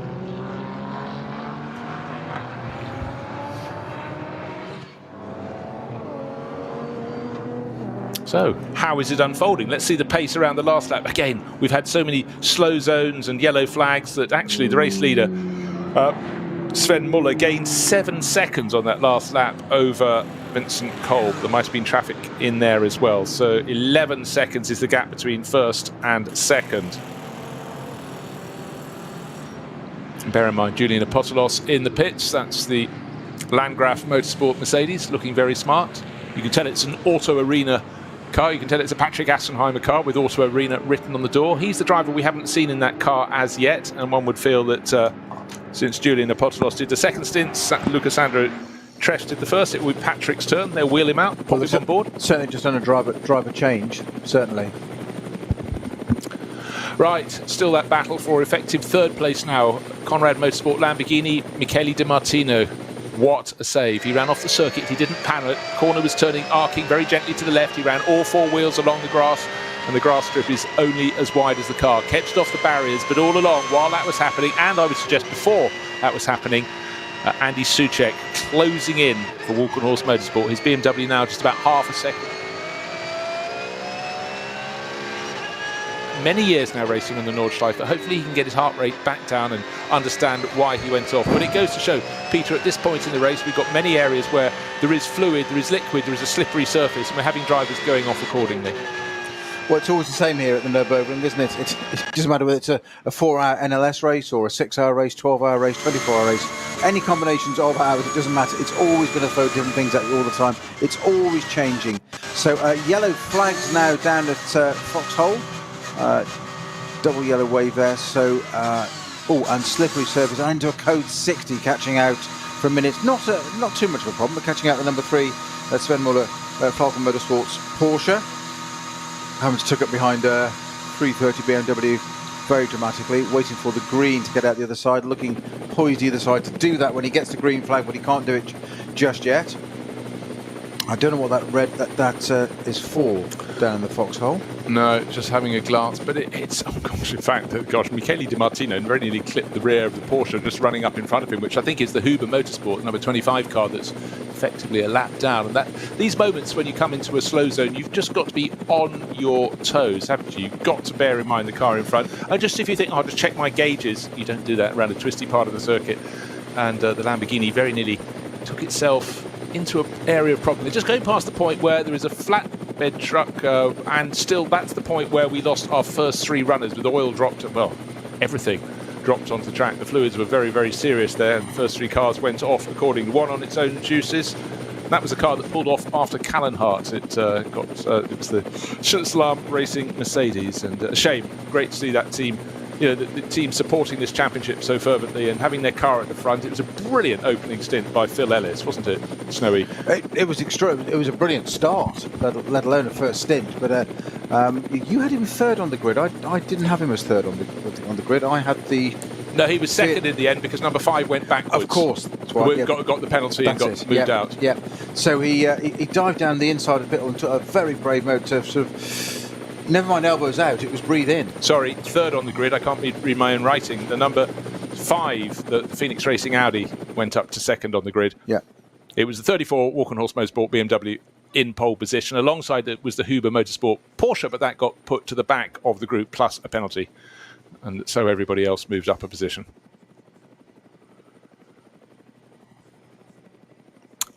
And looking, Patrick Assenheimer, just having a quick glance, he's taking over that number 55 Landgraf Mercedes in third place. Still waiting for the field to be released from various moments, but up front, just looking for the opening part of this lap. Oh boy, is the gap going out. Vincent Kolb was clearly not running too smoothly in that Team Phoenix Audi, number 5 in second place, and it's all guns blazing for Sven Muller, 30-year-old German, in the lead of the race. And number 3 Falcon Motorsport Porsche, looking fantastic. He's gaining with every single sector around this lap. His lead was 11 seconds at the start of this lap.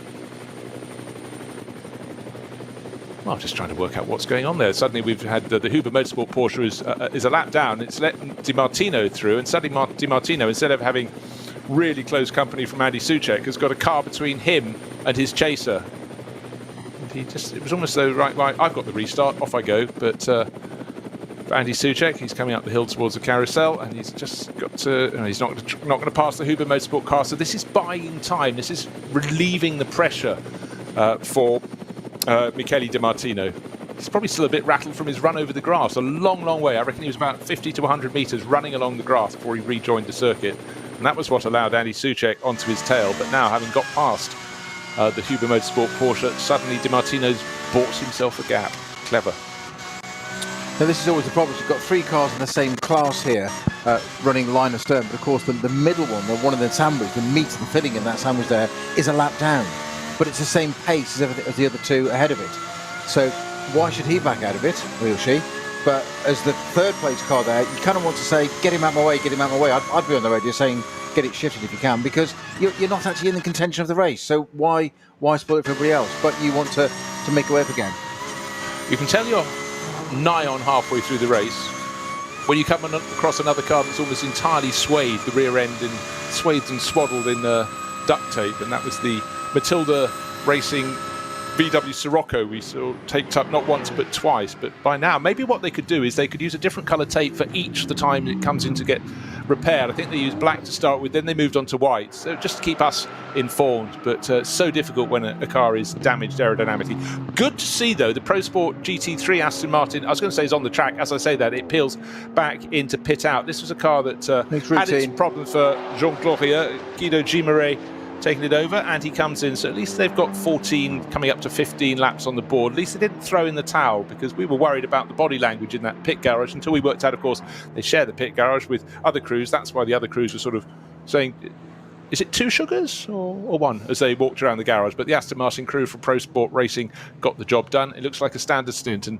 hopefully the rest of this race, still 3 hours remaining, still a long distance race in anybody's mind, they have got to go out to play, and we'll get some really decent mileage under the wheels of that green and yellow Aston Martin. Now, how much is Sven Muller's advantage going to be? He's pulling clear corner by corner. He's just coming up to complete lap number 21. And does that mean a dive to the pits is due? Nope, sir. Another time round. So his lead was 11.2 seconds over Vincent Kolb in the number 5 Phoenix Racing Audi, but it's Falcon Motorsport Porsche number 3 leading and going away every single sector around this lap. He was gaining 2, even 3 seconds, so I think he could be the best part of 20 seconds. The good, maybe even more. Just waiting for Kolb to complete lap number 21, then we'll see what the gap is, and also how much Patrick Assenheimer's car, he's only taken it over. He'll have fallen back a bit. In fact, we will have Kolb 19 seconds down in second place. Michele Di Martino another 7 seconds back in third. And in fourth place, Andy Soucek getting back up to pace again. He's another 1.3 seconds further back. So the top 4 cars covered by 28 seconds. Then a bit of a gap. And then it should probably be, I'm not sure if it's going to be Patrick Assenheimer in the number 55 Landgraf Mercedes. No, indeed. Tim Heinemann has gone through into 5th place overall. The second of the Falcon Motorsport Porsches. That's car number 4. Cup 2. It's all now got a car up into the lead of that class, into the top 10. And that is car number 112, Christopher Brook, been running very well throughout this race. So he's got the advantage at the moment of quite a tidy advantage in class, actually. So sitting pretty in number 112 from K. Kramer Racing, leading the Cup 2 class. I think the class leader from that actually was the Fricadella car, wasn't it? Was it second place? That's just swapped, I think, from Klaus Avelin to Jules. Yes. She's going to the pit, so I think that was one further ahead. I think it's just it's pitted earlier than the others, I think. Yes, it has, because the others had 2 pit stops under their belts, and that's got the third one done. Yes, if you scroll up and down the timing screens looking for little vignettes, you can often get the wrong end of the stick if one has just made a pit stop before you scroll down to sort of outside the top 30 on the timing screen, where necessarily a lot of the classes are. Right, SP9 Pro-Am. We've got SP9 Pro, Pro-Am and Am. Pro-Am is being led by, I'm there, Lorenzo Rocco di Torrepadula. Lion Speed by Car Collection Audi at the midpoint in the race. That's in 6th place overall. Leading SP9 Am, scroll down the screen, to Arno Klaasen, car number 50. The twin bush by Keep Vitesse Audi. Now here's a question for you. Do we drop the Toro Padula bit? Because on the entry list this weekend, it's Lorenzo Rocco. Yes. But is that because the font's not big enough, small enough to go onto the entry list? Or does it just take up too much space in an Excel spreadsheet cell? I think he's probably trying to stop me saying it. But, exactly. I did wonder, but the problem is that if you stop saying it, it'll just pass the button to me, and we'll still do Lorenzo Rocco di Toro Padula. Yeah, it's just one of those magical names. Yeah. I think it's worth a mention of when he's not in the race. We have to ask why Lorenzo Rocco di Padula is not in the race. Indeed, but you know what? Back in the long time ago's in the Autosport office, you get news of a new racing driver. You go, fast name or slow name. Some people just didn't have it. And back in the days of doing Jim Russell Formula Ford races back in the 1980s or whatever, one guy turned up and we just went, however quick he's in the car, that name is costing him 4 seconds a lap.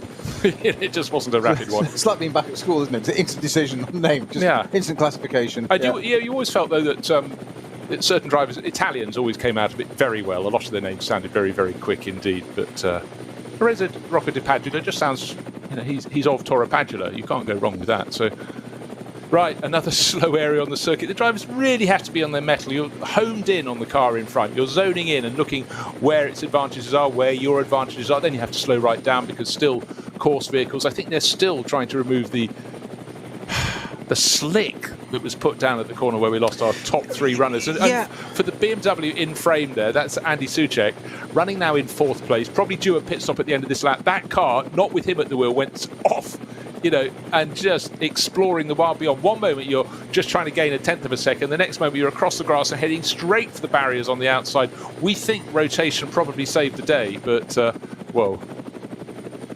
I'm still trying to work out what's going on at the barriers there, because we've got one of the sort of Unimog intervention type vehicles on the side of the track with its trailer on the back. All the material's been put down on the track. We've got a slow BMW on the Dottinger hazard flashing. Looks like a front right has gone on that, tyre-wise. Definitely a puncture car, never running in a straight line. But I can't work out what more they can do. They've put down all the sort of... And the barriers look intact. Yeah. There's spare barrier sections on the trailer, as you'd expect, for whatever's required, but it looks to me like the work's complete. I'm not quite sure why they're still there. There's obviously a valid reason for it, but you and I are both missing it. Therefore, we can't inform you. I don't quite get it. Well, what we do know, of course, is the drivers who are on the track at the moment have all been past that many times. They all know not to go high on the circuit there where all the oil is. They go below where the cement dust is. It may still be a little bit slippery, but they'd have to be fools to think that, hey, let's go high, because they've all had a chance to see it. They've all understood. Their teams would have told them, look, the front 3 runners went off on oil. And everybody else, frankly, the next car in line, I'm trying to remember who was 4th at the time, was incredibly fortunate indeed. It probably actually was the number 3 Fulco Motorsport Porsche that's leading the race, I would reckon, was in 4th place at that time, or maybe the number 5 Phoenix Racing Audi that is running in 2nd place at the moment. But these things can undo all that has been good, all that you've done right. But for now, on we go. We started the race with 121 cars. I would think at the moment we've got about 115 left in play. Plenty to be going on with. We're in the second half of this race. And for Sven Muller, pulling clear in the lead. The car in second place, Vincent Kolb, nearly 20 seconds back, 19.2 to be precise. And around this lap alone, losing yet more time in each of the three timing sectors they've been to. That gets them halfway round the lap. And soon, Michele Di Martino at this rate will be onto Vincent Kolb's tail in a battle for second place. At the moment, it's first, second, and third, all well spaced. Then Di Martino has got plenty of company. He's got the Walkenhorst Motorsport BMW behind him, just a second and a bit down. Andy Soucek getting back up to speed, I reckon has the pace to catch Di Martino and pass him, but they've both got the pace to catch the Phoenix Audi, number 5 in second place. But you know what? We're suddenly going to get our timing screens filled with red, which means cars are coming in for pit stops, because 22 laps on the board means for a lot of them they could have run 3 lots of 7 laps, or 2 lots of 7 and an 8. So expect busy times in the pit lane. All the top 10 have done 2 pit stops. So, sorry, all the top 6 runners down to Lorenzo Rocco. Well, interestingly, on that, Bruce, leading cars, Falcon and Shearer have done, Muller and Kolb have done 6 laps apiece in this stint. Di Martino aboard the Conrad Lamborghini has done 7 laps. Andy Soucek aboard the Walkenhorst Motorsport BMW has also done 7 laps, as has Tim Heinemann and the Falcon Motorsports number 4 car. Rocco has done 23, car number 23 has done 6 laps. So those are your top ones. So most likely there, you're looking at the Conrad Lamborghini and the Walkenhorst BMW. I wouldn't be at all surprised if those 2 pit line astern now. Yeah, well, you got down to 6th place. It's worth noting in 7th is a car that has done 3 pit stops from the SP9 class. Yep. That's the Landgraf Motorsport Mercedes. Patrick Assenheimer winding it up towards speed now. So, of course, that will swing its way back up the charts. As indeed has the car right behind it, number 6, Haupt Mercedes. Yeah, Haupt Racing Mercedes. Arjun Maini's taken that over, car number 6, and its best lap of the race, 8 minutes flat. So it's competitive, very competitive indeed. And for Indian racer Arjun, you know, again, his career, I would suggest, has really blossomed since he put a roof over his head. And you know, with each season, he's going faster and faster as he learns what life is like in a GT racing car. And here, of course, you know, you can do the sprint races, but when you come here, you get more than a sprint when you're one of, let's say, 3 drivers in a car that's going for 6 hours. Right, back up to full racing speed as the cars wind their way through the Tiergarten. Vincent Kolb pressing on. Will he come into the pits this time around? And will race leader for Falco Motorsport, the number 3 Porsche, dive in when at the end of lap 22? Nope, coming down the start-finish straight, unless that's another car with an aquamarine nose. No, it isn't. It's a white. In the background, the Conrad Motorsport Lamborghini dives in with Andy Soucek right behind. 3rd and 4th go to the pits, but the first 2 seem to come through. Yeah, they have come through. 28 seconds apart now. That has been a huge, huge gain. Another 8 seconds, 8 3/4 seconds gained by Sven Muller, who's just dialed in that number 3 Porsche. Then last 2 laps, the Conrad and the Walkenhorst BMW, 8:42, 8:41. Just a second apart on that last one. I said they'd dive in together, and indeed they have. As indeed has Tim Heinemann in the second of the 2 Falcon Motorsports Porsches. That's the number 4 car. Tim Heinemann couldn't covered himself in glory in his first stint in that car, did he not? He's done a great job, I think. No, he has, and it's precisely what the team would have wanted from him. And let's face it, on a track that was a little bit slippery, or very slippery at certain points, and slightly slippery at others, and very, very easy to trip up. It's easy to trip up when all is perfect here on the Nürburgring Nordschleife, but certainly he did a decent job, and that will be handed back to Alessio Picariello, who was very impressive in that opening stint, getting that car up into 2nd place overall, having started, you know, some way down the order in 7th position on the grid, immediately behind the sister car, the number 3 that is now leading the race. So next time around, expect our race leader in. He'll be pressing on to see if he can have a really good in-lap. That's Sven Muller, number 3, Falco Motorsport Porsche. Certainly Vincent Kolb has been struggling since early in this stint, but let's see if he can hang on to that 2nd place. One feels that when the Landgraf Motorsport car comes through, the BMW number 55, that will suddenly be right back at the sharp end of the field. Engine cover off the Conrad Lamborghini, but they always do that because they go and check the oil level on it in there. It's just it's pretty routine. Just looks dramatic for a minute when they take the engine cover off, but it takes time to do that. But it's well, I was going to say it's well oiled. It's a slick, it's a slick operation, shall we say? I just can't stop, can I? Choose a metaphor, pick them. Go on. I have to work with this. I know, I do apologise, I'm sorry. He brings, Amateurs. brings amateur cake hour. and he doesn't offer it. It's downstairs. Oh, no, that I do object to. You did hand it over. I hand it over immediately to you. To take home for you and your good lady. Or the puppy dog. Well, indeed. Except we haven't done an on-air mention of Moose yet. No, Moose is hopefully not on the loose. He's being looked after today. Looking forward to his lemon drizzle cake, I'm sure. Yeah. Or the arm of the postman or something like that.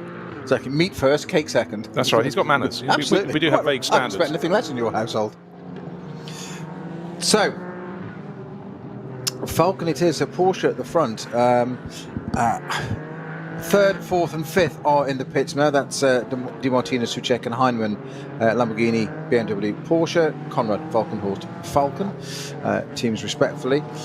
And Falcon leading it from Vincent Kolb has had a great run in that Team Phoenix, as you'd expect from him so far. But it's still all to play for with just under half the race distance to go. I still would not say. Now. Position swap there, going out to the pits. The Valkenhorst BMW has got ahead of the Lamborghini, leaving the pits on the pit stop there. These two were the other way round when they came in, so that is for position effectively. Although further down the order, now we need to let this lap settle out. And of course, at the end of this lap, Kolb and Muller are going to have to pit as well.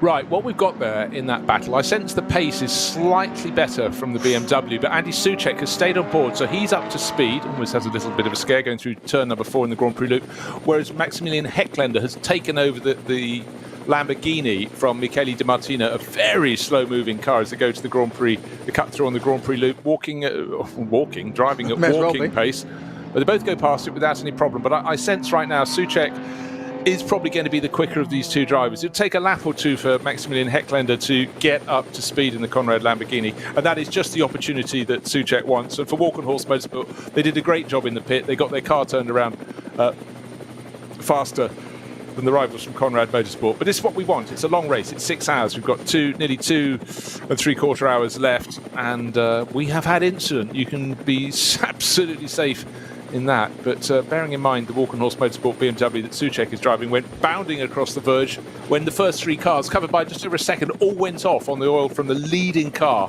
Sudden explosion by the looks of things, and that's out the race, and that was the Schnitzelaum number 11 Mercedes, and really felt for Miklas Born there. Bang, it went, and off the track it went. Well, Andy Soucek capitalising completely on that familiarity of being in the car, not doing a driver change. He's all dialed into it, fresh tyres and a different fuel load, of course, but he's used to that as part of his driver's brief.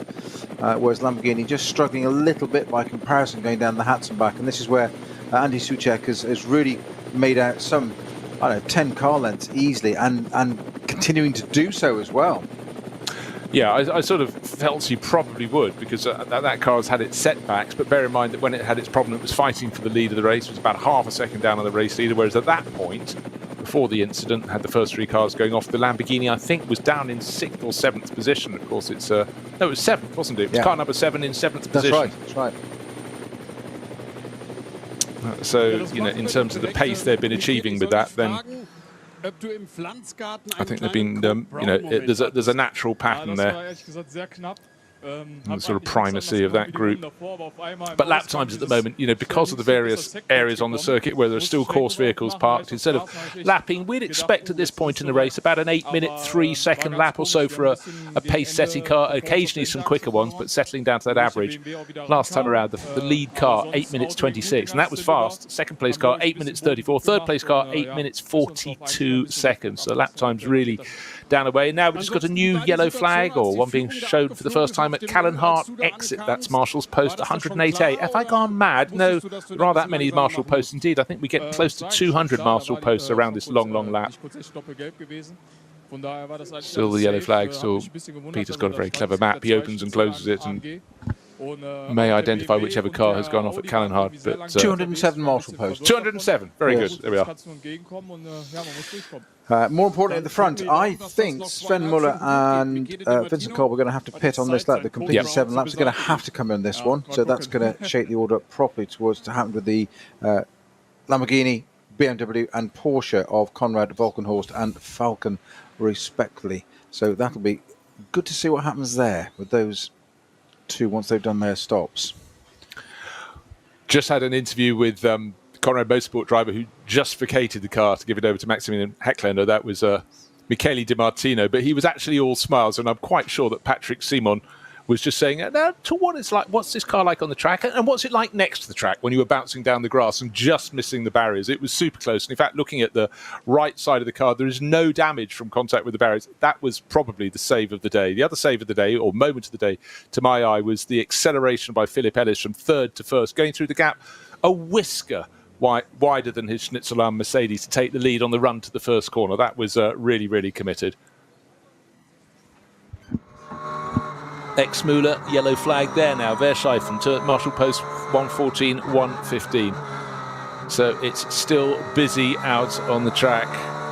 Arjun Mayini suddenly got lots of company. Just to get a glance of his bright yellow and blue Bilstein livery car, because you know what? Hold on a second, he's got the number 4. He's got, just trying to check, he's got the number 4 Porsche tucked in behind him, and that should be a lap ahead. Picariello trying to pick him off. So we've had the cluster of changes in pit stops, and I do rather feel for the number 3 Porsche is leading the race, has just dived into the pits, as you suggested. Sven Muller's brought that in. The sister car going really, really well. Should be on a different tactic, but that was the one that served a stop and go in the pit. That's why it dropped down the order, but Picariello's really going very well in that. Colbin too. We just saw a great little bit of a camera shot there, to finish that Conrad debrief there, of Michele Di Martino sitting down on the chair, just giving a debrief with these technicians, and he's describing this and that and the bits about the track. Then he did the bit that all drivers always do, the imaginary steering wheel, and they do this and they turn the wheel as if the engineer can understand that. It's just in the air. It's like air guitar, isn't it? It's completely useless, but we all do it. There we go. You heard it here second. But no, indeed, it's part of a driver's balance, and of course what you can't explain is the feel of getting through the steering wheel, maybe just the angle you're turning it, but the feedback. It's a great visual. You try and describe it. It does this, and you're doing this. The engineers, well, I need data. I need something a little bit more concrete than two hands in the air going, well, it does that. Yeah, and a driver who's acting like a rock ape in the car wouldn't do it with their clenched fist. They'd have almost their right little fingers up, aren't they? I was so light on the steering wheel. Exactly.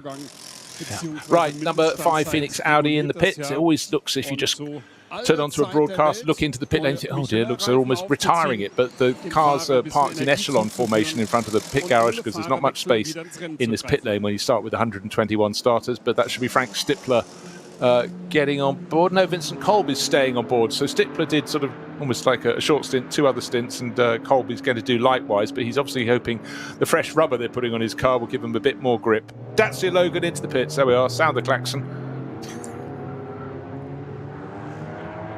The last sighting we had of that, it was going back through the Grand Prix loop anyway, an hour or so ago. So obviously it's gone back out onto the track again. Good to see it out again. One of the series favourites, almost as popular as the Foxtail, Opel Manta, which will return, I understand. Yeah, I sort of expected this time. Right, now one... Well, no, it's been a little bit too burnt, I think, from its fire just before the Nürburgring 24 hours, why it didn't take part. That was supposed to be its last ever race. Ah, yes, for you're the 50th right. edition. So what they're doing is, apparently it's coming out again next year for the 100th edition of Nürburgring, so the centenary of the circuit. Right, so right. It's back out again next year, hopefully, is the belief. Well, you've got to go with that. So Lion Speed car collection, Audi in as well, with Lorenzo Rocco at the wheel.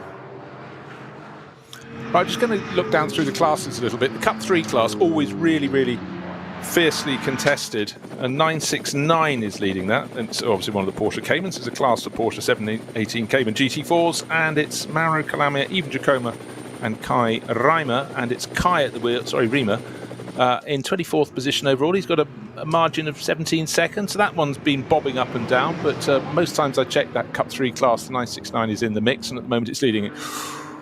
Sharp intake of breath there, because going into the final sequence of corners, Maximilian Heckländer, 2 wheels on the grass, and that's allowing the chasing Andy Soucek to get closer and closer to the Walkenhorst Motorsport BMW in its wake, but not in front as it goes past the pits. In fact, not much gain, half a second between them, I'd suggest, but still in the mix. Another car into the pits is Lorenzo Rocco. It's coming from 3rd place overall. So the Conrad Motorsport Lamborghini still pressing on. Maximilian Heckländer at the wheel, but being pushed very hard by Andy Soucek. Soucek will be handing over the Walkenhorst Motorsport BMW car number 34 at the end of this stint. He's done a sterling job, but it's really been a bit of a seesawing race. But at least what he's got up ahead of him is a car he can fight with, and that Conrad Motorsport Lamborghini. Just going down to the cut-through on the Grand Prix loop is 1.5 car lengths, anything between them under acceleration and braking, ahead of that BMW. But traffic up ahead of this pair means this is possible opportunity for Andy Soucek. He's having to go the long way around the outside, so every time he gains a bit of traffic doesn't help him. Being well read there, I'd say, by Maximilian Heckländer. More traffic. When they get to Little Kink, then they'll go up the rise to the Wiedol chicane. That's the point at which, Peter, you go, has he seen me? Has the person, he or she in that Porsche Cayman, seen me? They saw him, but then couldn't get out of the way at all of Andy Soucek. Between the first part of the chicane and the second part, the Spaniard must have gone, oh my word. Yeah, the game changes sometimes. It's not a question of have you seen me, it's got to be coming ready or not. And that's it, you just got to get on with it. There's different levels to this, though. They've got the Lamborghini ahead, and you've not just got it's for position, but it's for pride as well, because those two are the other way round coming into the pit stop, and that's going to niggle. I just know that's how you'd feel, and you've got to keep that emotion in check, actually, because you shouldn't be sitting there saying you should be racing this guy ordinarily, but it should. You don't want to do that. You want to get back ahead again, because it's not actually for a place. It's actually your rightful place. The pit stop. That's where you were. And it's a very strange mentality. You've got to be really careful, and that's where you've got to manage your thought process and not get into making silly mistakes because of pride getting in the way, and you can't allow for that in a racing car. You certainly can't. Nicholas Bourne has made it back to the pit lane. He's being interviewed, but I'm trying to gauge lip read. Imagine what he's saying, bearing in mind that his Schnitzelarm Racing Mercedes was in the lead of the race when we're fairly sure it had engine failure it went off on its own juices, and then immediately behind the Walkenhorst Motorsport BMW went off, and the number 16 Phoenix Racing Audi. They were covered by about 1.2 seconds halfway around the lap, and then the second two were passengers, but so too I think was Miklas Bourne. His eyes aren't full of joy, but then he wouldn't be, because that car was sitting in a really good position. Phil Ellis started it with a firecracker of a start and rocketed into the lead. Marcel Marschewitz was waiting to take it over and doesn't get a race today, but half a smile as Patrick Simon finishes his interview, but really it was a case that could have been the biggest day of Miklas's young career to date, and alas, with that engine failure. And the car pulling off at the side of the circuit. Not to be so difficult for a young driver in a race like this. 6 hours, this would have been a prestigious one to win. For the young Swiss racer, this could have been his big day. Certainly it was looking very handy, and knowing that Phil Ellis was going to be able to take over in the later stages of the race after Marcel, that would have given it a really good opportunity. However, racing is full of howevers. Well, I'm going to throw in another however at the moment, and it very, very much is a however in speech marks, bold, italics, everything. But there's rumour of, I haven't just haven't yet, that on the higher parts of the circuit there's bits of rain, which would make things even more entertaining. Ooh, and you know that thing, rain on oil? Well, yes. They've done their best to... It's a great mix. That's what I did there. It's good, that, wasn't it? It was your best so far today. Yeah, I know. He's on fire, ladies and gentlemen. Don't put me out. He asked for it himself.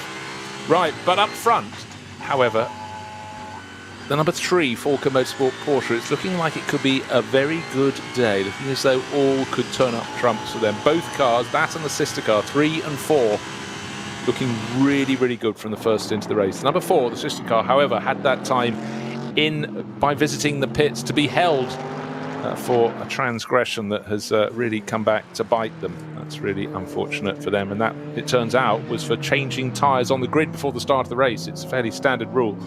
And for Falker Motorsport, there should be no mysteries to rules here at the Nordschleife, because they've been doing the long-distance races for year upon year. Might have been a miscommunication, but it's almost like it was somewhere they really oughtn't to have gone to in the first place. Easy for me to say, I'm not the team manager. Yellow flags at Wipperman and Hedvigshöhe. That's around the 3/4 distance of the lap. If we got 207 marshals posts, and it's to posts 157 and 155. What I can tell you is that number 3 Porsche is leading, and handsomely. The Schnitzelarm Racing Mercedes continues to press on with its recovery drive. Sorry, not the Schnitzelarm, I beg your pardon. Yes, I do mean the Schnitzelarm car. Because there are two of them. Well, this suggestion of rain is just on the approach to it's Starstrecke, which is just before the Caracciolo Carousel. Oh, okay. That would sort of tally with where the yellow flags are, would it not? Okay. We haven't had weather affect an NLS race this year, apart from the cancellation of round 2. So not affected during the race. Yeah. Well, that seems extraordinary to say. Normally it's been such a feature.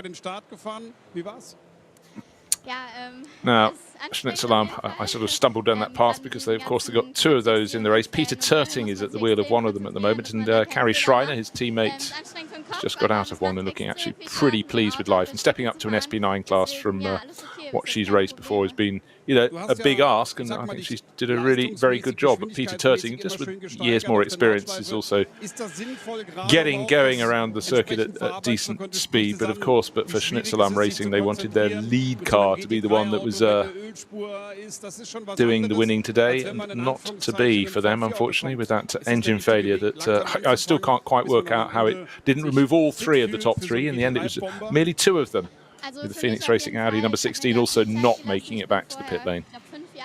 Or the yellow flags at Wipperman that you've just highlighted, Bruce, actually the repair truck, the barrier repair truck, heading back to the paddock with an intervention car behind it as well. So that's why those are there.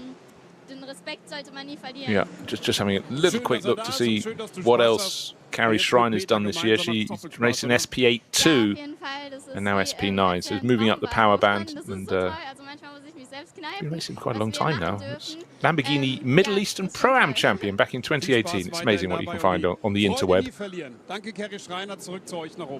So that's all looking very good indeed. Always looks so happy to be involved or interviewed around a racing car, doesn't she? Yeah, and that's why people like Giti Tar have been very, very happy to sponsor her over the years and bring her on. Some people, whatever their pace in the car, are even quicker out of the car. Not because they're exaggerating, they're just really good. They light up to the camera. And, it's not in everybody's sort of nature to be that good in front of a camera, but if you are, it's a huge helping hand. And if you can communicate, and also from my side as journalist turned commentator, if people could be honest with you, we all know people have bad days, make mistakes, own up to the mistakes, and you know what, people won't major on them. Now there's a metaphor for life. You heard it here first. If you listen long enough, you hear it again second. Right, Patrick Assenheimer leading the race by just not very much at all, by half a second. Has that been reversed? Is the number 3 Porsche going through into the lead of the race? No, Landgraf Motorsport half a second to the good. Third place behind the number 3 Porsche is the number 7 Conrad Motorsport Lamborghini. But Assenheimer is on borrowed time. Half a second to the good. 2 car lengths clear of the chasing Joel Eriksson. And just in terms of setup and everything, that the Falken Motorsport Porsches just looked to have the right car for the right conditions today. And they seem at ease with what they need to do. Half a second down on Patrick Assenheimer. They've got nearly 30-second advantage over the Conrad Motorsport Lamborghini. Conrad Lamborghini 2.5 seconds clear of Andy Soucek. I thought Soucek by now would have caught it and passed it. We saw Soucek ending up on the wrong side of several equations. So he's still out in 4th place, and Assenheimer just couldn't get the front end of his car to turn in the second of the Sabine Schmitz curves. That was a horrible moment, because it almost looks so the barrier is hard across the track at 90 degrees to the angle you're going when you get to the second part of the Sabine Schmitz curve. But that was understeer, and then, well, he just snap oversteer, and I'd have looked in the onboard, the amount of steering input going in to save that. It was a huge save. It looked big from the outside. From the inside, it must have been a Code Brown moment. Oh, absolutely so. I mean, the fact he had to take his hands off the wheel to pray halfway around that corner was, didn't make life easy. But Patrick has been racing here, winning here for so many years. But even so, that was a biggie for him. But he caught it, and he's managed to get on with it as well. So he still hasn't got this Porsche, hasn't got past him just yet, which I thought that was the golden opportunity. Which it certainly was, but he tried it, but just didn't quite make it. Patrick Assenheimer, just phenomenal car control there. You always wonder with something like that, it's what we used to call MBLTJ, more by luck than judgment. But with his level of experience, you just feel, no, that was judgment and that was experience and that was bringing it back together. But it wasn't how he wanted to put that Mercedes Landgraf Motorsport. And Landgraf, a new team, great to have new teams coming to the fore, but that was a bit of a moment. It looked like repairs. Order the new car, please. Well, you were just talking about different drivers and interviews there. Wouldn't that be great to interview Patrick Assenheimer after that and just say, just talk us through that, please. Just remember it's a family show. And the mic over. Well, you could be sure there'll be a huge amount of the old racing driver steering wheel fiddling in the sky routine. Oh, he's got caught out now. He's definitely got that. That really hasn't worked. It hasn't. But the reason we suddenly heavens above. we had a sharp intake of breath. The positions have changed. There is the very point of the track where the cars had bunched up ahead of Patrick Assenheimer. He went the high side. What did he find? He found the area where they put the quick dry on top of the oil that came out of the race leading car, the Schnitzelar Mercedes. He went high. You could see the car twitch away, and now he's lost position. He's got one car between him and the new race leader. Into the lead of the race goes Joel Eriksson. I'd love to see another inboard shot of that footage. It was a case of I haven't got this under control. I hate to say it, Bruce, I think it's the other way around. I think Assenheimer stayed to the left to stay off the quick dry, and it was Joel Eriksson who went round onto the outside of it and ran through it all, had a massive twitch and got all the way around the outside of it. It was well, let's look at a replay of the replay, but the positions have changed. I would still suggest it was Assenheimer who lost the ground there. His Mercedes is dropping back. Oh, definitely lost the ground. It's which side they went. Yeah, but he ended up on the high side. He ended up driving over the quick dry, which is the top part of the track. That's why I was saying, because the drivers will see it, they will now know to stay on the low side of the track there. And anyhow, one save of the large variety in the second part of the Sabine Schmidt serve, and then one of an even larger variety for Patrick Assenheimer when he went up high and suddenly found those barriers were not quite as handsome as he thought. Not content with a 7 out of 10 save on the hats and back. Let's go for a full 10. Well, get it in early in your stint, I suppose, but it doesn't help your tyres, doesn't help your nerves. But now there's about 3 seconds between them and a back marker who's actually quite quick. So is it a Porsche Cup car between them? But it will be hauled in. But again, you have to choose your moment. And the high shot shows the car moved across the line in front of Patrick Assenheimer. Another car between them. It's a BMW. So picking them off, putting them between each other is absolute. Oh, in fact, it's an Audi. I think it's number 14 Audi. Haven't seen too much of that today. That's the Racing Engineers car shared by Bernhard Hensel and Nick Wustenhagen. And that's running in the Pro-Am class, and clearly not of the pace, but in a straight line, of course, it's very much as quick as a well-driven Mercedes. There's another school of thought on that sort of manoeuvre there, that you've got a certain amount of tokens you can use in a race, and once you've used them all up, one, you're out of tokens. Okay, that's it. Another way of looking at it is, well, what have I got to lose? Your reputation, your fortune, your family. That, yeah. It is classified as something else in a driver's mind, but that's not broadcastable. But it's just 2 very simple words. Mojo. There we are. I fill in exactly. The gaps.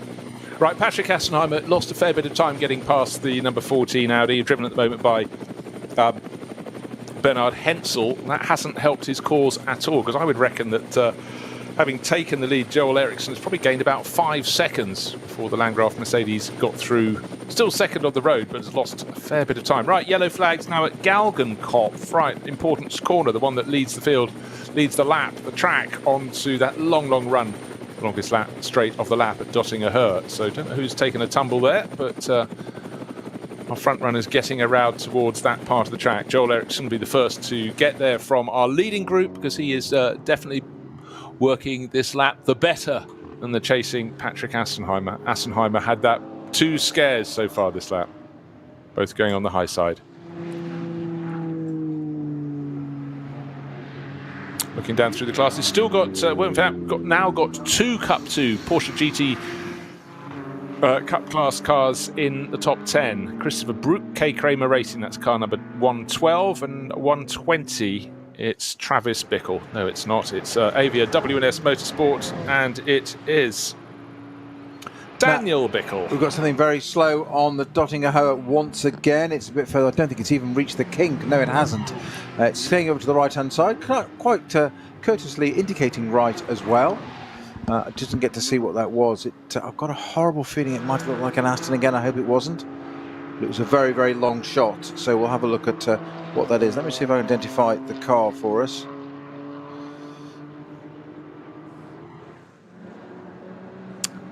Okay, while you're looking at that, I was just waiting for the next timing interval to get the gap between Joel Eriksson back into the lead of the race.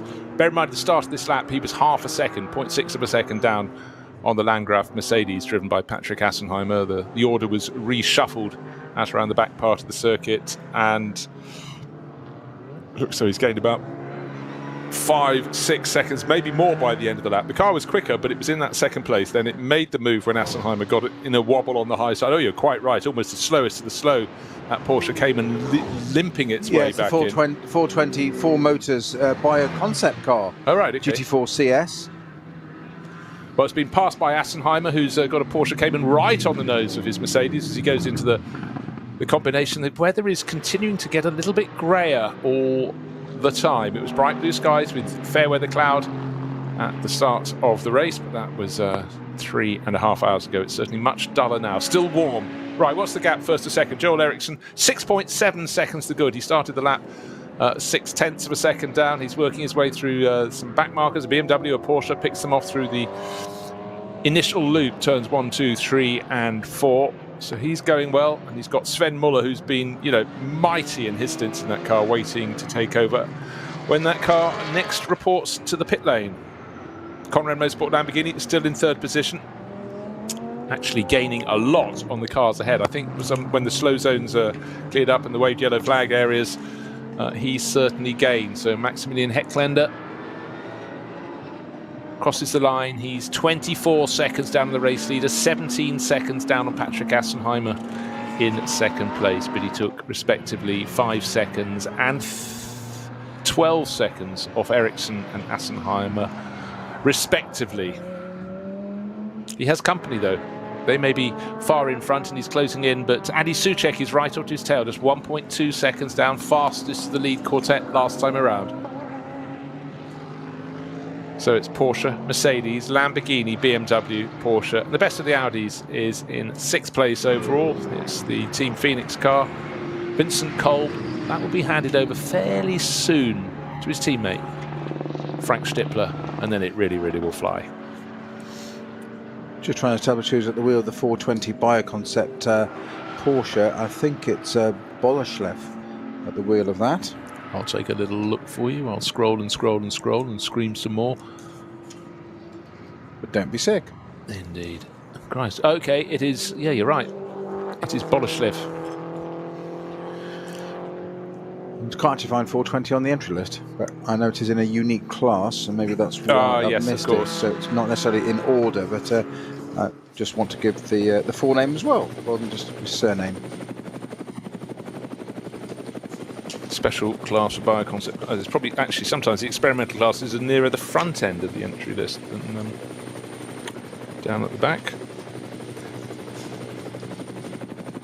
So, what is happening out on the track? Conrad Motorsport car, still the Lamborghini, still holding down third place overall, but he's really having to fight. Andy Soucek in the Walkenhorst Motorsport BMW is close at hand, and every instance is closing. He's 1.5 car lengths down in the rears, and going past the Porsche Cup class, it's down to about the length of a bonnet, no less than that, almost a layer of paint. Third and fourth, Lamborghini against BMW. Andy Soucek looking for whatever drag he can get, anything he can do to unsettle Heckländer, but Hecklander's settled into his stint now. Half a chance up the inside. Soucek takes a look, doing what a good pro needs to do, unsettle the driver in front, going past the number 14 Racing Engineers Audi. No problem at all for the pair of them. Still third place Conrad Motorsport, still fourth place Walkenhorst Motorsport. It's Heckländer from Soucek, and they're both faster than the car in second place. They will be getting closer to Patrick Assenheimer's Landgraf Motorsport Mercedes, but out front Joel Eriksson looking very comfortable indeed. Number 3 Falcon Motorsport Porsche leading at the start of the lap by nearly 7 seconds and going out, extending that all the time. So looking good for that. And the sister car, number 4, still trying to recover from having to report to the pits for a stop, not a stop and go, a stop and hold, is in 5th place. And you know what? Quickest driver on the track, Alessio Picariello. So he, well, actually, I'll tell you what, he could be on the back of the battle we're looking at for third position very soon indeed. He's only 5 seconds behind. Little bit of traffic plus his pace, he could be right with them very soon. Oh, magical. And just to extend the courtesy, the 420 is being driven by Henrik Bolashlev. Well done. And what was the class? Do you want to define the class that was in? The class for people with number 420 on their door? AT brackets G. Ah, okay, there we are. That's what one Alternative needs. fuels. Yes. It's well worth going to the vln.de website and taking a look at the entry list, there's so many little facts and figures, and for someone like me who's a bit completist, I like the fact you find out where they all live. And I tell you what, if you're really completist, you can even find their racing licence number to add to your mix. Don't do that, children. There's a slight stalker element coming into your commentary there, Bruce. I try and keep it I know where they live. Oh, I see what you did. It's the plurality of that as well that worries me. Not they, not just where I know where you live. I'm just trying to add a little interest. It's of the wrong sort. Yes. Right, but what is interesting Kerry in this race shaking her head. Is that Rob, being significantly younger, is looking worried. And rightly so. Joel Eriksson leading, pulling away. Second place, Patrick Assenheimer, not entirely safe. Third place, very tight between the Conrad Motorsport Lamborghini, Maximilian Heckländer, doing actually a very good job, because I fancied at the start of this stint that Andy Soucek, because he'd done the previous stint, had the performance. But actually, as the race goes on, the Lamborghini is actually looking better and better. I really think the Walkenhorst Motorsport BMW was looking good at the start of this race. It was handling well. But in that initial stint, if you remember, suddenly we had a close-up shot and we had the Schlitzolam Mercedes looking super comfortable, and I commented on about lap 2 that the front end was already starting to wash out a little bit in the tighter corners from that Walkenhorst BMW, and I sensed that maybe the setup isn't as sweet as it could be, because I just think qualifying was a little compromised. The qualifying session was interrupted, and when your lap is it was unfinished long, business, wasn't it? So it potentially was an inaccurate grid if they'd all been given a clear run of things. However, you take what you can, and that Walkenhorst BMW started on pole position. However, I think it maybe in terms of the setup they got for the day, some of the other crews have got a better setup, but it had an inferior qualifying time. And I'll tell you somebody who has got a setup just right, Falcon Motorsports, with the number 4 car, Alessio Piccarella, who was less than 5 seconds behind this. He's going to join into this group very soon. He's within range already, and we're going to have a 3-way battle soon. It's only, I would say, it's about 10 car lengths away. Yeah. When they get on the Dottinger Hoa, that's going to end up, before we know it, we're going to start this next lap with these 3 line astern: Conrad, Walkenhorst and Falcon, Lamborghini, BMW and Porsche. Yeah, he's just, as you were saying, that came into the rear of a shot. Admittedly some way back, but looked slightly less than the 5.6 seconds or whatever it was. So Cariello could yet get a top 3, and he's sharing this weekend with a driver new to the team, Tim Heinemann, who's done a very good job so far. But the sister car, however, number 3 for Falcon Motorsport, 6.7 seconds the good at the start of this lap, but pulling ever further clear of Patrick Assenheimer, who in time will almost be into the front of this shot for the battle for 3rd position. In fact, I think he's in front of shot now. I think they're closing in on him at the handover fist time, and 2/3 the way around the course this lap. Suddenly we could have a battle. We could, if things are lucky, within the next lap, have a 3-way battle or 4-way battle even for 2nd position. However, at the moment it's still Assenheimer holding on in the Landgraf car, the Mercedes number 55, and being chased and being caught by those behind, which is the Heckländer Lamborghini from Conrad Motorsport and the Andy Soucek Walkenhorst Motorsport BMW. And both those in turn caught by the number 5 Falcon Motorsport Porsche, with Alessio Picariello at the wheel. You just look at the intervals between the top few cars there, as you say. It's not the gaps across between the top 3, top 5. There, 6 seconds, 17, 1.2, 5.6, and 11, and then 3.4, 3.9. That's the top 7 cars. What do you do when you're catching someone? You flash your headlights, and that's precisely what's happened for the driver in 5th place, Alessio Picariello, just about 2 seconds down on Andy Soucek, who's been busy for a long time now trying to catch the Conrad Motorsport Lamborghini. Ooh. Over the start-finish line, it's nearly 10 seconds, 1st to 2nd. Landgraf Motorsport losing a little bit more time. That's Assenheimer to Eriksson, and then comes the battle for 3rd place. In fact, at the end of that lap, they've actually fallen away a little bit. The Conrad Motorsport Lamborghini, bump across the line. He's 16 seconds down on Assenheimer. He's 3/4 of a second to the good over Soucek, with Picariello in 5th, just a second further back. Now, that gap I said was 5.6 seconds between the Porsche and the Andy Soucek BMW in front. It's now 1.6. He's taken 4 seconds out on that lap alone. What my sharp intake of breath was for was as the Assenheimer Mercedes came down the pit straight, and he went through a couple of back markers, flashing his light to get down to into turn 1. Absolutely right. Golden rule of racing is coming out of the pits, never cross the blend line. 330 BMW coming out of the pits, minding his own business, and all of a sudden he gets a Mercedes. You can cross the blend line on the track when you're already on the racing line. took that across. It was it's the thing with the Mercedes today. They like that little bit of pit wall there. It's obviously a bit of a Mercedes magnet, isn't it, at the end of the pit wall there? It is. The manufacturer pays the price, and they can go down that line for one meeting and one meeting only. I joke, of course. However, it does certainly, while you get a little bit of a side draft or whatever, it does give you opportunities for all sorts of disasters. But at the moment, it's a Porsche leading the way. It's Joel Eriksson, number 3 Porsche for Falcon Motorsport by the margin of 10 seconds.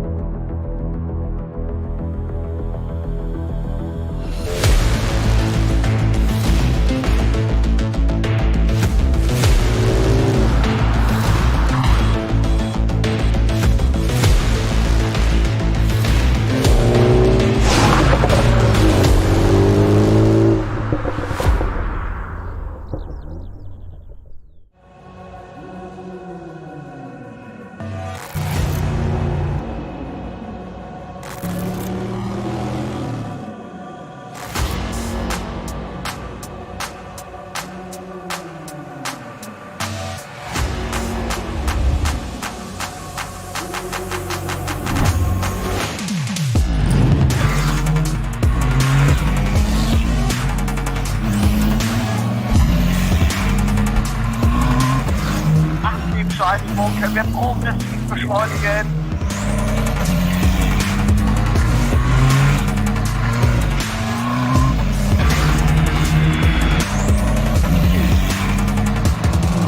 Schön gefühlvoll und eingelenkt.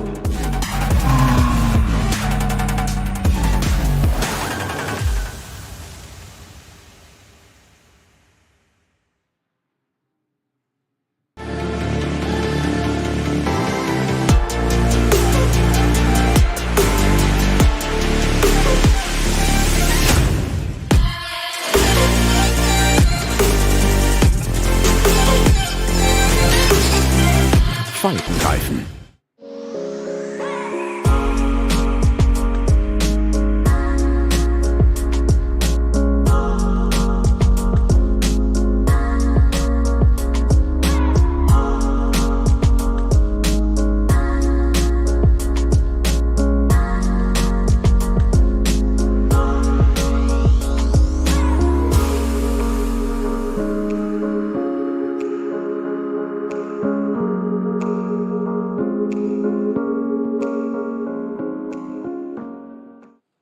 World's First Asphalt Watch.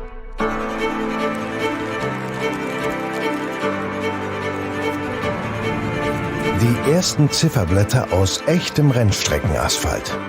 Auf dem Asphalt wurden Legenden geboren und magische Momente erlebt. Coblor.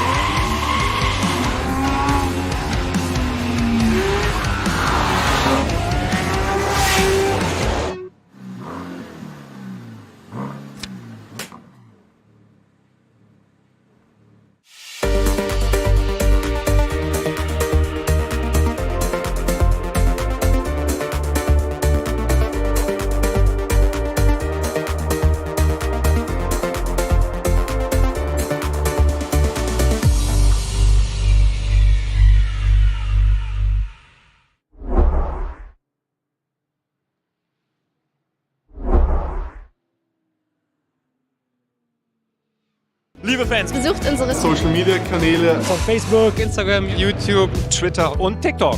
Willkommen zu NLS.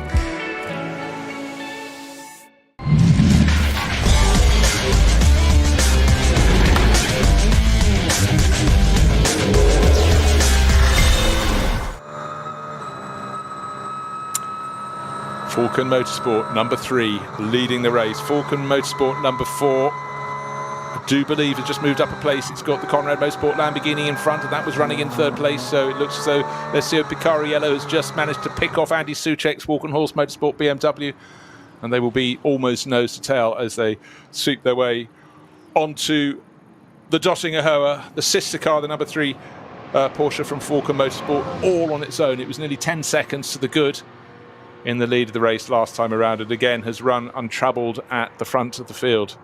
2nd place, the Landgraf Motorsport Mercedes. That is lapping sensibly, but not as fast as those chasing. And there's been, well, it is nose to tail. 3rd, 4th and 5th, the Lamborghini with Maximilian Hackländer. Alessio Picariello has now moved himself of Andy Soucek's Walkenhorst Motorsport BMW and riding with Alessio Picariello. He is getting a fantastic drag as he goes towards the kink.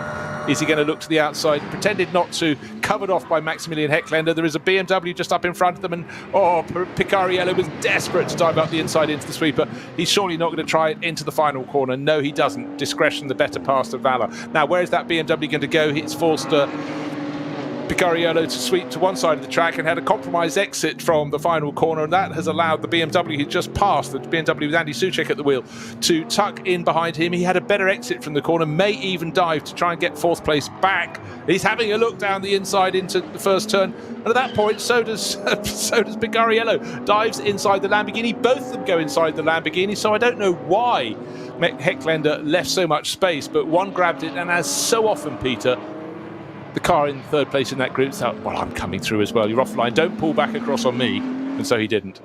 Follow the money, follow the gap. It's there. Go with it. Someone's already done the hard work. Just tuck him behind. The loser on that one, the Lamborghini in this case, has got no choice. He can't turn on one car. Can't turn on 2 cars. Well, entirely so. Further back, some great racing. Number 5, Audi, Phoenix Racing, Vincent Kolb at the wheel now. Arjun Maini all over him. 6th and 7th they are. That's Phoenix Audi from Haupt Racing Mercedes. You know, when I think across the races we've covered in this championship over the years, Peter, this one seems to have had almost the most interest. It's often you might get a battle for the lead or a battle only for 4th or 5th, but here we've got battles the whole way down the top 10. We've had incident. We haven't had excess of incident, but it's always been something to keep the drivers on their toes. And for the TV director, they actually need to have at least 3 sets of cameras so they can pick out all the action as it's happening, because we've got brilliant class battles. And right now the circuit is living up to what it should do. We've got just over 2 hours remain of this 6-hour race. Yes, bonanza time here on the Nürburgring Nordschleife. And even as we speak, there's a place change potentially coming up and being pulled off. Hold on, let's just say around the outside into the first part of the Vidal chicane. That doesn't happen very often without tears, tantrums, and drivers ending up with their cars beached in the gravel. So Arjun Maini around the outside of Vincent Kolb. Yes, it's for 6th place, but it's a position gain. It's done. And Alessio Picariello, boy oh boy, is he taking risks as he tries to pull clear in 3rd place. He was 5th at the start of the previous lap. And then he came into 3rd at the start of this lap, got past Maximilian Hackländer, we saw down into the first corner, and he's picking off back markers as though they're not there, but they very nearly were there, very nearly to the detriment of the front end of his Porsche. So suddenly it's looking, instead of 1st and 5th for Falcon Motorsport with their Porsches, it's 1st and 3rd, and going away 3rd. Just confirm that round the outside of the Vidal chicane was, my eyes don't deceive me, bro, I'm just asking you to clarify, the number 6. Yeah, there was Vincent Kolb being picked off by the number 7, 6th and 7th. Yeah. Sorry, number 5 and number 6. Yeah. That's the second Racing Mercedes. Yeah, going past Vincent Kolb in the Team Phoenix Audi that he shares with Frank Stippler. I knew that was right, I just couldn't quite believe it, because it's mainly taken a front-engined GT3 Mercedes around a Phoenix-driven Vincent Kolb mid-engined R8 Audi. Right. Cast your mind back. Yeah, no, I know. It just, I'm saying it slowly, deliberately to allow you to absorb what I'm trying to say. But that just shouldn't work. Physics just say that shouldn't happen. The other way round, yes, I've got it, but you'd have thought the least nimble car to go round a mid-engined R8 Audi, well driven, well prepared, Phoenix and Vincent Kolb. You can't get much better than that. He just drove around the outside. He did kicked a little bit of dust to do it, but clearly well within track limits. So what a stunning manoeuvre to set that done. And also lay a marker down before you get to the Nordschleife. Job done. Oh yeah, no, totally. There is that air of desperation. You sense it year in, year out. Or get it done before the Nordschleife. It becomes 10 times harder if you don't. But at that point, I think also really hats off to Vincent Kolb. He suddenly realised, oh my gosh, he's going to go around the outside. If I keep going deep into this corner, then we possibly both going to go off. But for Arjun Maini, I would suggest that that move was born of two things. It was born of desire to get past and possibly really born of inexperience. That is a place where you put yourself at huge risk in terms of an accident being on the outside line into a chicane, but the gravel was not welcoming and he didn't go into it, and he was very fortunate indeed. But again, full marks for trying, but I just thought absolutely that was primed for failure rather than success. I'd say for Arjun Maini there's a definite nomination for move of the race there. There are others as good, but that's a definite nomination. Could be on my shortlist. Yeah, so if the marshals there were already unsheathing their yellow flags to start waving, they've obviously put them back and could save them for another day. But hey, there I was saying this race has provided something. Didn't matter if the battles for the lead, second, third, fourth, fifth, sixth, seventh, doesn't matter where. But in the SP9 class, the lead class alone, there really has been something of huge interest all the time. However, the battle for the lead of the race is not something that is closing in. It's going out, and by some margin, because Landraff Motorsport, Mercedes, Patrick Assenheimer at the wheel, multiple winner here in the long distance race, is losing ground all the time to Joel Eriksson. I'm just checking. Yes, he actually gained it the first part of the lap. But the middle part, he's lost 10 seconds in one of the sectors alone. So that means that Alessio Picariello will be closing in, and really with a handful more laps, maybe actually before the end of his stint, he should get pretty close. Another car we haven't talked about too much is the leading car in SP9 Pro-Am, and it's Lion Speed by Car Collection, number 23, and it's Klaus Cook at the wheel at the moment. That's in 9th place overall, and the number 120 Porsche is leading the Porsche 2, the Cup 2 class at the moment, and that is Tim Scheerbar, who's back on board. He did the early stint, took over from Daniel Bickel. David Yarn did the second stint. That's the Avia by W&S Motorsport crew, sitting on a margin of, hold on, let's check how many pit stops they have, because it's 2 minutes and 30 seconds, 2.5 minutes. No, in fact, that's interesting. They have, a tidy advantage, but they've both done 3 pit stops. We've got a code 60 at Exmoor as well. That's for the 735 entry, which is the Sven Erpen-driven Hoffer Racing 325i BMW from Class V4. That's got an intervention vehicle behind it. It's immediately green altered at post 116. I'm not sure why that's off at the moment, but that's where that is. You do need several sets of eyes and ears to watch and listen and discover when cars go missing. And on a circuit, say Silverstone, you've got X number of corners. You can identify quite quickly where things might have fallen. Some corners are magnets for trouble, others less so. But here on the Nordschleife, pretty much any corner is a potential point of calamity. That's half the appeal of this circuit. Slow zone, yes. Now, Versteifen, Marshall's Post 114, halfway round the lap. And at the moment we have, just double checking anyone running completely out of kilter in class. What's quite confusing, you look at how many times cars have pitted, and that number 4, a Picariello driven Porsche from Falken Motorsport, is listed only 3 times, but we know full well it came in for a stop and hold penalty for that tyre infringement on the grid. So it should really say 4 to me, but obviously it didn't make a pit stop, so it doesn't count. But it would be quite handy, I think, if the time you're not on the circuit, or the number of occasions you're not on the circuit. However, anywho. So, 17 seconds, the gap between first and second. I think we'll find out quite soon. It's probably gone the other side of 20 seconds. And is it time? Where are we on the cycle? Must be getting towards the end of this stint. It'll be 28 laps on the board for the race leader when he comes through, Joel Eriksson. The number 3 Falken Motorsport Porsche. Yeah, he's on Ericsson's on 5 laps. He's gone on further lap. He's just crossed the start-finish line. Yeah, so he's only on 5 laps at the moment. The Landgraf number 55 in second place, Patrick Assenheimer, has completed 7 laps, so he will need to come in again. Whereas Hacklander, Picariello, Suchek have done 5 laps, and Kolb has done 4. Arjun Maini in the Hout Racing Mercedes has also done 7 laps. So basically, first and 6th, isn't it? going to need to pit on this lap. Okay, so Assenheimer, as we say, comes in. But first and 7th, my apologies. Yeah, but of course I keep getting thrown. You get used to the sort of constant figure. 7 laps is the stint they always have in my head. But once they very quickly, on their second stints, moved up to 8 laps, that changes the mathematical equation somewhat. So Joel Eriksson now leading.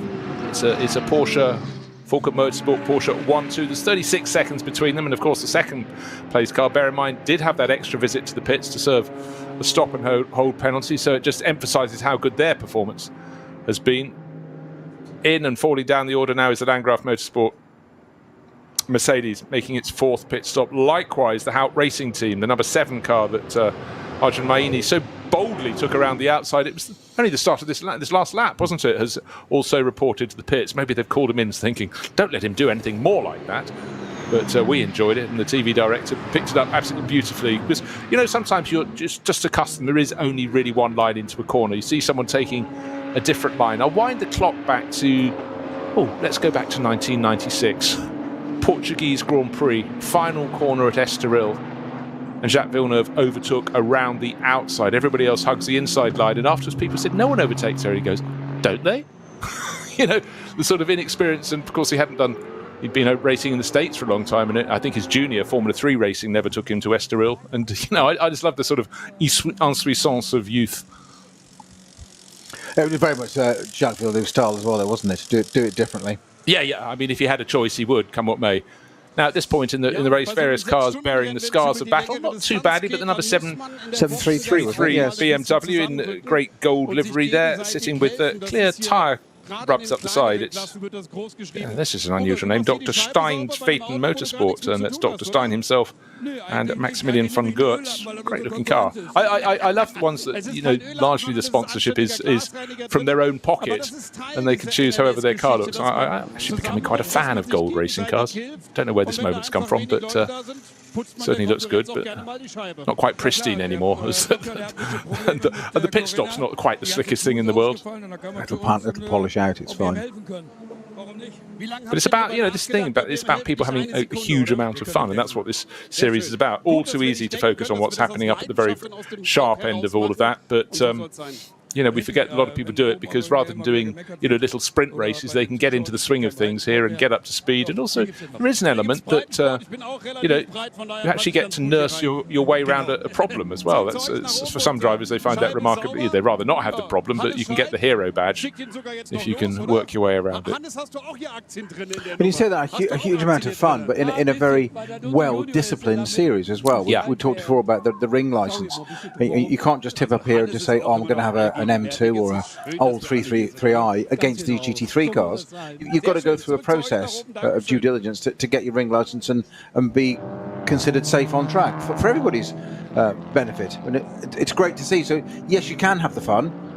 It don't have to be as serious in the money you've got to spend to do a GT3 car, but you've also sort of got to keep out the way and earn your rights to be there. Oh no, that's very much part of the mix. Yes, I hate you to think I thought people would just rock up and have a bit of a laugh. It's serious when you're out there, but you can do things seriously, you know, sport, all sorts of levels, be as professional as you can. But if at the end you're camping at the circuit tonight, or maybe last night, or better still have a motorhome and you get the barbecue going, you know, and you're with like-minded individuals, you know, what is not to like?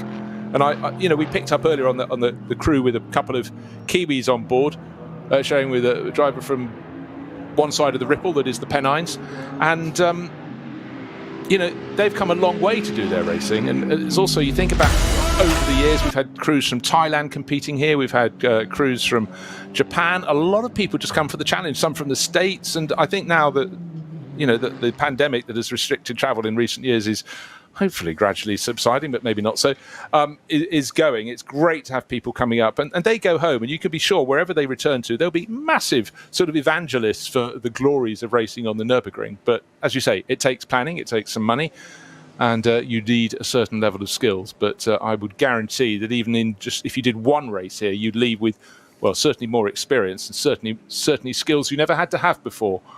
Because anything where you're racing, today we had 121 starters, we have had races here with 160 starters. It's very busy, it's multi-class racing, it's tricky. And I think, you know, if something is hard, you get more benefit from doing it, and more, you know, more pride. I think you've achieved something really, really difficult. So yeah, go for it.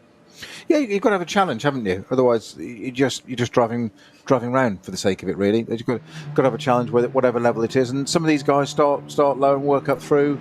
Some stay where they are. But Adrenaline Motorsport, I think it's 4 years in a row they've won their championship now. Good for them. Absolutely brilliant. Got on there and do it. I'd also like to see them almost just go up a category in a car and say, come on then, you've got the experience, you've got the strategy, you've got it all working now. Why keep winning the same thing?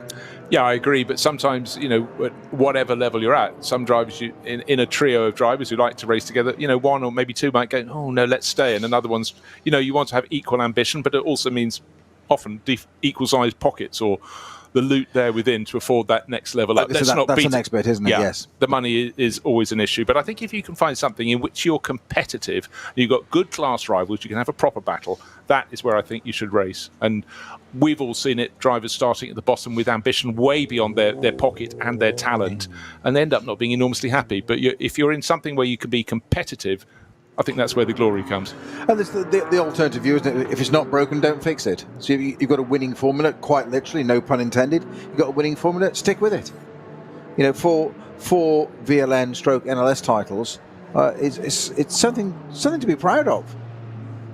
Have that on your CV and just in your back pocket. Very nice, thank you very much. Well, the odds are stacked against anybody having multiple wins, so you need to dot everything and really get your ducks in a row and any other little combinations you may wish to choose. But right now, though, the team that's got everything going right for it is Falcon Motorsports. It's Porsche's running first and second, and in the next, I think, couple of laps now, we should have them coming in to make their pit stops. Certainly, the Landgraf Motorsport Mercedes, that's made its fourth pit stop. That's back on the track, but it had been passed and dropped into the wake by Joel Eriksson, by Alessio Picariello most recently. And actually the Picariello battle with the Walkenhorst Motorsport BMW, number 34, and the number 7 Conrad Motorsport Lamborghini, they were really, really close, and it is now 3.5 seconds clear of the Walkenhorst Motorsport BMW. Maximilian Heckländer has fallen back in that grouping, in fact by some margin. Snow, he's fallen back. He's 8.5 seconds down on Andy Soucek. So Heckländer, did he go too hard too soon? And was Soucek nursing his tyres? They were very even on times, and then the Lamborghini started pulling away, and now it's dropped back to 5th on the circuit. Yeah, it's just I'm not quite sure about that one at the moment. Yes, it's time. It's the Lamborghini's 2 seconds down on Sector 1 and Sector 2 consistently. Because there I was not so long ago saying, actually, look, it looks the better of the pair at the time. It was dropping Soucek, but maybe Soucek has worked out how to keep the tyre life the longer in his tyres. What it's doing, though, is it's also putting it into the clutches of the Vincent Cole Shearer Team Phoenix R8 right behind it. That's only got a 4-second gap. I've got it 22 seconds. My apologies, wrong. Yeah, sorry, you're absolutely right. Yeah, no, it's quite a large one. Right, onto another lap goes Alessio Picariello. Let's see what the gap is to the leader. Bear in mind he had that extra visit to the pit lane, but across the line he goes. And Andy Soucek dives in the pits in the Walkenhorst Motorsport BMW. So that was in 4th place, having got ahead of the Conrad Motorsport Lamborghini and dropped it to some extent. Bruce, just very quickly going back to the Haupt Racing, I've got Love in the car at the moment. Yep. Not on my entry Jordan list. Love. Jordan Love, yep, thank you. Yeah, the original entry list had Hubert Haupt, and then he took it over, and Arjun took over from Lucas Stoltz. But his first sector was 4 minutes 5 when it's everybody else's 1:05, 1:06. I think that might, no, that includes the pit stop time, does it not? I think it does. Because I think it does. You're right, absolutely. Okay. Yeah. Sorry, yes, sorry, the one above it now done exactly the same. Thank you. It just caught my eyes being standing out there. I thought, whoa, hang on a minute. So this is what I do. You see, I raise the drama level, you put the facts in. It's great teamwork. It is, one sets it up. It's a bit like a volleyball match. Yeah. One does the, whatever you call the plant, and the other one does the smash. It's Morecambe and Wise. It's not that good. The legendary, but suddenly the pits are busy. 3rd, 4th and 5th into the pit lane, but those Falcon Motorsport Porsches, 28 seconds between them, with the gap coming down as a lot. 8 seconds gained by Alessio Picariello on the race-leading Joel Eriksson. So it's a 1-2 for them. Eriksson being slightly obscured and obstructed there by a Porsche Cup 2 class car, but he gets around it not long after the exit of the Hatzenbach sweepers, and goes on his way. But you could see actually a little bit of caution being exerted there by Joel Eriksson, deciding not to just risk too much. He knows his teammate is closing in on him, and I would reckon this time around, you might disavow me of this, Peter, the number 3 Porsche should be coming in for its pit stop. It's on lap number 30, and I would think... Number 3, it's done 6 laps at the moment. Has it? Oh, one more. Okay. One more to go. Yes, I keep forgetting the number 3 car did a 7-lap opening stint. I was thinking it was one of the group, the majority that came in after 6. We had the race leader at the time, the number 2 Schnitzelam Racing, sorry, the number 11 Schnitzelam Racing Mercedes, just doing 5, which we thought 5 laps for its first pit stop. We thought that's a little bit short. Was leading the race, and a lot came in after 6, a lot after 7, and since then, in full racing dudgeon, if you will, the rest have been doing 8-lap stints. So, wow, again, just checking on the pace. The gap between Ericsson and Picariello started this lap 28.6 seconds. First stint, 0.4 of a second gained by the chasing Belgian on the Swede. The next stint, next sector of the lap, another 2 and a bit seconds. So he's taken 2.5 seconds already in the first part of this lap. But I think we will see that lead car coming in to the pit lane. Christian Cronjes goes back out in the number 34 Walkenhorst Motorsport BMW. That's the car that came in with, a short while ago, and that's been handed over to him by Andy Soucek. Therefore, probably the next one in the cycle will be third driver in that car who went in, who's actually started the race, Ben Tuck. Yeah. They'll have Ben at the start, Ben at the finish by the looks of things. Well, yes, but it's not going to be the finish yet because it's a longer race, isn't it? Yeah, no, but Christian Cronjes is taking over now. He'll do his stint. Apologies, and then... sorry, I missed the Christian Cronjes bit. Yeah. Okay, Soucek's done 7 laps there. Hacklander's done 7 as well. Kolb is on 6 at the moment. So Ericsson and Picarella's done so Picarella should be in the number 4 car soon as well, because that's done its 7. That should be hanging back over to Tim Heinemann, I think. Yeah, Tim Heinemann showing that car.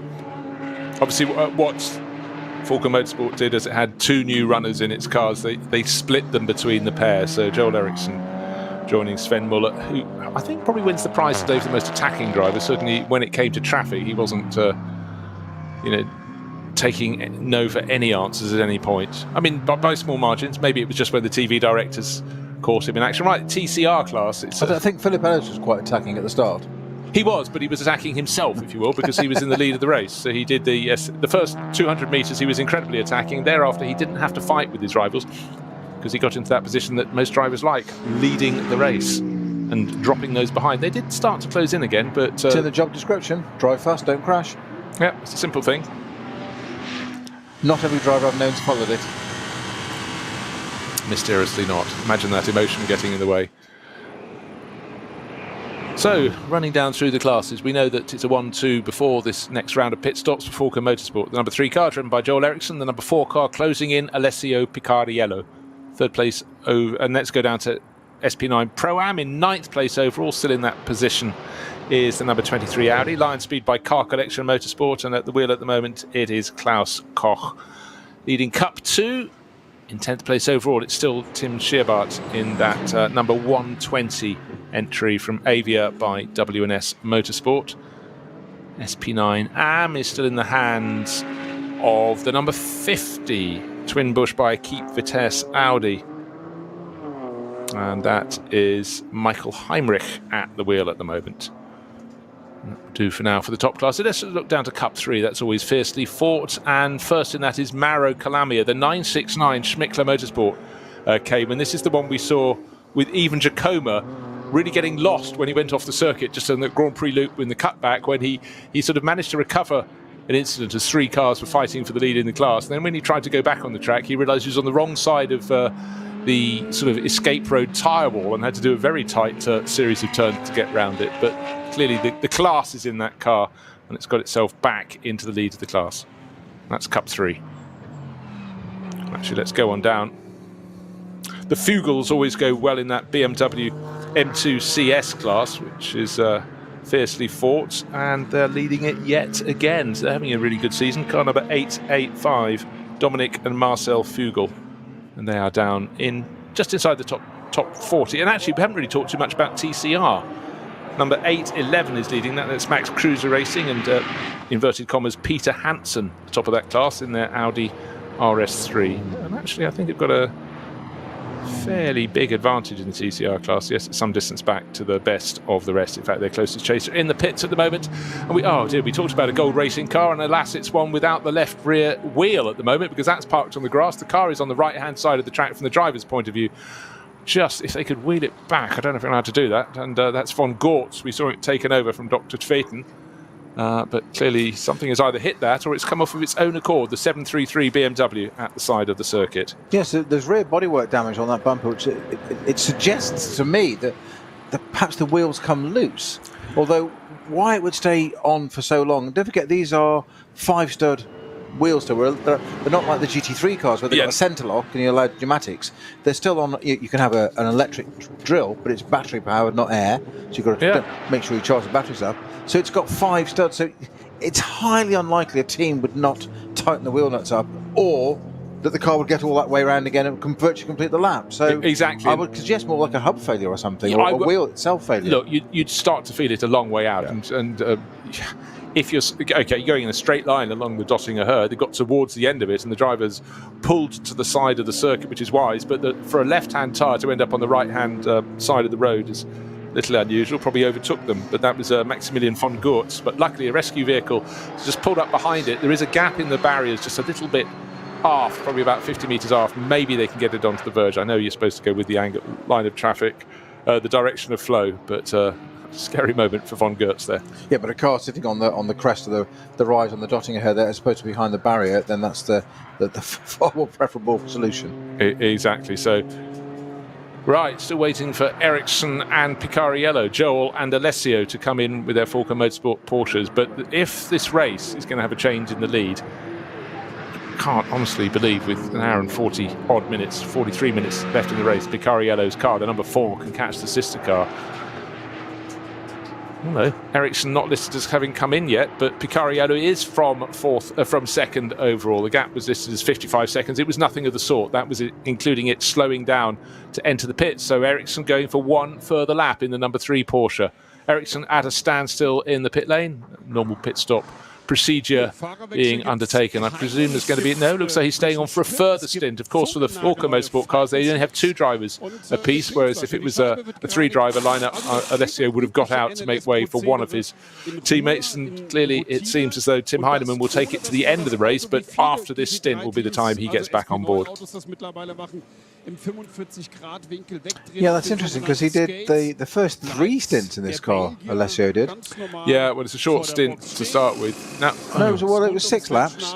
Yes, okay, but does it count as a stint when he came into the pits and then stopped for a stop and go and got going again? As a stint? I think it probably doesn't, but I'm just querying. So 6 and 6. Okay. Heinemann, then Tim did at 8. He's just done a 7-lap stint. But obviously within that 2-driver pairing, you would give the lion's share to your faster driver, your more experienced driver, and that is undoubtedly the Belgian racer Alessio Picariello. So he'll be back in the race, but how far down the order that will drop. But the general trend for Falco Motorsport is they're working their towards a potential 1-2, but for the number 4 crew, with that setback of the penalty being given to them for having tyres changed on the grid, which is a no-no, it's going to be a big ask. I think a top 3, if they can get a 1-2, be an absolute miracle. But certainly the pace of the 4 has been quicker than the pace of 3 in the last stint. Slow zone code 60 now at Her Acht. In fact, Her Acht hasn't really got in on the Acht today, has it? It's been quite quiet in terms of incidents out there.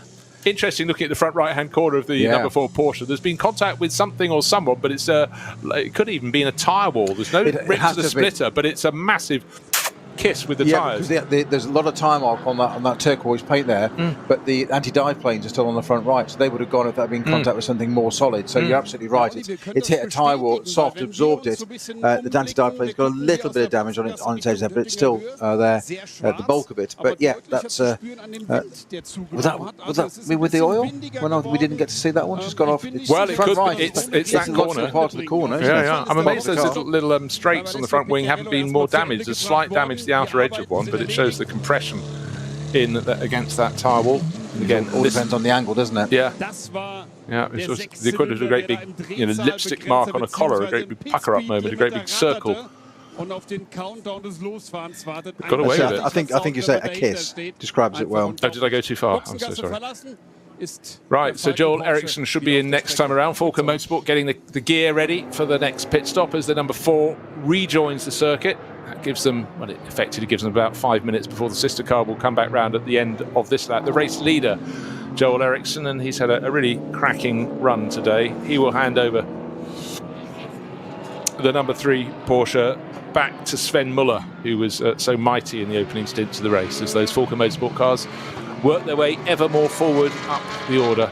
Haven't checked in on the progress of number 25 for a while. Just coming up to 14th place overall. Enzo's brought that Huber Motorsport Porsche in. The reason I pick it out is because it's not even in the top 10. It's because this was the car that qualified second fastest and unfortunately got sent to the back of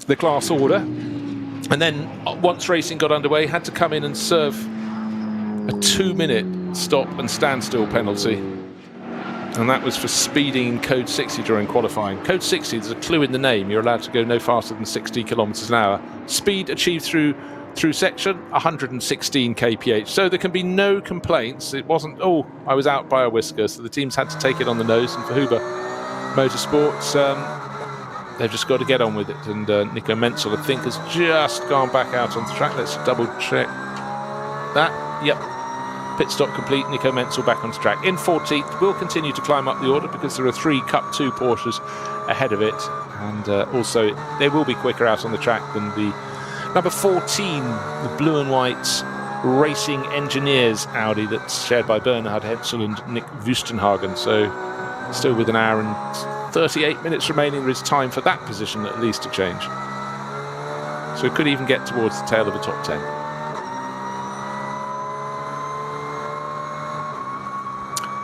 Alessio Picariello continuing after that pit stop. Next time the car comes into a pit, I'm sure he'll have his new teammate Tim Heinemann back at the wheel.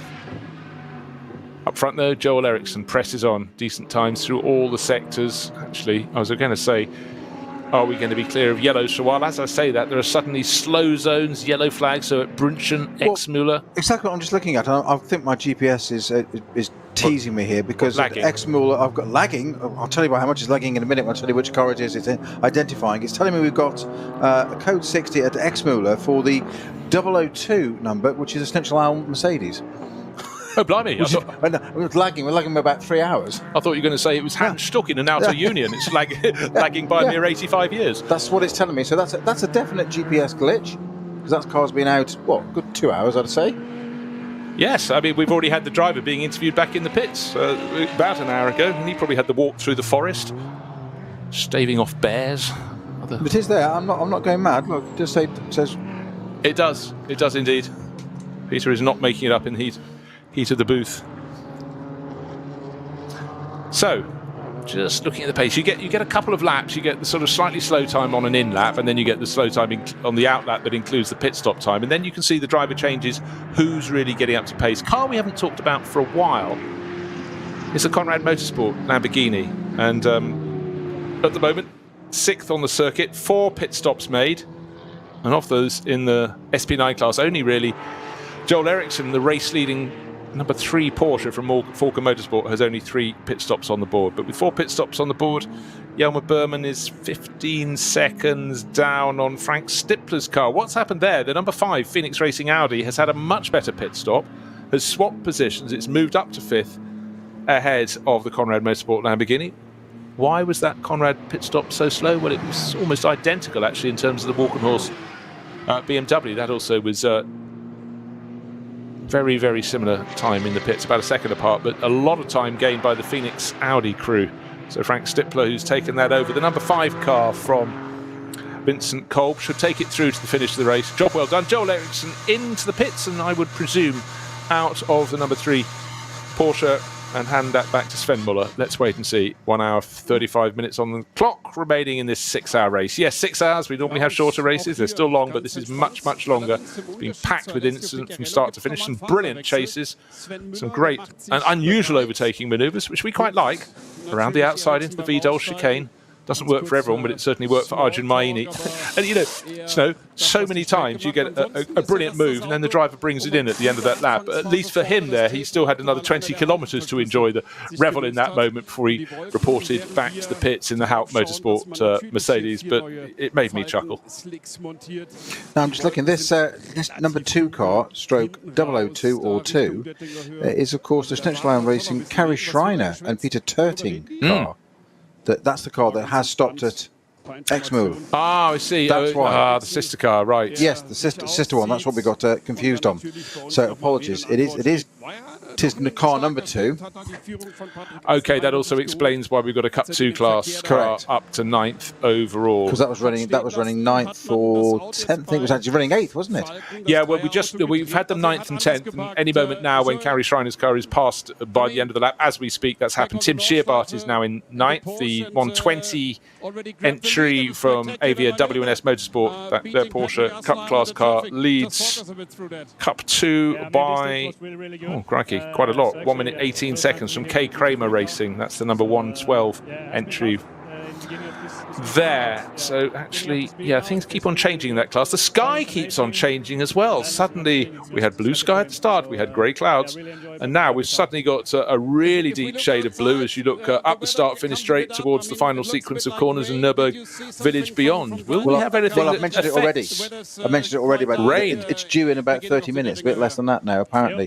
So it might be enough to affect the need rain tyres for the last little bit of this. That's all I'm hearing at the moment. It's just let's see. But so that's why Joel Eriksson is looking hot but contented and knowing he's handed over a potential curveball, not from his point of view, but to his teammate, because Joel Eriksson was handing over to Sven Muller. But that was a really, really good job from Joel, joining the team for a first run out with them, bringing his car in on a sizable lead. Had there not been the penalty for the sister car, I think this would have been incredibly closely fought. But in a set of Falcon Racing overalls that looked as though they were made for somebody else, a little on the large side, Joel Eriksson strides to the back of the garage. He could be proud of that run. And certainly he's been busy in recent years, mainly in the ADAC GT series, but for DTM before that, once he crossed over from single-seaters about 5 years ago now, and settled in very nicely indeed. So his car back into the race. As we speak, Sven Muller crosses the line to demarcate the difference between the pit lane and the circuit beyond. And the number 3 Porsche, though it's dark in the background, as the car came down to the first turn, light still glinting off the front wings, so sun in one direction, but possible trouble coming from the other. Let's wait and see. Well, it would be the final twist, wouldn't it? We've mentioned already that this year we've had, with the exception of the one cancellation due to weather that was done on the Wednesday ahead of the race on the Saturday. This is the NLS 2 that's now going to take place on the 5th of November instead, on that slot they had at the end of the calendar. But we've had nothing but fine weather. Problem, the number 4 Porsche should have been coming back round to second place, or fitting back in second place, going slowly along her, being overtaken by cars left and right in the middle sector of the lap alone. He shed, Picariello shed, got to find him on the screen. Yeah, he lost half a minute in the middle sector of the lap. He's weaving around and, looks like a puncture. The front end of the car is a little higher, rear left. By the looks of things to me. Oh, dearie me. Yes, completely flat. Well, it was going so well, I thought... and it's coming off. There we go. It's just starting to go. This is Alessio Piccarello. That it was I'd say it was going slightly quicker than I thought it would be for a technical issue or something, but it is the tyre. It's now done that thing where the inner sidewall has now failed and the tyre's moved out across the rim. He's keeping it well out of the way. That hasn't flailed yet, so he should be fine to get that back to the pits, but it's just such a frustrating race for them. Well, he's lost 25 seconds in the 4th of the 5 timing sectors and even more in the final one, but I suppose the small consolation, it happened at about the 3/4 point of the lap. If it had happened early on and you have to limp around 25 kilometres, then that is where life becomes very, very difficult. But any chance of a Falcon Motorsport 1-2 clearly with an hour and a half to go is out of the window, barring disasters for others. But what a shame, they fought back so well from that penalty, really did the hard yards. But Picariello will go back out, the tyre will not. That is almost off the rim. It's trying to depart the scene now already, isn't it? I think it's going to just stay on, Bruce, into the pit lane, or just get away. Just cross the 60k line. Yeah, where in the pit lane is their pit garage? I think it's actually near pit in, actually, which is possible help for them, or is that someone else trying to flag a driver down? No, they were near pit in, which at least is some small mercy, a little less time on what is left of not very much rubber.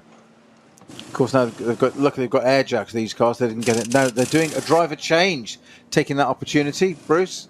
Tim Heinemann about to take over, and it's actually quite difficult to reach in and get to the centre lock nut when you've got to reach the whole way in within a tyre that's folded out. The outer edge is on the inside and the inner edge is flapping around, almost like a big sleeve, a big hole for the driver to dive down into to get the air gun on. There is collateral damage, Bruce, because they're looking inside the wheel arch on that car now. There's a big split in the top of the wing there where it's just caught on that. That's not the end of the world, but there's something going on inside there where it's your inner bodywork, inner wings, and the result into the use of a big hammer to knock something out of the way, which obviously that tyre is caught on before the putting. So I'm just trying to imagine what that would be actually down inside there. Well, you know, down inside there, that could actually be the inner wall of the tyre. You could have this great big lump of rubber that hasn't managed to be freed because the carcass is waving around, or it could have been something that caused the puncture in the first place. But you can't leave in there, obviously, because that can come out and do other damage, let alone to other cars. People coming out, flying out the back of that at whatever pace. But right, okay, the lap time was 12 minutes 46 seconds. I think that was the out lap, as far as I recall. 50% slower, wasn't it? Yeah, so they shed a minute and a bit with limping back. But Picariello out of the car will be feeling a little rattled, and then just when the car is trying to get underway, it's held a moment longer because another car coming into a neighbouring garage. I think that's the line speed.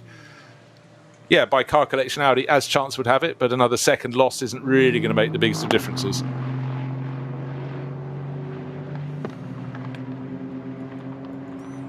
And the car's at this moment diving into the pits, and even at this late stage in the race, most of the drivers have done at least one stint already and have had one pit in. Cars sort of tripping over each other.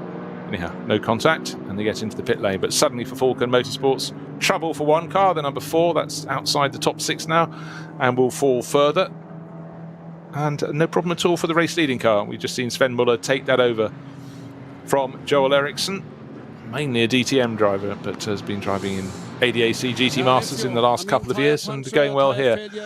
Alessio Picariello is trying to put on a brave face as he's caught by by Patrick Simon there, but at what point did that problem happen? I think he was really enjoying the hunt, seeing how much he could close down the sister car. Certainly bragging rights would have been him if he could have brought his car back from that penalty that brought him into the pit lane. But actually, he got the car back to the pits. That maybe is much more of a sort of performance than people realise, Peter, when you've got a car that is so clearly hampered.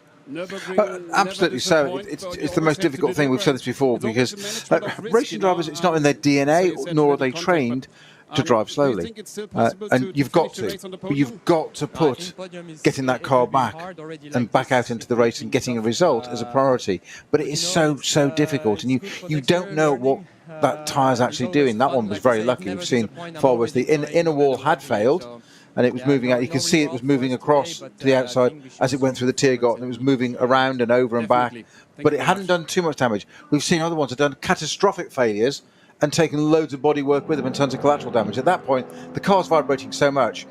Do you continue or do you not? Because you don't know what that noise is. If it's just tyre rubber flailing around and doing a bit of fiberglass bodywork damage, it's not the end of the world. If it's suspension, you wreck the car and do more damage, and you make yourself very popular with the team. Yeah, I mean, Gilles Villeneuve famously used to bring cars back with not much rubber left on them, but of course they couldn't flail against bodywork. But no. We've got a fantastic battle for second place all of a sudden. Patrick Assenheimer, the Landgraf Motorsport Mercedes, has got a quarter of a second advantage over Christian Cronjes, the Walkenhorst Motorsport BMW, right behind. Yep, Frank Stippler, he's hunting them down. It's like the early stages of the race revisited. And again, great. Yes, we've got the Porsche leading, Mercedes in second place, BMW third, Audi fourth, and Lamborghini fifth. So we can't really argue about that at all. Great to watch with this second place battle, picking their way past Porsche Cup class car. 1, 2, all three of them get through. You put your money on Frank Stippler at this particular point. The BMW from Walkenhorst is pushing very hard onto the Landgraf Mercedes, but Phoenix Racing, been there, seen it, done it, and certainly for Frank Stippler, he is the one that has been and seen and done and won. Interesting, from the interview they just had in German with Alessio Picariello, it appears that he had a little bit of contact with another car at Brunchen enough to just if it just rubbed that outer. I'm not surprised why the inner wall would have failed then, though. So, that's an odd one, because there was a tiny bit of damage to the bodywork at the top. We saw that when the camera went on it on the pit lane for us, but that would have meant the outer wall would have failed, and it was the inner side wall that failed. So I'm not. Yeah, it doesn't quite add up for me. I'm not saying that Alessio Picarella's in the car, not me. So I'm sure he knows what's happened. It's an old continuation of that. If it is a contact, then I'm just a bit. I can't quite work that one out. So I've found it so funny over the years when a driver tells you something happened categorically, and then alas, TV shots show quite clearly they were the assailant. Exactly. Oh, quite the reverse. So when they go, oh, all right, I've been caught. It's one of the funniest things ever is to two drivers involved in an accident to their version of it, and it's you may as well put them on the other side of the hemisphere, because they're always going to be that far apart. He jumped, I pushed. No, he pushed, I pushed. Yeah. Well, there we go. So did he push? No, he pushed me. Well, here comes the move. Frank Stippler doing what he's done before. Down the Heract, and he picks off the Walkenhorst BMW, no problem at all. Then suddenly up the inside of the Landgraf Motorsport Mercedes. More performance in his car. He's used that double slipstream very well indeed. The Landgraf BMW driver, back again, though. Well, yeah, exactly, because he immediately tucked in behind Frank Stippler and then got a tow as well. So suddenly for Landgraf Motorsport, started the lap with Patrick Assenheimer in second place, finished the lap with Patrick Assenheimer back down to fourth. So it swings one way, swings another. But again, that was a real case of Frank Stippler using his experience out of Galgenkopf, getting the tow, the double tow through Heract along the straight there, and then slingshotting past. But for the BMW driver Christian Cronjes, that was very good indeed. Having been passed, having been demoted, he just looked up, saw the Audi was now going to challenge for second place, get past the Landgraf Motorsport car and dive through the gap when it opened up. And let's see how Patrick Assenheimer manages to hang on, or will he fall away in fourth place? I sort of sense he's already dropping back, so he's not going to be able to close enough to use a tow hereinafter around this lap. But maybe rain will be his friend, because it's getting darker and darker if you're looking from the pit exit end of the pit lane and looking back towards Nürburgring Village and the tower and the final corner of the lap. It's very, very dark beyond. And the other element of that, Bruce, of course, is that we're entering the phase of the race now where the pit table starts to change and the shorter pit stops. So if it's going to rain, all the team strategists are sitting there thinking now, do we take a pit stop sooner? Do we take it later? We've got a shorter bit. It's really starting to come into play with an hour and 20 minutes to go. It is. I mean, it would be complicated enough if the lap was short, but the consequences of getting the wrong tyres or not changing soon enough or changing too soon on a 25-kilometre lap are enormous. But then, as you point out, you've got that sliding scale of mandatory pit stop time. The closer this is the crux, the closer to the end of the race that you can pit, the shorter the minimum time you shall have to expend during the pit stop. It's the flip of what happens in the first stint of the race, where the shorter your first stint, the shorter your pit stop. So this could really make the pendulum swing a big way. And the difference between stopping one lap and one lap after is about 23 seconds. So the later you can pit, you could get those 23 seconds presented on a platter to you. Which, when we talk all the time in hundredths and tenths at best, let alone thousandths of a second, 23 seconds it's a nightmare. It is, but as we know here, Peter, of course, you've got the fickle nature of traffic, how it can affect you, and some drivers just some days don't get the brakes. Right, news from the helicopter crew: the dark clouds we've spotted over Adenauer will pass by. Well, we'll judge that at the end of the race, but that's exactly. A comment from the helicopter crew. It's pretty good intel from the helicopter pilot, isn't it, to tell us? They've got survival instincts. Well, exactly. It's quite important, isn't it? Yeah, we're talking about racing cars. They're two-dimensional. Helicopters are three. When the ropes stop, watch it plummet. Still, the laws of physics, I do have to sort of work my way back. Helicopters, should they stay in the sky? Well, they don't have a very good glide pattern, do they? Helicopters. It's a fairly basic one, it must be said. Short on gliding. Yeah. So, the number 3 Falken Motorsport Porsche in a class of its own. It's race of its own. It's just lost the sister car, which came in. Don't jinx it, Jones. 43 seconds to the good. Hour and 20 minutes remaining. Been able to lap consistently on the pace. And so Sven Muller now with that fourth pit stop under his belt, untrammeled in the lead, but looking around the course this lap, he's still gaining a little bit more. And a little bit more with every lap. And no wonder Joel Eriksson looking so pleased with life when he got out and was interviewed, because he did a really good stint in his first run with the team and could come away with a victory for Falcon Motorsport at his first attempt with this illustrious team that has such a rich record of success here on the Nordschleife. But so far this year hasn't been one of their glory years, but getting their act together here big time. No, I'm just relishing this battle for second place, which is Frank Stippler in the Phoenix Audi and Christian Krones in the Valkenhorst BMW, and I think this could get really quite interesting. They've got the Landgraf, they've got Patrick Assenheim in the Landgraf Mercedes just a little bit behind here, but just crossing the line the last time that is 0.3 and 0.5 of a second between them. They're going into the slow zone, and this could get interesting now, Bruce, because they've got this slow zone with all three cars lining up. Patrick Assenheim are not quite close enough there. They've got to maintain exactly the same speed here, all three of them. It's the whole point of they've got to do their 60k max. Obviously a limiter on the wheel, they press a button, does the job for them. But what an opportunity here for Christian Krones to get past Frank Stippler. Frank Stippler will be wise to that. If anybody can pounce and defend a pounce, it's probably Frank Stippler. Of course, Patrick Assenheim, no stranger to all this. He's sitting side in the Landgraf Mercedes, waiting for either one of those to get embroiled in fighting one another. I don't mean contact, just so busy out-cycling one another. We've said it before, you don't take one car, you get two of them done at one time. Yeah, but what I'm really sensing is that Landgraf Motorsport Mercedes just doesn't have quite the legs at the moment, and so it's hanging on because they're fighting. But I think as soon as they get clear track ahead of them, Landgraf is still a young team, and Lucas André did a good job, Julian Apostolos did a good job, but I just don't think the car is quite there today. I'll tell you what has got he'll the fight legs. as long as he can. Sector 1 fastest is the Jelmer Berman Conrad Lamborghini. He's just set the fastest sector, so that's got some legs again, the Lamborghini. That'll be good to see. It's not done yet, it's running in 5th. Yeah, and Jelmer you generally look at Jelmer racing all around the world in GT3, GT4. He's been a Mercedes man for a long, long time now. So good to see him in something different. I would suggest he's gaining form, confidence, pace, call it what you will. It's all of those together. And what's his next target? Looking at the track from Jelmer, but he's 30 seconds down on Patrick Assenheimer's Landgraf Motorsports. That's going to be a real haul to the end of the race. But we'll have to look at their respective times as they unravel. In fact, last time around they were within a few hundredths of a second of each other, so there's really not going to be much gain. But maybe as Jelmer settles in, he'll continue to pick up the pace. Well, we have got a Cup 2 class car up. I thought they'd only gone as high as 9th. They're up to 8th place overall. Tim Scherbart, almost every time we mention that class, it's the number 120 GT3 Cup Porsche that's leading that class for GT3 Cup Porsches. Avia and WS Motorsport entry. Quite a tiny advantage over the second place car in that class, car number 102. We're riding with 102, about to complete another lap. And it's Paul Harkema at the wheel of that, Dutch racer from Amsterdam.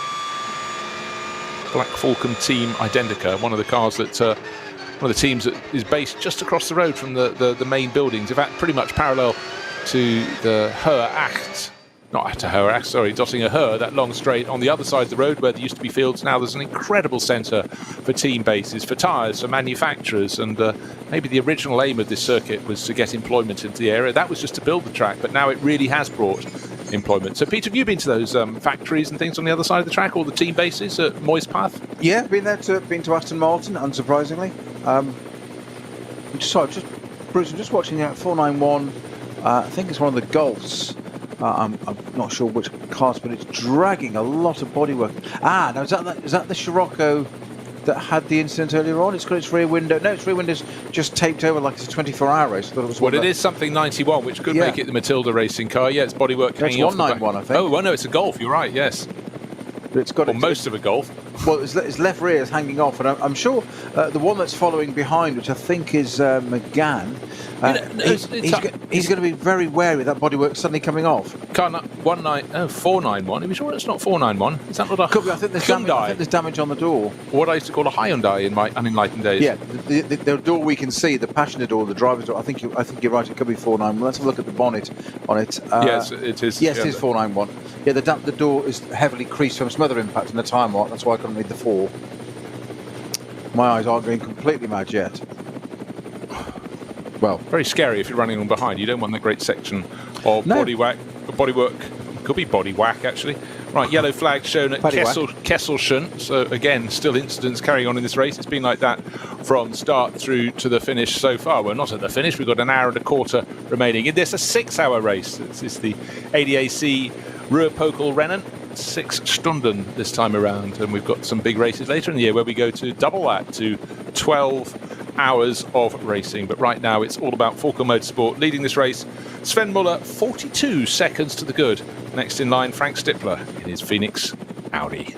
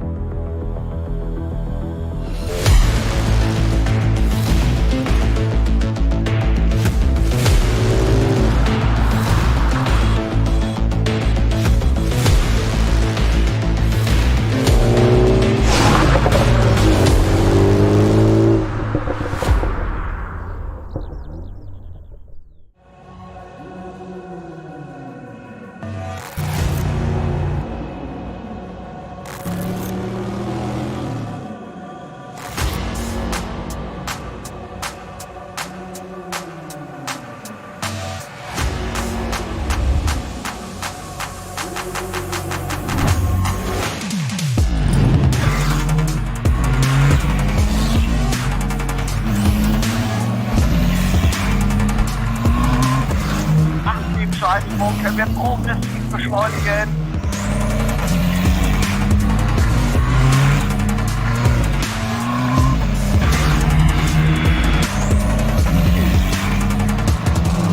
Schön gefühlvoll und eingelenkt.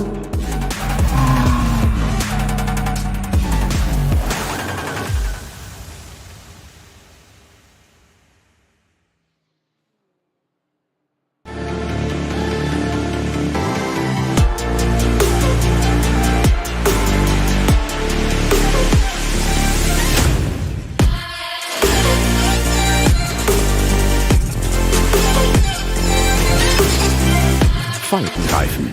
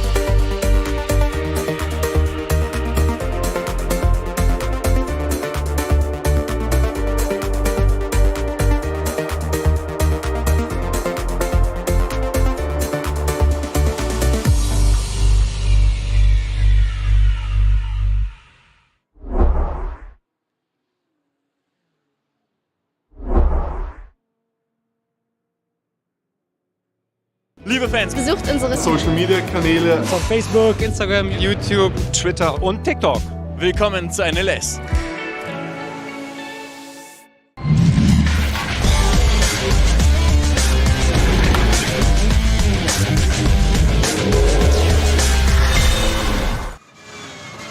The race started in sunshine. It's still a bright day. Depends which way you're looking. Through the windscreen of the number 3 race-leading Porsche from Falken Motorsport, Sven Muller. Lots of insect spatter there, picks off a VW Golf. Now, how clear is the track? We had the race-leading car from Schnitzelarm Racing have its engine blow. It took itself off on its own oil. It took off the 2 chasing cars in the brilliant 3-car lead battle. That put a lot of liquid on the circuit, a lot of slippery stuff. And even now, we've got cars at the side of the circuit, whether they've come off on slippery surface or whether or not they've just simply fallen off of their own accord. But the car that Tobias Muller and Paul Harkema were sharing, the Black Falcon Team Identicar Porsche that was leading the Cup class, is listed in second place now. Klostotol. Is off at Klostotol. Okay, so that has suddenly had a problem. That looks more as though the car has just come to a halt, but whether it came to a halt because it had a spin and clattered the barriers, we cannot tell you. But it's already been hooked up to a course vehicle and is being pulled clear to the next gap in the barriers. That, of course, will delay some of the drivers and will not delay others because some would have already passed the scene of the crime and the crime may have been cleared up by the time they get there. But conditions very much darker as another lap goes on the board for the number 3 Porsche. And I don't know if the gap is going to go out or come down, but certainly it was a slower middle section of the lap for them. But that said, the chasing Frank Stippler has then got caught up in moments. In fact, he's now got company because Christian Cronjes is all over the back of the Audi in this battle for second place. Cronjes has suddenly come to light. I think a little bit of a slower zone has really hampered Frank Stippler. He was pulling clear in second place. Now he's got third, and blink of an eye later, fourth place. Almost nose to tail. The car in fourth place is the Walkenhorst Motorsport BMW. No, it's not. Sorry, I beg your pardon. That's in third place. It's the Landgraf Motorsport Mercedes. I don't know why I keep stumbling over those two. But 3 cars, second, third and fourth, covered by, I would reckon, about 2 seconds. There's still some distance behind the Falken Motorsport number 3 Porsche, but they're very close to each other. They're 44 seconds down on the race leader, so Sven Muller actually pulling clear little by little. Looks as though he's having a bad lap, but then again, traffic can do these things. But second, third and fourth, very nearly nose to tail. And the camera person couldn't actually really catch up with where the Landgraf Mercedes went. It went so wide at the opening corner, it went out of shot and eventually rejoined.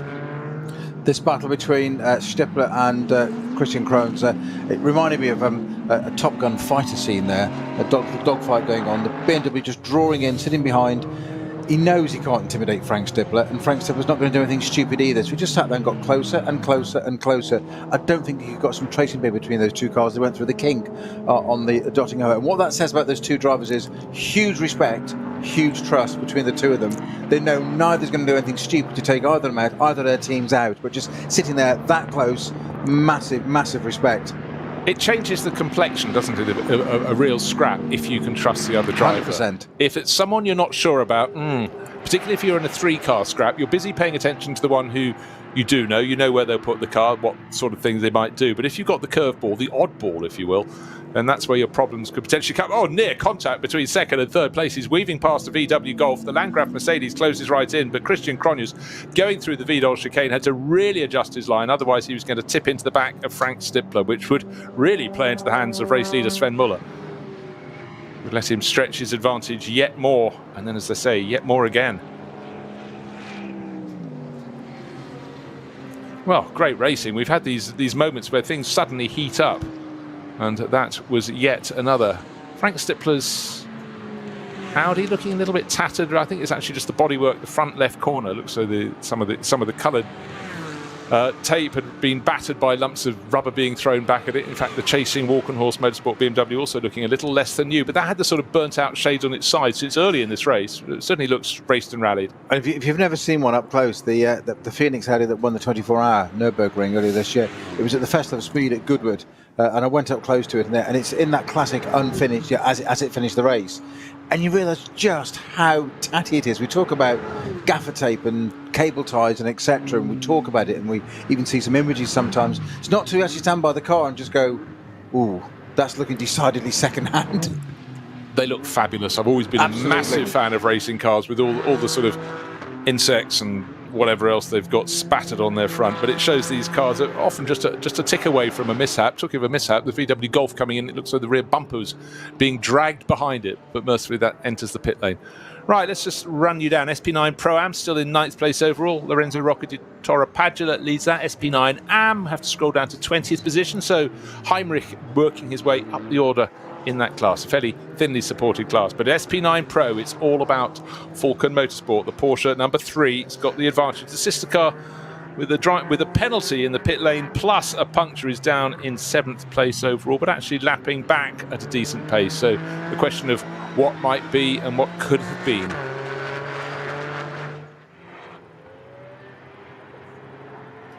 Just trying to keep out of one of those ways there. They came and just let its older rival, bigger brother if you like, to come through. Where are the changes going to come? I'm just trying to work this one out, because a lot of the lap times have been up and down. Suddenly for number 3 Porsche leading this race, it had a rather strange last lap and also a bit of time. Then it clawed it back.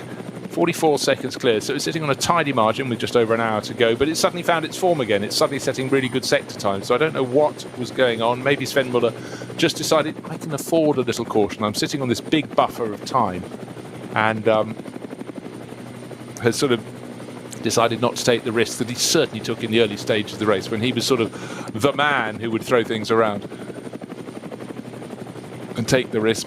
But right now he doesn't have any particular need to, but that also comes with its own set of potential problems. When you're not driving at 100%, that's the moment where you maybe just don't give it enough attention and you can just have that tiniest of slip-ups. But at the moment, Sven Muller driving very nicely indeed, and as I said, this lap has sort of found the pace to just gain a few more tenths of a second here or there around the course of the lap, and we'll just build that buffer a bit more. Well, he's only 3 laps into his stint, whereas second and third place, Stippler and Krones are 5 laps into theirs. So that leaves Sven Muller in a very comfortable position in that Falcon car, as you've already said, Bruce. But it's these two in second and third. This is where the battle's going to be. And of course, Patrick Assenheimer in the 55 Landgraf Mercedes is on 6 laps into his stint, so he's got 1 more to complete, so he should be in the next lap. So as the Audi and BMW of Stippler and Krones still encountering traffic, just got a little gap open out a little bit there, coming up to the carousel, part of the famous NLS logo that is the Nürburgring Langstrecken Series. This is round 5. Well, actually it's race 4, it's called round 5. So that just gives you something to look up if you don't know why that is the case. We had a round that was it got very cold during the week. Should have been the second round. So listen to a quiz. There you go. Yeah. Variation on a pub quiz. There we go. In 20 years' time, why did NLS 2 2022 not go ahead? Aha, but it did. 20 years' time, why do they employ Peter Snowden? That's what they mean. More likely. There we go. So, again, just looking for small increments. This battle for second, third and fourth, alas, has fallen down to just second and third because Patrick Assenheimer hasn't been able to keep up with that grouping. He was very close to it last time around. It's Frank Stippler, again, weaving his magic, getting through traffic like nobody else. Doesn't seem to take the risk, but he just seems to know where to put his car. It's years of experience of racing in multi-class racing. He seems to clock the potential performance of all the runners, the types of cars in each of the classes. He just works out where they'll be and he puts his car there. Giving chase, Christian Krones, I reckon, is probably the faster of those two, but he just can't get close enough to go past. And with Stippler just working the traffic so well. As I say that, he gets slightly obstructed, loses 1, 2, 3, 4 car lengths, and eventually just down to a car length between them. And there was a Cayman class Porsche, and for once I built poor old Frank up, and it was absolutely, he got stuffed. Every other move of the last few laps I've looked at when looking down at his car, he's just gained a little bit, then he lost almost all of that in one go. Yeah, that eternal piece of elastic between the two cars when you get the back markers occurred, that he got 3 of those back markers just at the time that the BMW Christian Krones caught it, so it closed up and then it stretched out again. It's that eternal piece of elastic between these two, but they're back, they're free of traffic again for a few corners. And yet, every time they get free, Christian Krones is able to close in the Walkenhorst BMW. Right, if you're just joining us at this point in the race, an hour to go, we've got fantastic manufacturer variety. We can offer you a Porsche, an Audi, a BMW, a Mercedes and a Lamborghini. 5 makes in the top 5 positions. But it looks as though today is going to belong to the Porsche mark, with Sven Muller leading by 40-something. It was 44 seconds last time around. He's not in a battle with anybody else, so he's not being compromised in line. The person who is being compromised is Frank Stippler, a little bit. He's been chased very hard indeed by Christian Cronjes in the Walkenhorst BMW. And I'm sure the gap will be a few more seconds to good for the race leader for Sven Muller. But he has to bear in mind the sister car from Falken Motorsport was compromised not once but twice, and the second time by a puncture. So if it can happen to Alessio Picariello, no reason why it couldn't happen to any of these other drivers. So they have to keep on their toes, on their mettle. 46 seconds now. So yeah, 2 seconds gained in the battle for first and second. That's Sven Muller gaining it over Frank Stippler. But Frank's busy. He's got Christian Cronjes chasing him very hard indeed. Nearly got down the inside of turn 1 there to the apex. Bit of a almost a run on from the apex to the exit there. Didn't quite get the job done. I'm talking about Christian Cronjes in the Walkenhorst BMW. He's looking for every opportunity for Frank Stippler to be held up, and this is what Frank Stippler's got to do. He's got to read this over. Now one each side. Frank Stippler goes wide to the left. Cronjes comes back the inside. Stippler goes high, wide, and handsome around the outside. You know where that comes from. To try and get it done. And it's again now the Phoenix Audi, they're losing all front end grip, trying to turn into the return part, the NLS cut through as we call it. And the whole front end washed out and nearly took out the BMW in the process. I think the Audi's got a little bit of an issue with its front tyres at the moment. It's just 2 corners in a row. It's struggled. Well, he had the tighter line going into the cut-through, which makes it more of a compromise. But early in the race, remember when Vincent Kolb took this car over? I just think the setup's not quite right for today's conditions.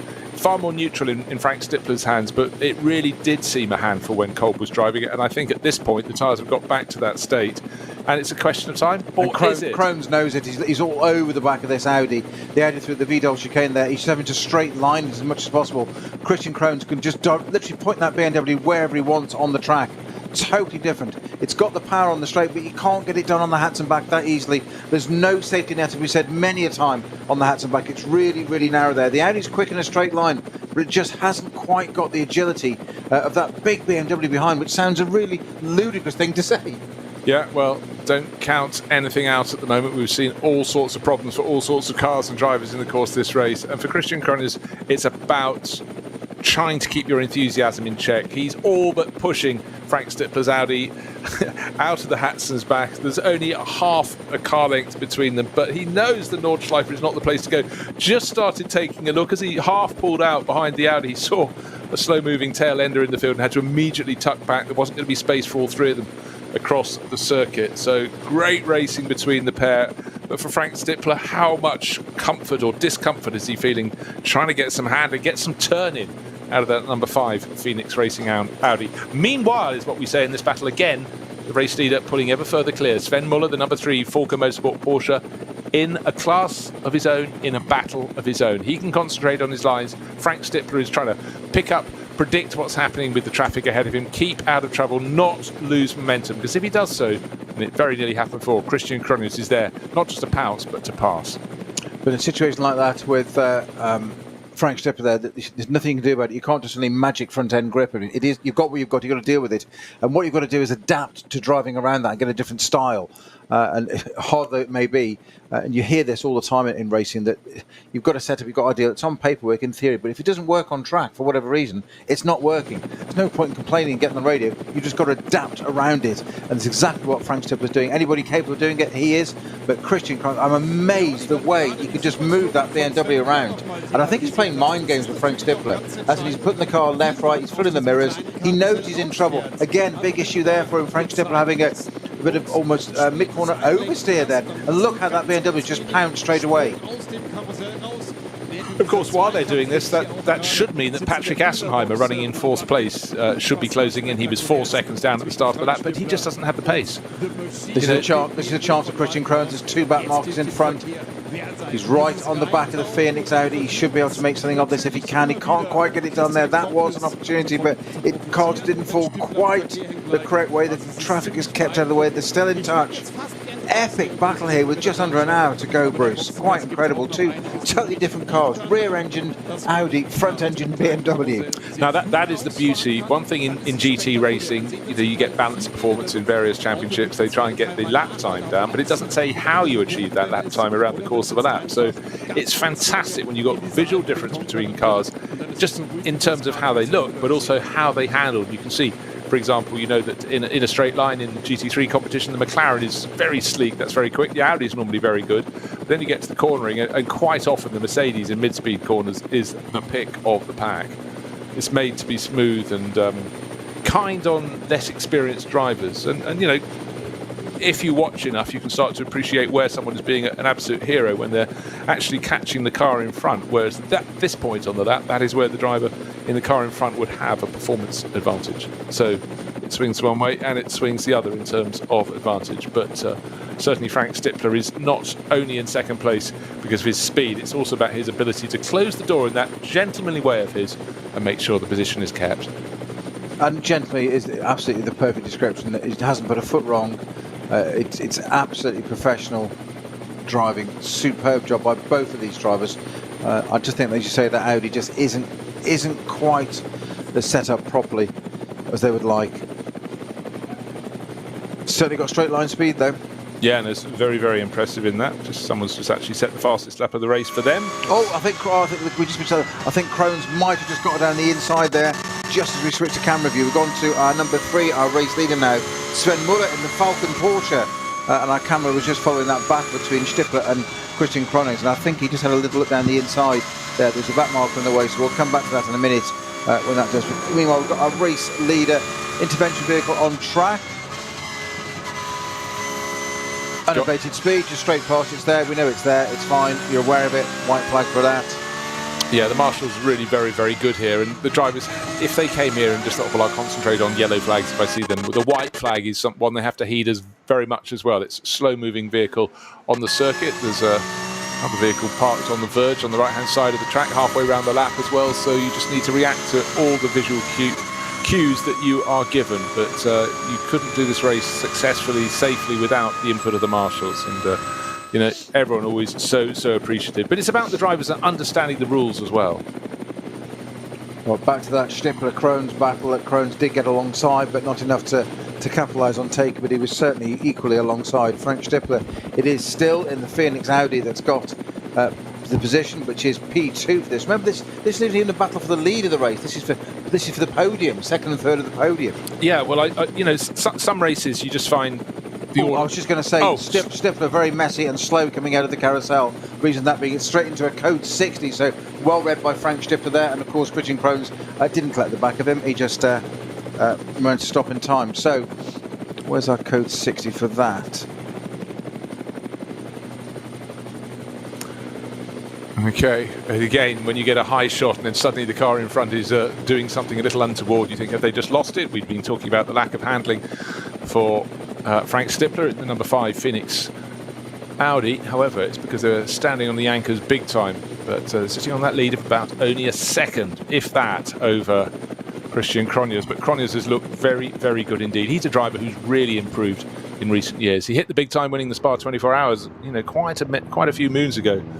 But since then, he's really matured and you know, has a full-time job on top of this, sort of old school in so many ways, and I really approve of that.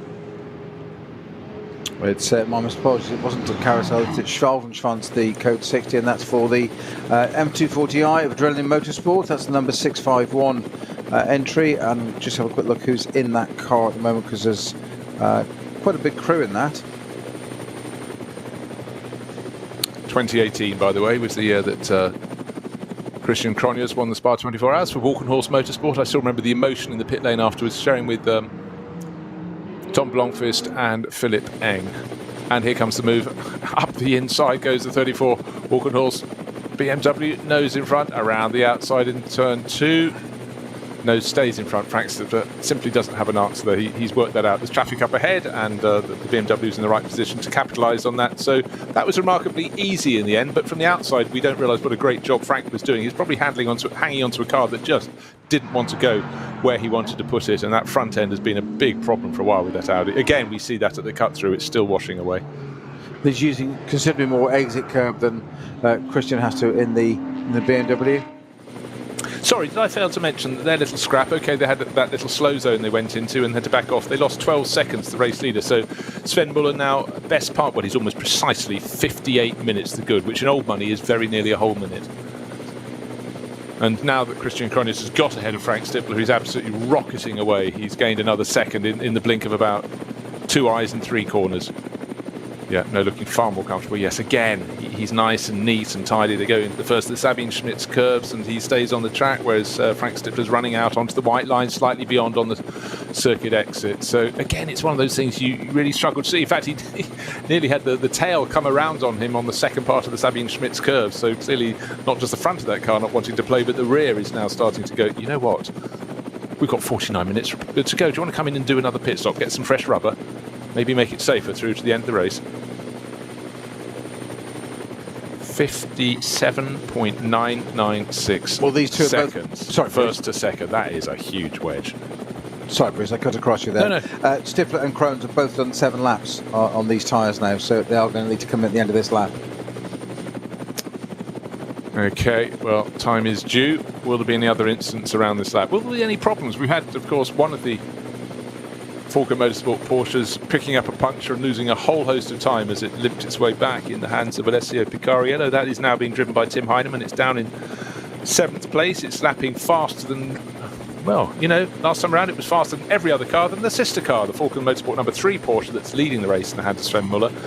And so it really is a story of what might have been for Tim Heinemann and his teammate Alessio Picariello. But a call in for a penalty and then later a chance to limp around slowly with a puncture and for bodywork repairs to take a while. No wonder that's down in 7th place, but it really could and should have been a 1-2 for Falken Motorsports today. But you know what? They'll take just the car that's winning. They'll be happy with that. So many successes over the years on the long distance races here for Falken Motorsport, but actually in recent years it hasn't been such rich pickings as it has in 3 or 4 years ago, where they were winning left, right and centre. Yeah, it's just sort of faded a little, hasn't it? Through probably no fault of their own. And as you've said many a time in this broadcast, Bruce, motorsport, it's cyclical. Different teams come and go, different brands come and go, and you're always going to get that sweet spot where a team picks the right car at the right time, runs it correctly, and you just suddenly find the ease of it, and then all of a sudden, half a season later, or even a year later, what was the best package this time last year suddenly isn't, and sometimes it's almost unquantifiable, and that's part of the game, understanding what that is, knowing what to do with it, and also how to react to it. Because you can't just go and spend more money and say, oh, we can't just go and always buy the fastest car, because then you've got to go and learn that car as well. So there's a whole knowledge base to go with it. And by the time you've learned that might not be the fastest car. No, exactly. It also we were saying just at the start of the broadcast today that Falken Motorsport made their own life hard by running both a Porsche and a BMW in recent years at the same time. However, I'm just quickly flicking back down on my list. It's going to dilute, isn't it, that? Falken Motorsport's last victory, as far as I can see, was the final round of 2018, the Münsterland Pokal. Klaus Bechler and Martin Raginger, but they won on a far more frequent basis a few years before that. But you know, time moves on, but I always used to look at these Langstrecken and go, okay, so this is before the rise of the Grello, the Manthey Racing green and yellow Porsche started getting into its pomp, but it was Falken Motorsport who were always at the front end of the field. But the number of years starts to add up from then to now. Black Falken had their time at the front end as well, and others. I like the fact it comes and it goes, and we have different winners from different teams at all sorts of times, but no Manthey Racing this weekend, so really the Porsche charge is being led by Falken Motorsport. They're 2 cars, they could be running first and second, but problems with the number 4 have left them down in 7th. No problems whatsoever, and brilliantly driven. Sven Muller sitting on a lead. Well, it's going to be a minute clear with 45 minutes remaining when he completes this lap. And also the good news for Sven is the fact up ahead of him, he's got that thing called clear track, that rarity, that hen's tooth. And he'll maximise. The driver's dream. A clear lap anywhere, but a clear lap on the Nordschleife GT3 car. Oh, yes, please. Can I have 2? Can I book 2? Yeah, 1 and 1 for luck. It's a good approach. But even as gets towards the end of the lap, the really quick corners that take you around through Flansgard and Schraubenschwanz will be coming up. It's clear for the race leader. That means his sector time is going to be brilliant. And suddenly at this late stage of the race, we've got Christian Cronjes banging in the fastest middle sector anyone has managed all race. So he may be able to, now rocket clear in that second place. Patrick Assenheimer, fresh out of the car, still with the imprint of his the front of his balaclava on his forehead and his cheeks, but yeah, looking pretty happy with life. But he can't be convinced this is going to be anything other than a day for Falken Motorsport, surely. with their Porsche so far clear. But,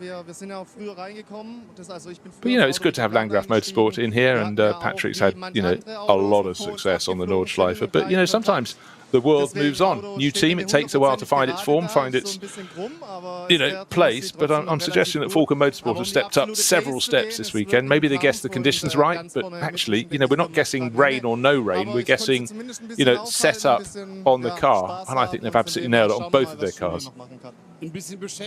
Yeah, and of the two to not have an issue that's the leading one, you want to stay out there, don't you? Volkenhorst, the Pro-Am car out in 14th.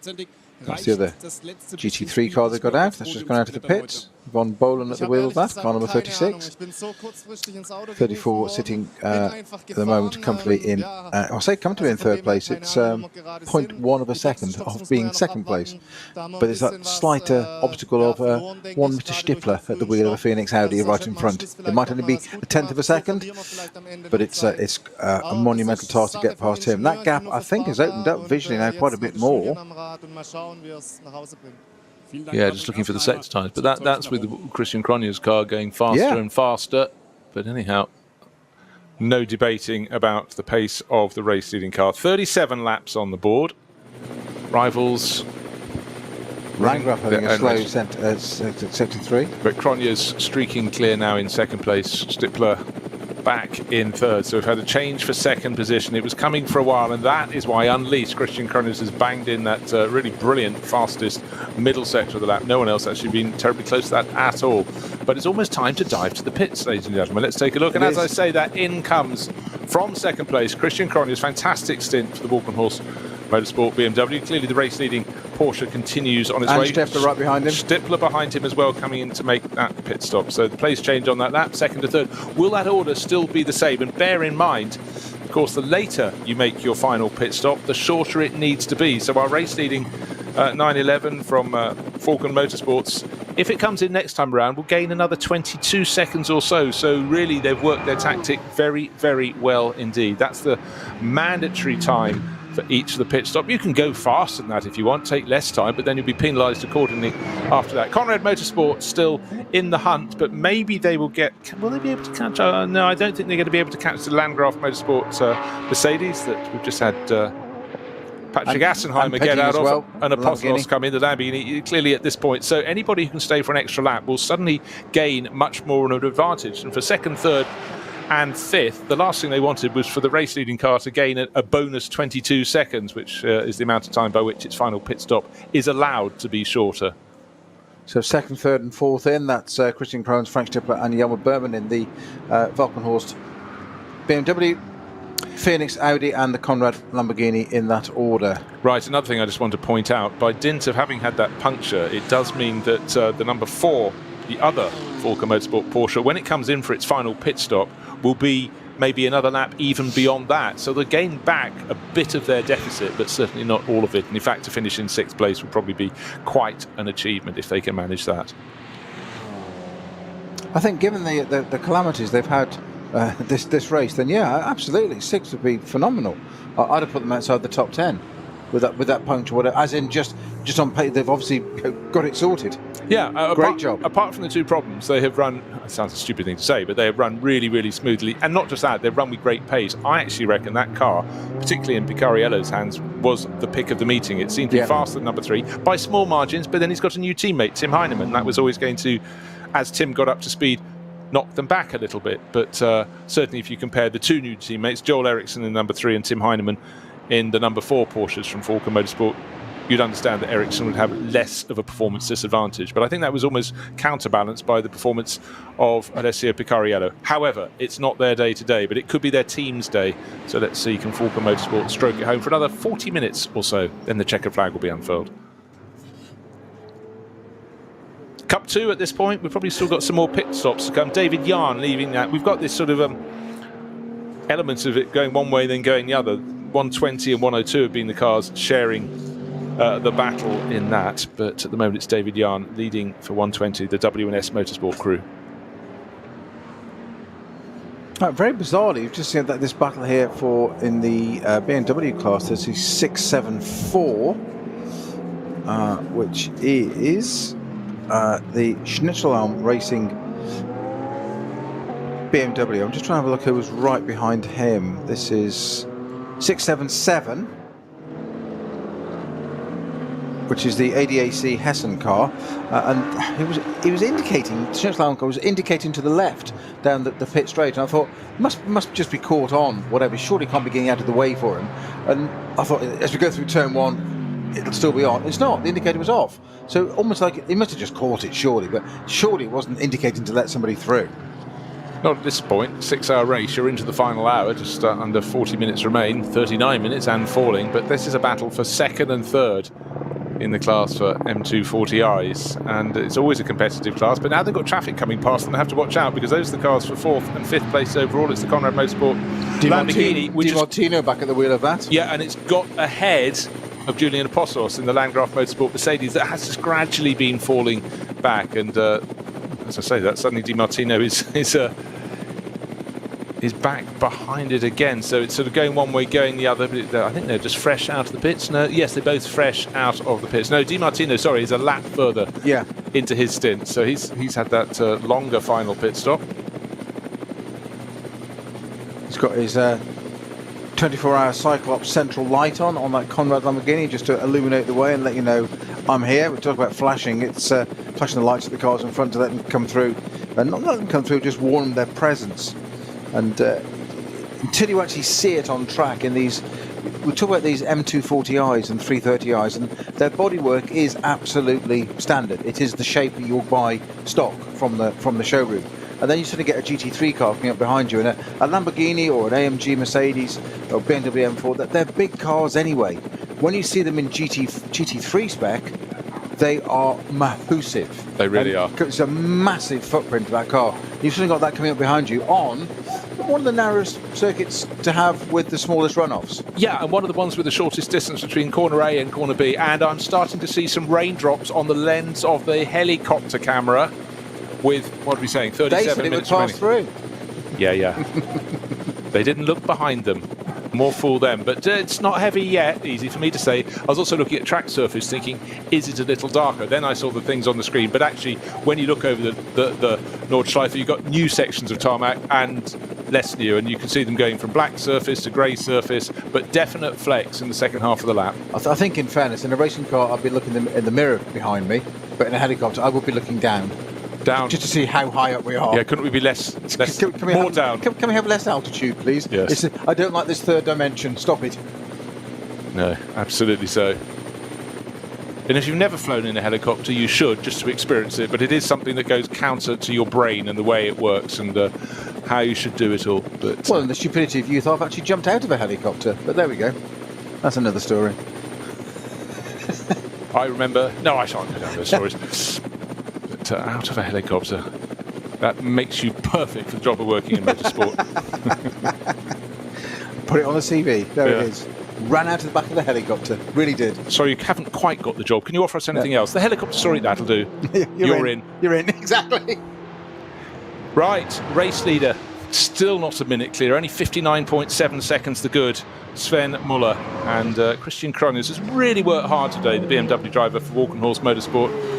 And looking very tidy. Wave blue flag. Still the marshals work so hard through the course of this race. They have to wave them from about the second lap of this race as the front cars in the front group catch the tail enders for the first time. The tail enders in the third group, and thereafter is lapping the whole time. The blue flag waved to warn a slower driver or a driver in a slower car that someone faster is coming through, and thereafter, as well as the yellow flags being waved for incidents, the yellow and red for slippery surface, we've had all of those, and the white for slow-moving vehicle on circuit, we've had some of those as well. But I must say, when I consider what they have to deal with in the Langstrecken Series race, the way they clear the incidents, I think, is so impressive. They've got 170 plus corners, you've got 121 starters, you've got only so many gaps in the barriers to get the cars back through should they go off. And of this circuit, the distance between the edge of the circuit and the barriers on the Nordschleife is one of the shortest of anywhere you go racing. That's a lot of the challenge to the drivers, a lot of appeal to the drivers, but it just means there will be incidents that begat other incidents. No. Just seeing there a lovely bit of in-car footage of Sven Muller there, our race leader, just as you were talking about him, Bruce. And there's also an inlay to that in-car footage of a camera from the opposite side looking across at Sven Muller. So you can see his hands, not on the wheel, but you can see the belts and the helmet. And down the pit straight, he just casually takes a hand off each side of the wheel and just tightens his belts up. So, because they do stretch under the brake, they do stretch. And I remember thinking, it always seems like the strangest thing to do, but you don't feel completely comfortable in the car with the belt. It does stretch. So it's quite natural on the straight. One hand at a time, by the way, you just do one side, but pulling down, and that's serene, calm, knows what he's doing, it's straight, pull the belts down. Is it also a bit like a comfort blanket, just feeling a little more secure, but also it could be saying, and now we get serious, but since he's sitting on a leader, I think will now be over a minute over Christian Cronje's BMW, but it's the equivalent of not letting go of your pint in the pub. Nobody else can take it then, you see. Hold on to it. These are my belts. I want them. Tight.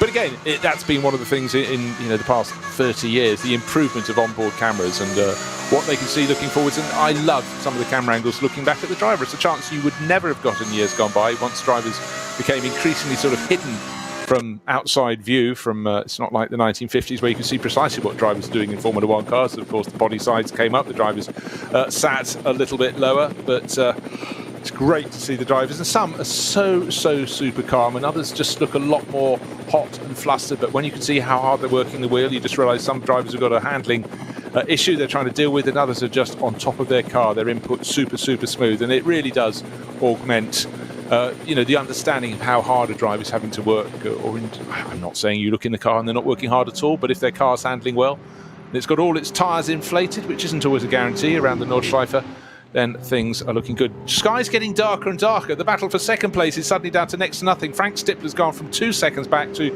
about a tenth of a second back in the battle with Christian Cronje. And I'm sensing there's a little bit of damp surface coming through the final sequence of corners. It suddenly looks darker than before, and I thought I saw a bit of a glisten, but then it's a very dark tarmac there. Then they go into the lighter tarmac at the start-finish straight, but whether the track is wet or dry as they go past the pits, there is no doubting Frank Stippler is right into the battle for second now. And I would add something to that. Christian Cronje on that last bit of Tiergarten, there's a right and a left.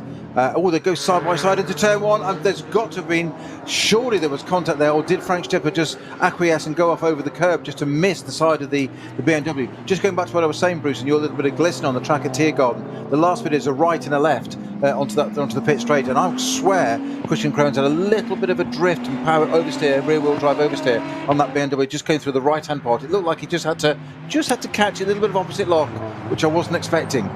Right, you might go, what are we talking about? Would it be more minutes advantage? The advantage for the race leader, Sven Muller, is now 2 minutes 58 seconds. But of course, at the end of the previous lap was the time that Christian Cronje and Frank Stippler came in to make their pit stops. They're tiptoeing around. They're into their final stint now. But by stopping even later, as much as 2 laps later, the gap between first and second is going to go out and out, because the fifth and final pit stop for the number 3 Porsche will be shorter than those that came in 1 or 2 laps earlier. He could gain as much as 44 seconds on top of what he already has in the bag. So it is a dominant run. It's how you slice the cake in so many ways in the Nürburgring Langstrecken Series. But here we have just over half an hour remaining in this race. Battle for second, fabulous, but the battle for the lead of the race is effectively non-existent, because the number 3 Falken Motorsport Porsche is so far clear. He's got this one in his control, but we all know there can be elements that come in that are not in your control, and the weather could still be one of those. Still specks of raindrops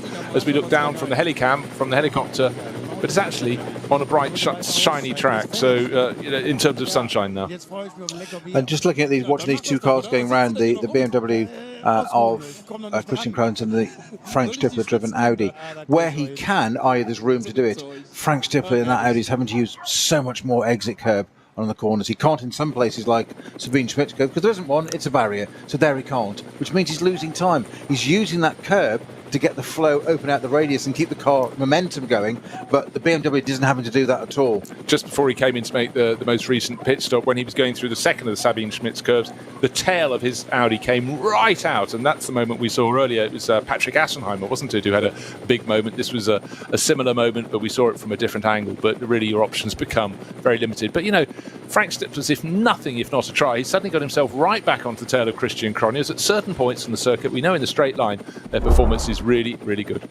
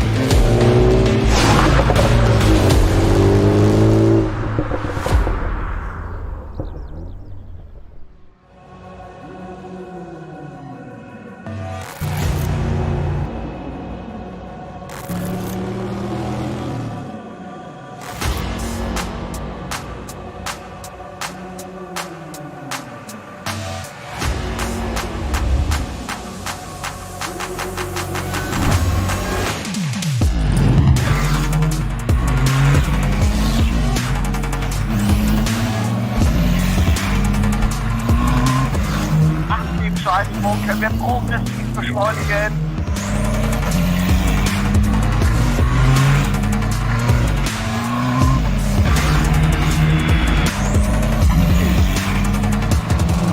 Schön gefühlvoll und eingelenkt.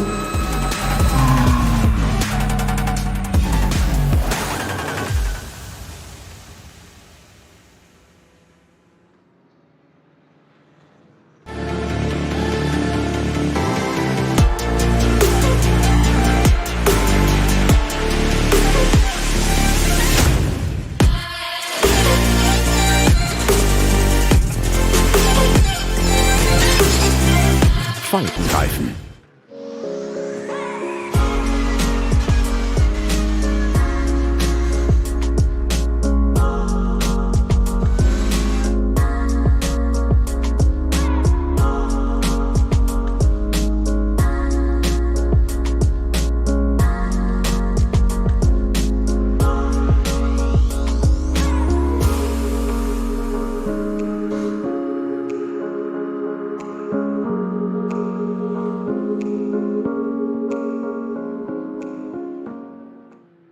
World's First Asphalt Watch.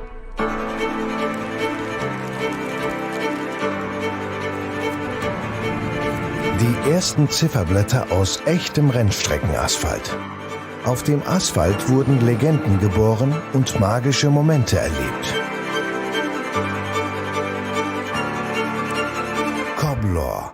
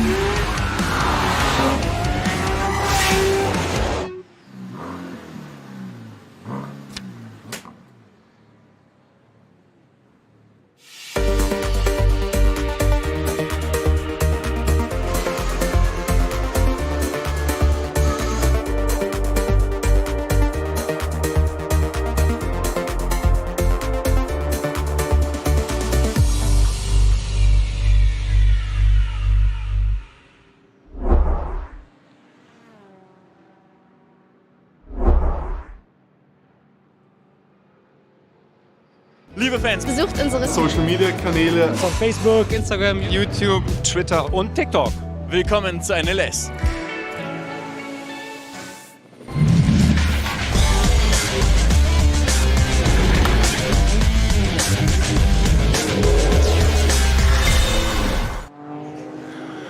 Yeah, so Bruce, what I was just trying to say was we had some in-car footage there.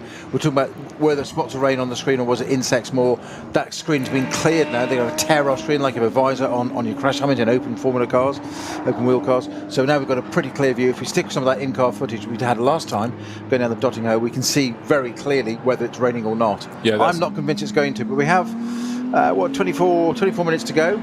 It would just have that extra element, wouldn't it? Or it might just be Machiavelli in there. Right, as you say that, get a message from rain TV, rain on the Dotting Hill, but certainly in the Grand Prix loop, it's light and it's bright. And as the cars head out of Hatzenbach, it's the number 3 Porsche leading the race, heading off into lovely sunshine, but at the end of the lap, less so. But the lead, we'll confirm it next time around, because obviously the pit stop has been served by Falken Motorsports with number 3, Sven Muller, staying on board. But the battle for second place is still very, very fierce indeed. And Christian Cronjes taking no prisoners as he's around the Grand Prix loop, trying to gain a tenth of a second, but nearly sideswiped a BMW backmarker. I know, so close. I'm just glad that car's got the grip it has, clearly, because he could avoid the change direct. could afford, apologies to it, change direction through the corner there and take the inner line and tighten up. You don't normally want to add lock mid-corner. Something you just don't really want to do. You put the car on a trajectory and go for it. And whereas Stifler, is it Stifler still in there? Yes, this is still in the Audi. He did the opposite and used all the runoff curve. There's a bit of extra grass creep there to do that because he couldn't do that with that Audi, as we well know. But yeah, but another thing to put in that mix is the fact that these cars haven't been that long since their pit stop. I think they're on the third lap since the pit stop, so there still should be plenty of tyre life. But it just absolutely emphasises how whatever setup they've got on the Phoenix Racing Audi, it's not offering many choices. Certainly the BMW from Walkenhorst Motorsport is giving its drivers what you need most around here, not just grip, but option. An option comes with grip. Yeah, absolutely spot on. It's what you've said all along, Bruce, that it just isn't giving you anything that the improvement a new set of tyres should give you isn't coming out in reality on the track, that car. And I'd love to be able to go and interview Frank Stifler after this and say, Bruce, no, it's fine, it's normal. And then tell you to give him after a couple of beers, then say how bad it was. Yeah, well, actually, the person you want to ask you might be Vincent Cole, but first I thought maybe he was just having the problem, but actually once you saw Frank having them too, you knew it wasn't just a lack of confidence from Vincent, it actually was the fact that the car was not wanting to play nicely. But full marks, just looking how hard Frank Stifler is pressing on, trying his absolute hardest. He's sitting about a second down on Christian, and as soon as you get to a twisty section of the circuit with that extra grip, Christian is able to open it out. But then Frank is dogged, if nothing else, and he continues to chase. Maybe he's thinking, just maybe there'll be traffic up ahead. Maybe I'll gain a little back. But when there is no traffic, the BMW stretches its legs. But the quality is evident in his driving. And I'm going to say something very strange about Frank Stifler. He's not hitting apexes the way you'd expect him to. That's not normally a phrase you would use somebody of his quality. Let me quantify that. What he's doing is he's adapted his style. He knows he can't hit those apexes. So the logical thing is to go in a bit slower because the car's understeering. The only thing that causes understeer is the driver's driving too fast. So rather than do that, what he's doing is carrying momentum using all the exit curb to keep it through. Miss the apex, it's fine. You don't have to do it every single time, but carry it out on the exit speed, on the exit curb, and that's where he's getting it slow in, fast out. That's how he's staying in touch with the BMW, and it's an absolute lesson in mastering how to drive a car. And a high shot actually just shows the problems when you get a tail ender not deciding which side of the track to go, because about 3 car lengths were lost by Christian Cronjes there because he was delayed. He wanted to know for sure the car was going to stay on one side of the track or the other, and it took the middle and then eventually drifted over. And Frank Stifler wasn't troubled by that, so he gained about 3 car lengths, maybe a little bit more now, coming down to a tighter corner, so it closes down, and then BMW accelerates over the bridge at Adenauer and tries to pull away, and then gets a little bit blocked by Renault Clio, but not taking any taking loads of chances, not taking no for an answer. The Renault literally got put on the grass. He clipped it. He did clip it. Frank Stifler went up the inside and gave it a thump. The Renault slowed right down. The driver must be thinking, I've nearly got to the end of a 6-hour race, and then this happens. 20 minutes remain on the clock. Just put him onto the grass. Mercifully, it didn't turn the Renault around, but the left rear he just clipped that Renault. I just hope that hasn't caused any damage on that Audi's left rear. It was the merest of touches. It wasn't a kiss. It was a clip. Absolutely was. The track was a tight corner, but he committed to go up the inside. The Renault really had nowhere else to go, and unfortunate contact, but will that lead to a puncture? No sign of that as yet for the Audi. Frank Stifler continues to chase. He's about a second down on Christian Cronjes. We know the traffic can favour one or the other, and in that instant it very much favoured Cronjes.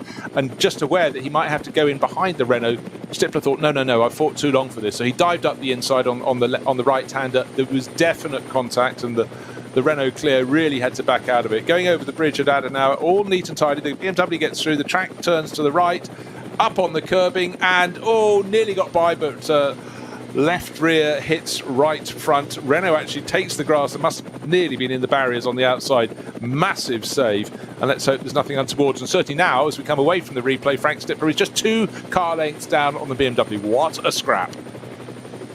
Maybe it's put the tracking right. It was an issue on the rear end of that car. Maybe sorted it out for it. Yeah. You say it's not reduced a pace in the Phoenix Audi at all. Reduced pace and Frank Stifler don't usually go together in a sentence, do they? No, you always feel that whatever he's doing, he's going to get 100% of what the car can give. Right, yellow flags at Klostertal and Pflanzgarten, but neither of those involving, at the moment, the second place BMW from Walkenhorst Motorsport. That's car number 34 with Christian Cronjes at wheel, or Frank Stifler giving chase in the number 5 Phoenix Racing Audi. Their battle continues, about a second apart.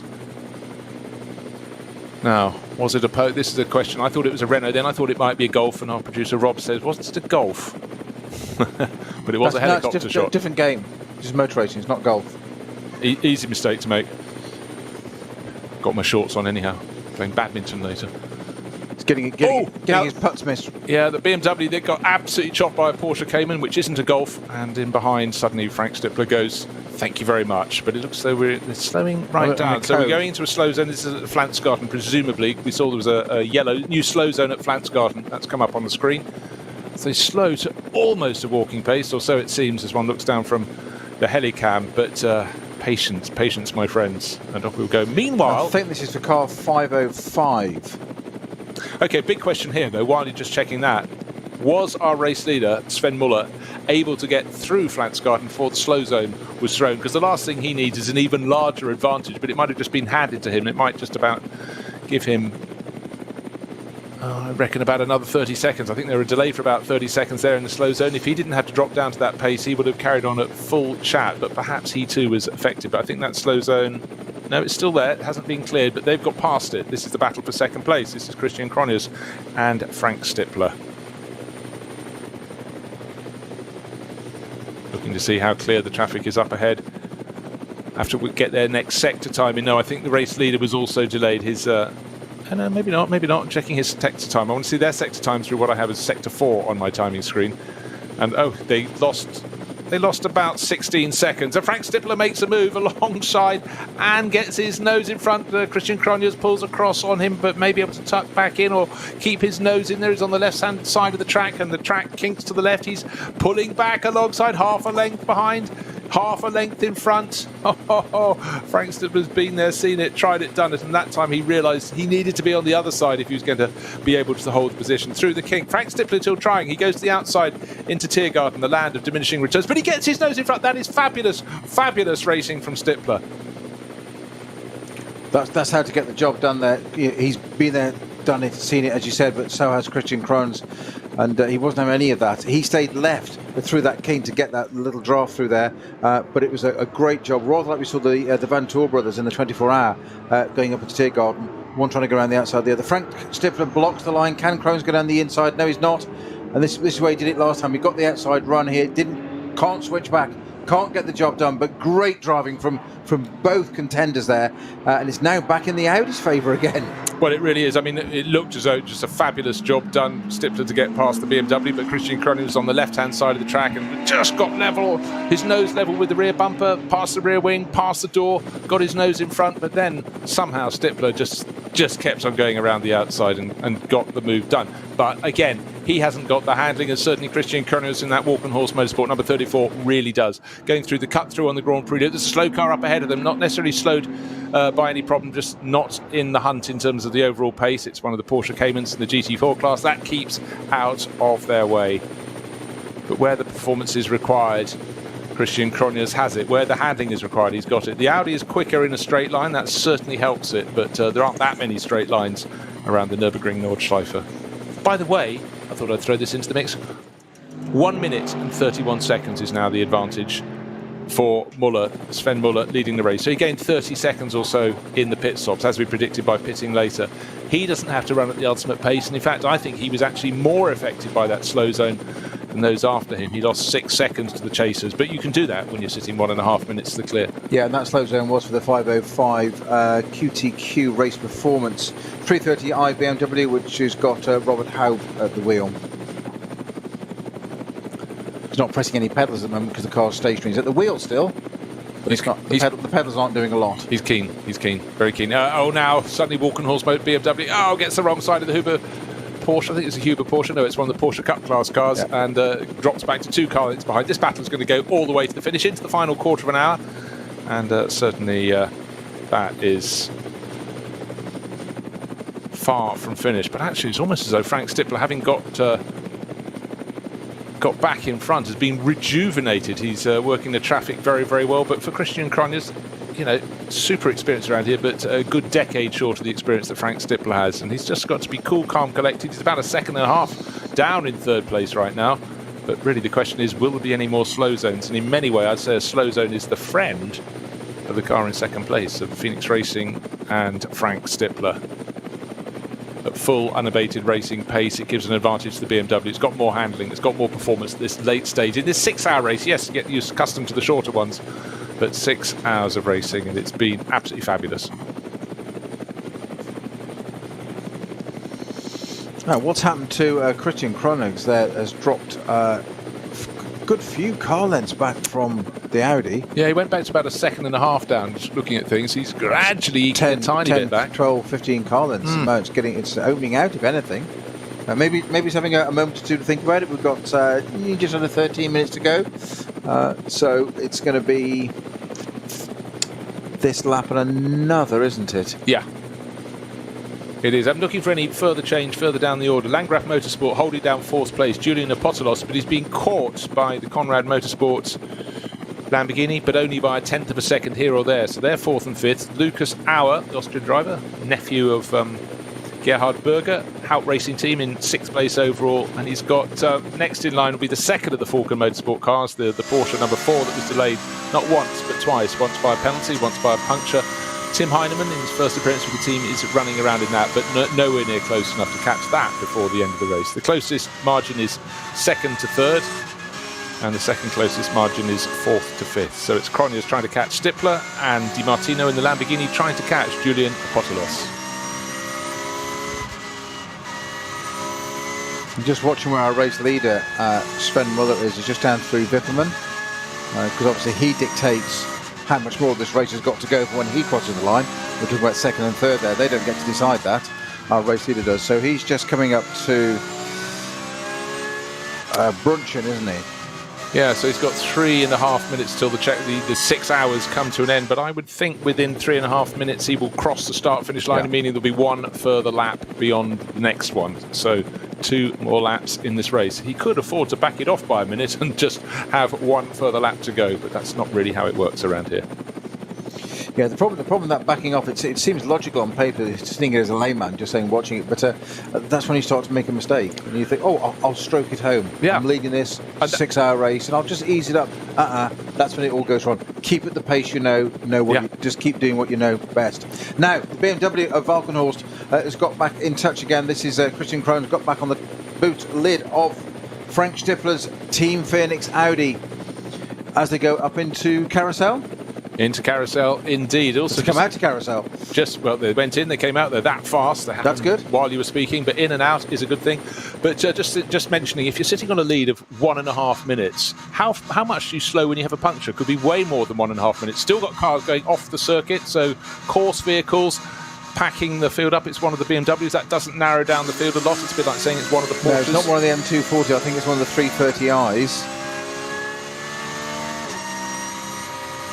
And then the circuit clears up again, so the number 3 Porsche, the race leader, has just passed that car parked at the edge of the circuit, and in about a minute's time, the 2nd and 3rd place battle of Frank Stippler, the number 5 Phoenix Racing Audi, and Christian Kronegs in the 34 Walkenhorst Motorsport BMW will come across that incident where the car is at the side of the track with a rescue vehicle with it. They're nose to tail now, just 3 car lengths apart from each other, picking their way past a Porsche Cayman. And they will be coming fairly soon to that section of the circuit. We think it's around Flansgarten that was the case. So, yeah, that would just about work, because powering along the Dottinger Her in the lead of the race. But look at the top of the screen. We've got 9 minutes 30 seconds remaining. He's not going to take more than a minute to get to the start-finish line. He's lapping around 8 minutes 10. Well, actually, last time 8:36 with a 9:36. No, 9:36 is the last lap. With the slow zone. So this could be quite close if he can back it off. No, he's coming in. He's coming into Tiergarten now. He will sweep past, and surely we'll have 2 more laps to go. 1 to follow this, and 1 to follow that.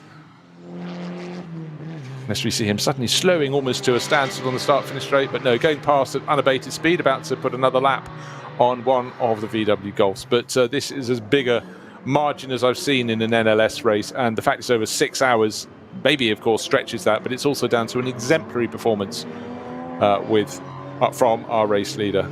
Well, I'd say cross the line with bang on 9 minutes to go. Yeah, so he could back off on this next lap and make it the last one, but if he runs at full racing pace, he'll be one beyond. I'm sure he can back off the 20 seconds or so if he so chooses. So this is the time you should have your earplugs in, listen to the crew on the radio. Second place, well, it's anybody's get. Oh, it's a very slow-moving course vehicle, intervention car just pulling off. Just as second and third came through. That Stippler being hunted all the time by that man, by Christian Cronjes. He's in the right position. He's got the run on the kink, but it's up into Tiergarten where the Audi was so impressive last time. Just approaching the kink on the Dottinger Höhe. Positioning nice draft behind the Phoenix Audi. Get a run for it. Can he go to the left-hand side? No, nothing can happen there. And again, we saw it again, that even this Porsche Cayman sitting there getting a good toe off them as well, because they're punching a smaller hole through the air, so they actually start to draw in the GT3 cars. They can't outbrake them or go quick them. They haven't really got more power, but aerodynamically-wise, they suddenly just get in that draft and they get sucked along with it. Yeah, suddenly it gives them a great lap time, doesn't it, at the exactly, end? Their best lap of the race, probably coming in that chase. Right, they're 1:19 now down on our race leader, so the race leader is Sven Muller, stroking it home for Falken Motorsport. But will it be an Audi from Phoenix Racing, Frank Stippler on board, that takes second place, or would it be a BMW? The M4 going better and better, been a really good year for the new M4 GT3 this year, but at the moment their car is down in third place overall, but not for want of try from Christian Cronjes. We've heard no more about any potential penalty for the 55 Landgraf Motorsport Mercedes that blew in. We couldn't find any meat to that particular argument, but it's still sitting there in fourth place. But look out for that, because who knows, there may be a retrospective race penalty, but they're pretty good here on the Nordschleife in the VLN, and then, sorry, the VLN, I've gone back a few years, Nürburgring Langstrecken Series, about getting their punishments out of the way early on. There are some championships around the world where there's no point recording their championship positions and their race finishing positions on the night of the race, because they have so many late race penalties. I know it's difficult in endurance racing, but really you do find that it can be a bit of a bore. So if you are taking notes of who finished where, often wait another day or so, and then you won't have to get your rubber out and erase what you've written down already in the oldie worldly style that I occupy and perform with.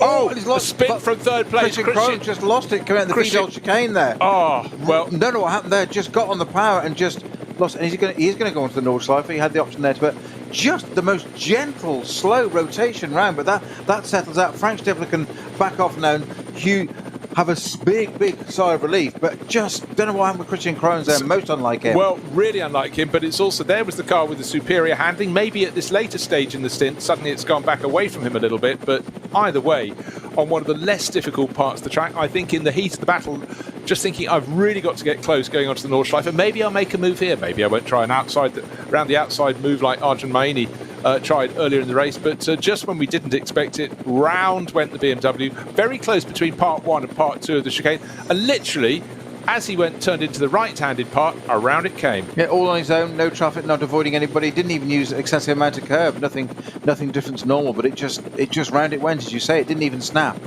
But now the trick here is it's still third position, not to throw away the podium, not to get too excited, and he's not going to get back on terms with Frank Stippler. That's not going to happen. But you're going to be angry with yourself, and the team are going to be, doesn't matter, job done, still in the same position, just bring it home. Yeah, I mean, you can't even pat yourself on the back and go, I introduced a long word, I had a lugubrious spin, but it really was. It was not a quick snap and round it went. It was in slow-mo, even in real speed. But the good thing for him there, if you're going to spin on the Nürburgring circuit, spin on the Grand Prix loop. There is space either side of the track. In fact, he didn't even leave the tarmac.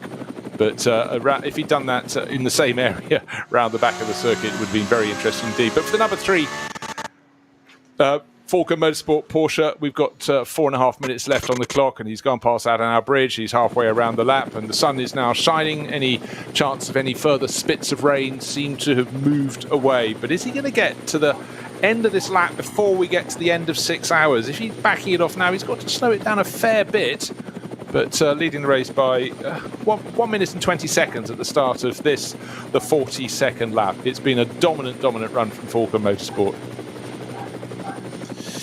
Well, it certainly has, and it's not for the lack of trying with their second car. Yeah, the second car, the sister car. Currently in Tim Heinemann at the wheel of that, with Alessandro Alessio Picariello. Alessio Picariello, thank you, in 7th place. Yeah, but he's losing ground to the car in front as well, so he's not going to close in on Lucas Auer. So they have shopped their final shots. Cars still serving their pit stops at this late stage. How late would you like to pit in a 6-hour race? Oh, about 5 minutes 55, and that's been the case of the number 112, which is now second in the Cup 2 class. They've been right in that hunt. That's the K. Kramer Racing entry, but Avia W&S Motorsport look to have that one in the bag. That is car number 120 with David Yarn at the wheel. So I'm just going to see where our race leader is on the track. Currently, he is at coming down to Brunchen with exactly 3 minutes to go. So it's going to be very, very close. He could control this. He could back it off, because I reckon he's about 2.5 minutes away from the end of the lap. But of course, he's got that long straight, which does actually give him one thing: gives him line of sight. Admittedly, the cars, if they come, if he backs it right off and he sees the next two coming, they'll be starting as very small dots. But it's an unusual circuit in which you actually do have a long line of vision. Well, of course, it's never easy to see backwards out of a racing car because everything's vibrating. Just through Flensgarden, our race leader, Sven Muller, exits that, heads on down towards Schwalbenschwanz. Slow zone there now. This might help, actually. The slow zone there. It's a 60 going into Schwalbenschwanz. Depending how long that's for. Right, well, yes. Now, again, that may... Oh, someone's hit the barriers. One of the Porsche Caymans is limping home, and that's at the final. It's the kink from the Dottinger Höhe, so that's another car crabbing in towards Tiergarten at the end of the lap. Again, the telltale sign of a puncture. And that's the Wolford Dalton Brakel car that had its problems earlier on. This is the car with the two Kiwis on board, but it's not got a lot of rubber on one side at the tail. It's now got damage on its right-hand side as well, hasn't it? And collecting the barrier there. Yeah, well, that will get through. It's got 1.5 minutes remaining in this race, but of course the end of the race for this car will clearly be served in the pit lane after that clatter into the barriers. But these small things, we worried about the arrival of a few spatters of rain, and here we are with suddenly, 1 and a bit minutes remaining on the clock. The sun comes out fully once more and all should be fine, but these little things can have really quite a big outcome. With our race leader on the Dottinger Höhe as well, with just coming up to 1 minute to go. And still, it's going to be very close, Bruce. Very, very close. I think he's going to start another lap. Yeah, could do. Now, I tell you what's really good is a fabulous battle between 107 and 104 for second positions in the Porsche Cup class. That's Cup 2. Hendrick still just ahead of circuit expert Gabriele Piana. So they're having fun, but they're just going on to the Nordschleife now, so they could enjoy it at least for one more lap, maybe two. We'll have to see. Keep an eye on where the Falker Motorsport Porsche is. Well, it's got 45 seconds to go, and it's going into the final corner. There will be one further lap, and the number 3 blasts on past, and it will start that lap with, about 35 seconds under the 6 hours on the clock. Phew. As if it wasn't dramatic enough anyway. Let's do an extra lap. Well, I'm not complaining, because it gives Christian Cronjes a chance to play catch-up again after his moment. I'm just trying to see if his lap pace has dropped away since that spin at the chicane. Yeah, the second sector he was quite a lot down, but maybe he'll be chastened and the team will say, hey, but you've got another lap to go. He might pick up the pace all over again. Don't know what the state of his tyres would be, but it wasn't the biggest of spins. It was a slow rotation out of the chicane under, next to no provocation. That was the strange thing. Of course, the Falcon Motorsports entry taking another lap actually plays into the hands of anybody that's in the pits and stuck at the moment, because obviously the race hasn't ended, so they can still get out and rejoin and do their bit. And I think that does affect a couple of our runners. For instance, 410, I think, is trying to do that. Yeah, we just saw that come into the pits, having had the clatter with the barriers. They might yet get a finish. And I was just having a look how long the Pro Sports GT3 class car, the SP9 class car with Maxime Dumouriez on the moment. That was the car that had the problem very early on, the green and yellow Aston Martin. That's in the pits now. I don't know if it's been in long enough to worry, or it's just something where it's an in and out before the end of the race. But it'd be nice if they got a finish after, when you have an early setback and then go out racing for another 5 hours. It's quite nice if you do get rewarded with a proper race finish. Well, just caught sight on the left-hand side there, one of the BMW's 330s just rejoining from the pits. Of course, the reason I mentioned that was that the pit exit closes when the checker flag is presented.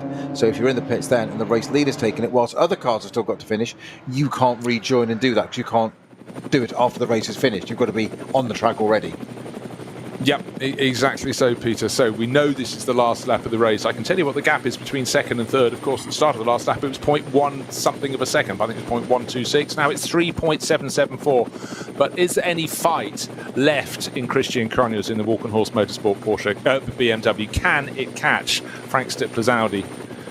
Just going to see through the first few sectors. Traffic may help, traffic may hinder, but there are still battles out on the circuit and still some cars working very hard indeed. 6 hours of racing, so many things can happen on a normal circuit, but nobody has ever called the Nordschleife a normal circuit. It throws so many things at the drivers.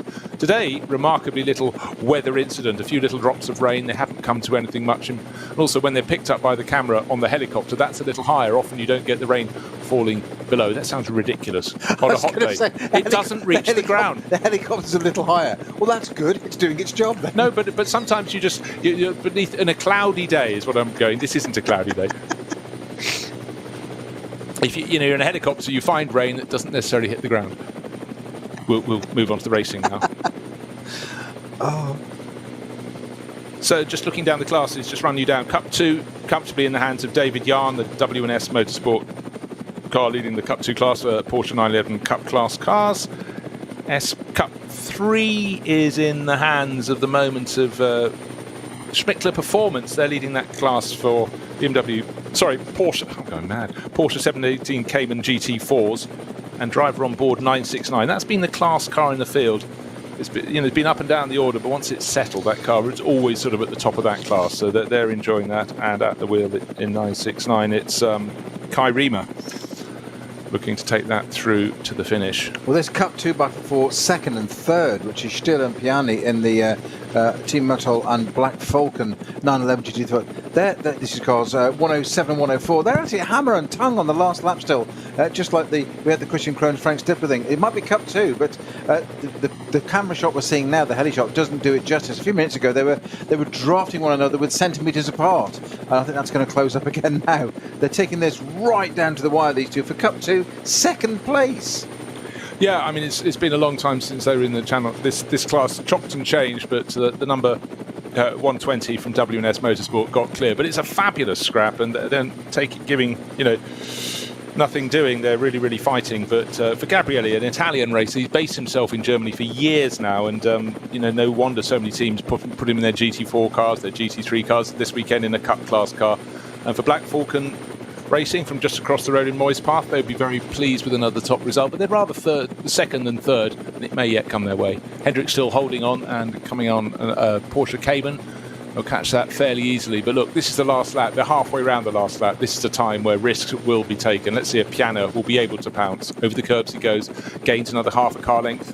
Hendrick still getting slightly blocked by the Cayman, but it blocks the two of them, so no disadvantage for the driver in second place. But Gabriele Piana, his white and yellow Porsche, looking very interested indeed in this fight. Do you know what you do if you're leading the race by the best part of 1 minute 20 seconds? You start the final lap. You could have backed it off and not had to do this final lap, and you bang in the fastest first sector anyone has done in the race. That's Sven Muller for you. Proving the point, setting out your credentials, isn't it? He heard what you said about Nicky Thiem earlier. Exactly, yes. What he can do, I can do better. That said, he's at the highest part of the circuit now. Our race leader, Sven Muller, as you said, just set the fastest sector 1 of the entire race, a 105.316. He's through Houacht and down to Wipperman. Closing stages of this lap of 6 hours of NLS round 5. And what a corker it's been. Excitement right up to the end, Bruce, as ever, always the way on this circuit. The circuit delivers every single time we run racing cars around here. It really does, and this is a race that's had these fantastic battles within the overall battle. Falcon Motorsport worked their way to the front. It could have been both their cars at the front end of the field. It's just the number 3, the sister car, had a penalty that brought it in to be stopped in the pit lane, serve its time there, and then later a punishment further to that, which was a puncture that made Alessio Picariello limp around the circuit. That's dropped down to 7th place. It's been Falcon Motorsport pretty much all the way. But don't forget, we had that battle in the lead of the race where the first 3 cars, in the blink of an eye, were suddenly 1, 2, 3 off the circuit, and certainly a couple of them hitting the barriers when the lead car, the Schnitzelarm Racing Mercedes suddenly, we think, had its engine blow. What a disaster. Everyone else off on its liquid. Now, code 60 at Flansgarten are going to Schwalbenschwanz for our race leader there. And just trying to see what that's for, actually. Yellow flag at Döttinger Höhe. Just been through there, but anyhow, right towards the end of the lap. But it'll be no problem for the number 3 Porsche. Just means his last lap will last that little bit longer. But when you're sitting on a lead that was a minute and 20 seconds at the start of the lap, and unless a moment behind you is cleared up after you've been slow through it, you're not going to lose any of your advantage at the front of the field. So the end is nigh in this 6-hour race. Falken Motorsport, their cars started not at the sharp end of the grid. They started in would have been 8th and 9th positions, but then actually became one position further up. The Huber Motorsport Porsche that qualified second had its time disallowed, and the car made start from the back of the pack.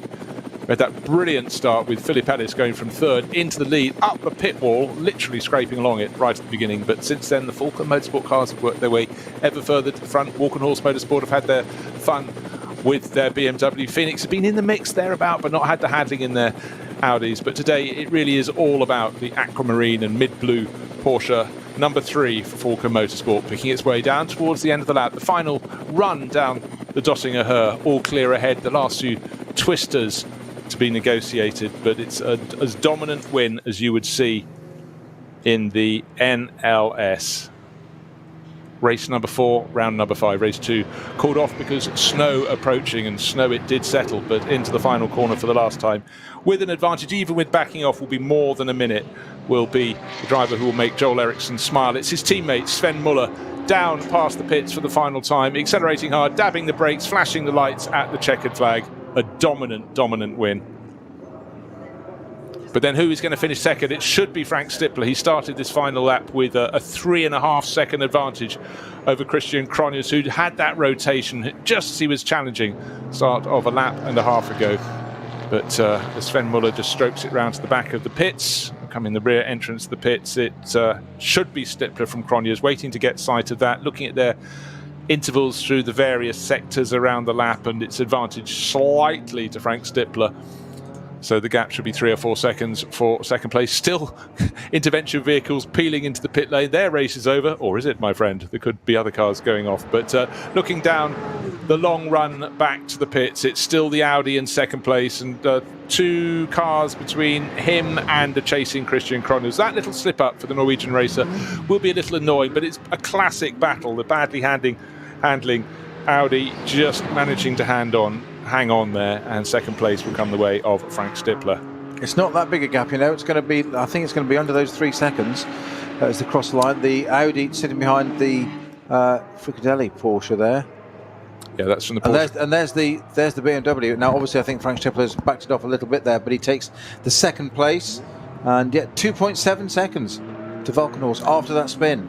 Okay, well, he was fighting back. Still cars being brought into the pits on flatbeds as everybody else comes through, waiting for 4th place. It should be Julian Apostolos in the Landgraf Motorsport Mercedes. It really featured well in this race, but you know, it's still a fresh team, and he will take that 4th place because I think he had a decent advantage over the Conrad Motorsport Lamborghini.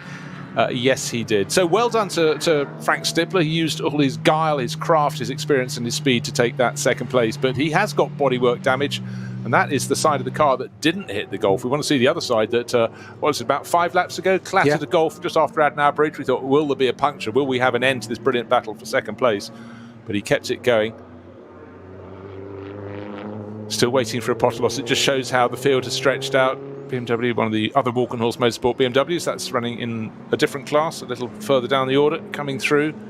And only now does the number 55 Mercedes come through, another minute down on that battle for second place. But, you know, again, a good result for them to put in the bank. Yes, there were fallers. Yes, we lost the Schnitzelarm Racing BMW. We lost, Mercedes that led the race. We lost the number 16 Phoenix Racing Audi that had, don't forget, moved up into the lead of the Phoenix cars. And the Conrad Motorsport Lamborghini comes home in 5th place overall. Great to see that inside the top 10 and come to be actually top 5, and not that far off the off the pace. It did look like it might get on the podium at one point, but I'm just so pleased for them as a team. Actually, there's no favouritism. It's just so pleased for them as a team.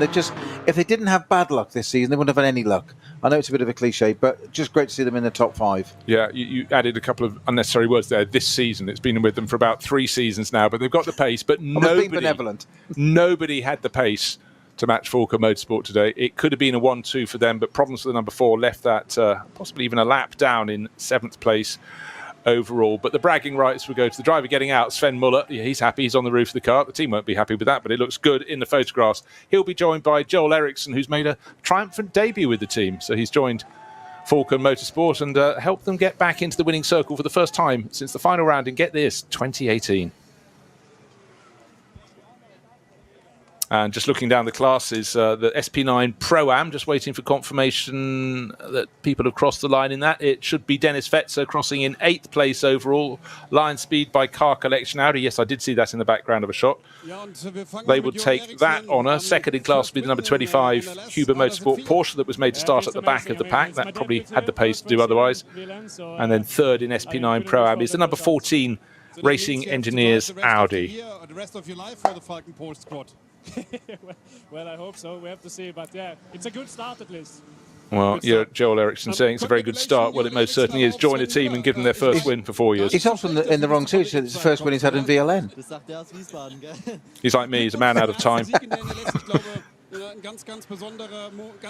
Well, good to see the smiles all round and looking quite hot, but he really drove well. Sven Muller, brilliant opening stint to the race and a very good closing stint, but very different. In one, he was fighting hard and gaining places, and in the other ones, he was just protecting the lead. And then, as he showed on that final lap, first sector of all, well, that's banging one of the fastest first sector anybody managed in the entirety of the race. It's the way to do it.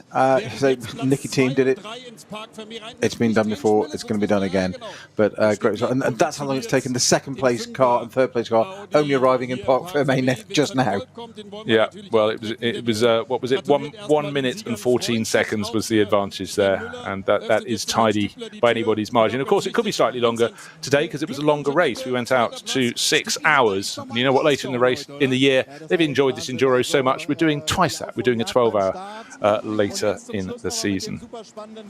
Kai Riemer did come home to win the Cup 3 class. That's car number 969. Cup 2 was won by number 120, which was finished by David Yarn for W&S Motorsport. But Frank Stippler getting suitable commendation from his teammate Vincent Cole, because that was a mighty drive through to second place in the car that didn't clearly want to turn in the way he'd have wanted it to.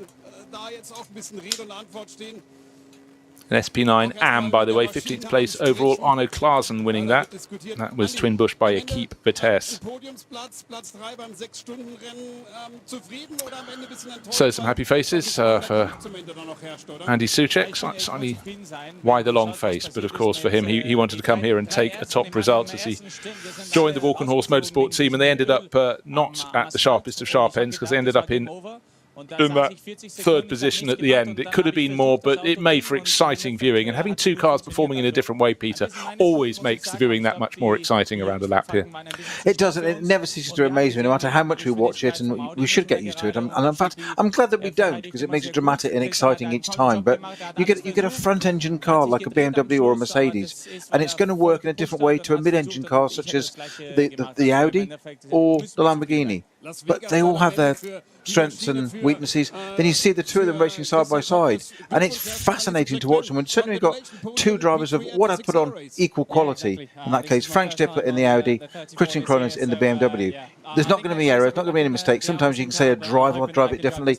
There, it's got to be down to how you set the car up, how you drive it, and it still fascinates me every time just how brilliantly they can race these cars. And I know Christian Krones had that most out of character spin at the end there. I'm still not really quite sure what's happening. I bet he's not, but he's scratching his head still a bit. Well, he is, but he might say it wasn't for want of trying. Bear in mind, he's about 1/10 of a second down on Frank Stippler, and he knew it was getting right to the sharp end of the race. Being slightly chastened, maybe not understanding why exactly it went around, but, accepting defeat there. A defeat, but, you get to the end, you've got to try. He did try, and it just went slightly wrong, and actually, no, the smiles there. Come what may, when you've had a brilliant scrap like that, Peter, around a brilliant circuit with rivals you really respect, like Frank Stippler, then what's not to like? Yeah, next time. And as you said, not for the want of trying, which means they're pushing. So unfortunately, every now and again, it does get away from it. Even the best drivers in the world make mistakes. I'm not suggesting he has made a mistake, but it's just got away from him, and it can just catch you sometimes. You know, no big things. You said of any part of the circuit to go and do it on the Grand Prix circuit. As it happened, it rotated within the track limits of the white line, so it made no difference at all, and just got going again. But I'd have loved to see some on board of that as he went round.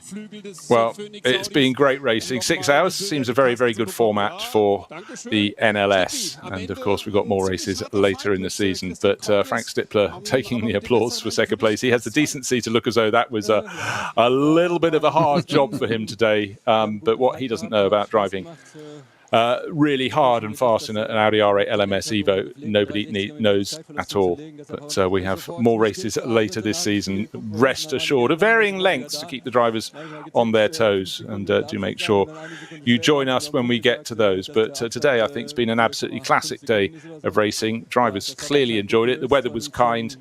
And hats off in so many ways. We'll be back in the 11th of September. Looking forward to that. And that, of course, is a race that will be twice today's race, 12 hours in September, so look forward to that. Christian Cronje was the maximum he could do, by the way. He said we weren't the quickest in the straight line, but certainly through the corners it worked out very well indeed, but he just stepped over a tiny bit, but really the day belongs to Falken Motorsport with their Porsches, and none of the others could do anything about it. Clearly they had the right setup for their cars in the right weather conditions at the right time, and so they duly took victory. You have to feel for the crew that didn't take victory from the Falken camp, because they certainly showed great pace as well. Alessio Picariello and Tim Steinemann, but Joel Eriksson and Sven Muller, it was a job really, really well done today. And they didn't put a wheel wrong. Everybody else had a little problem here or there, but they just had a clear run, worked their way up the order towards the front end by the first round of pit stops. They were up to third place. And thereafter, as their rivals had the problems ahead of them, they came through to take that victory. But that was an amazing day's racing on the Nürburgring Nordschleife. Do come and join us. Next race in 2 months' time. It'll be for 12 hours. That's it from me, Bruce Jones, and from my great colleague and friend, alongside Peter Snowden. Das machen wir dann gleich. Und so lange gebe ich noch mal hoch zu den Kollegen Olli Martin und Uwe Winter. Die haben auch noch ein paar Infos.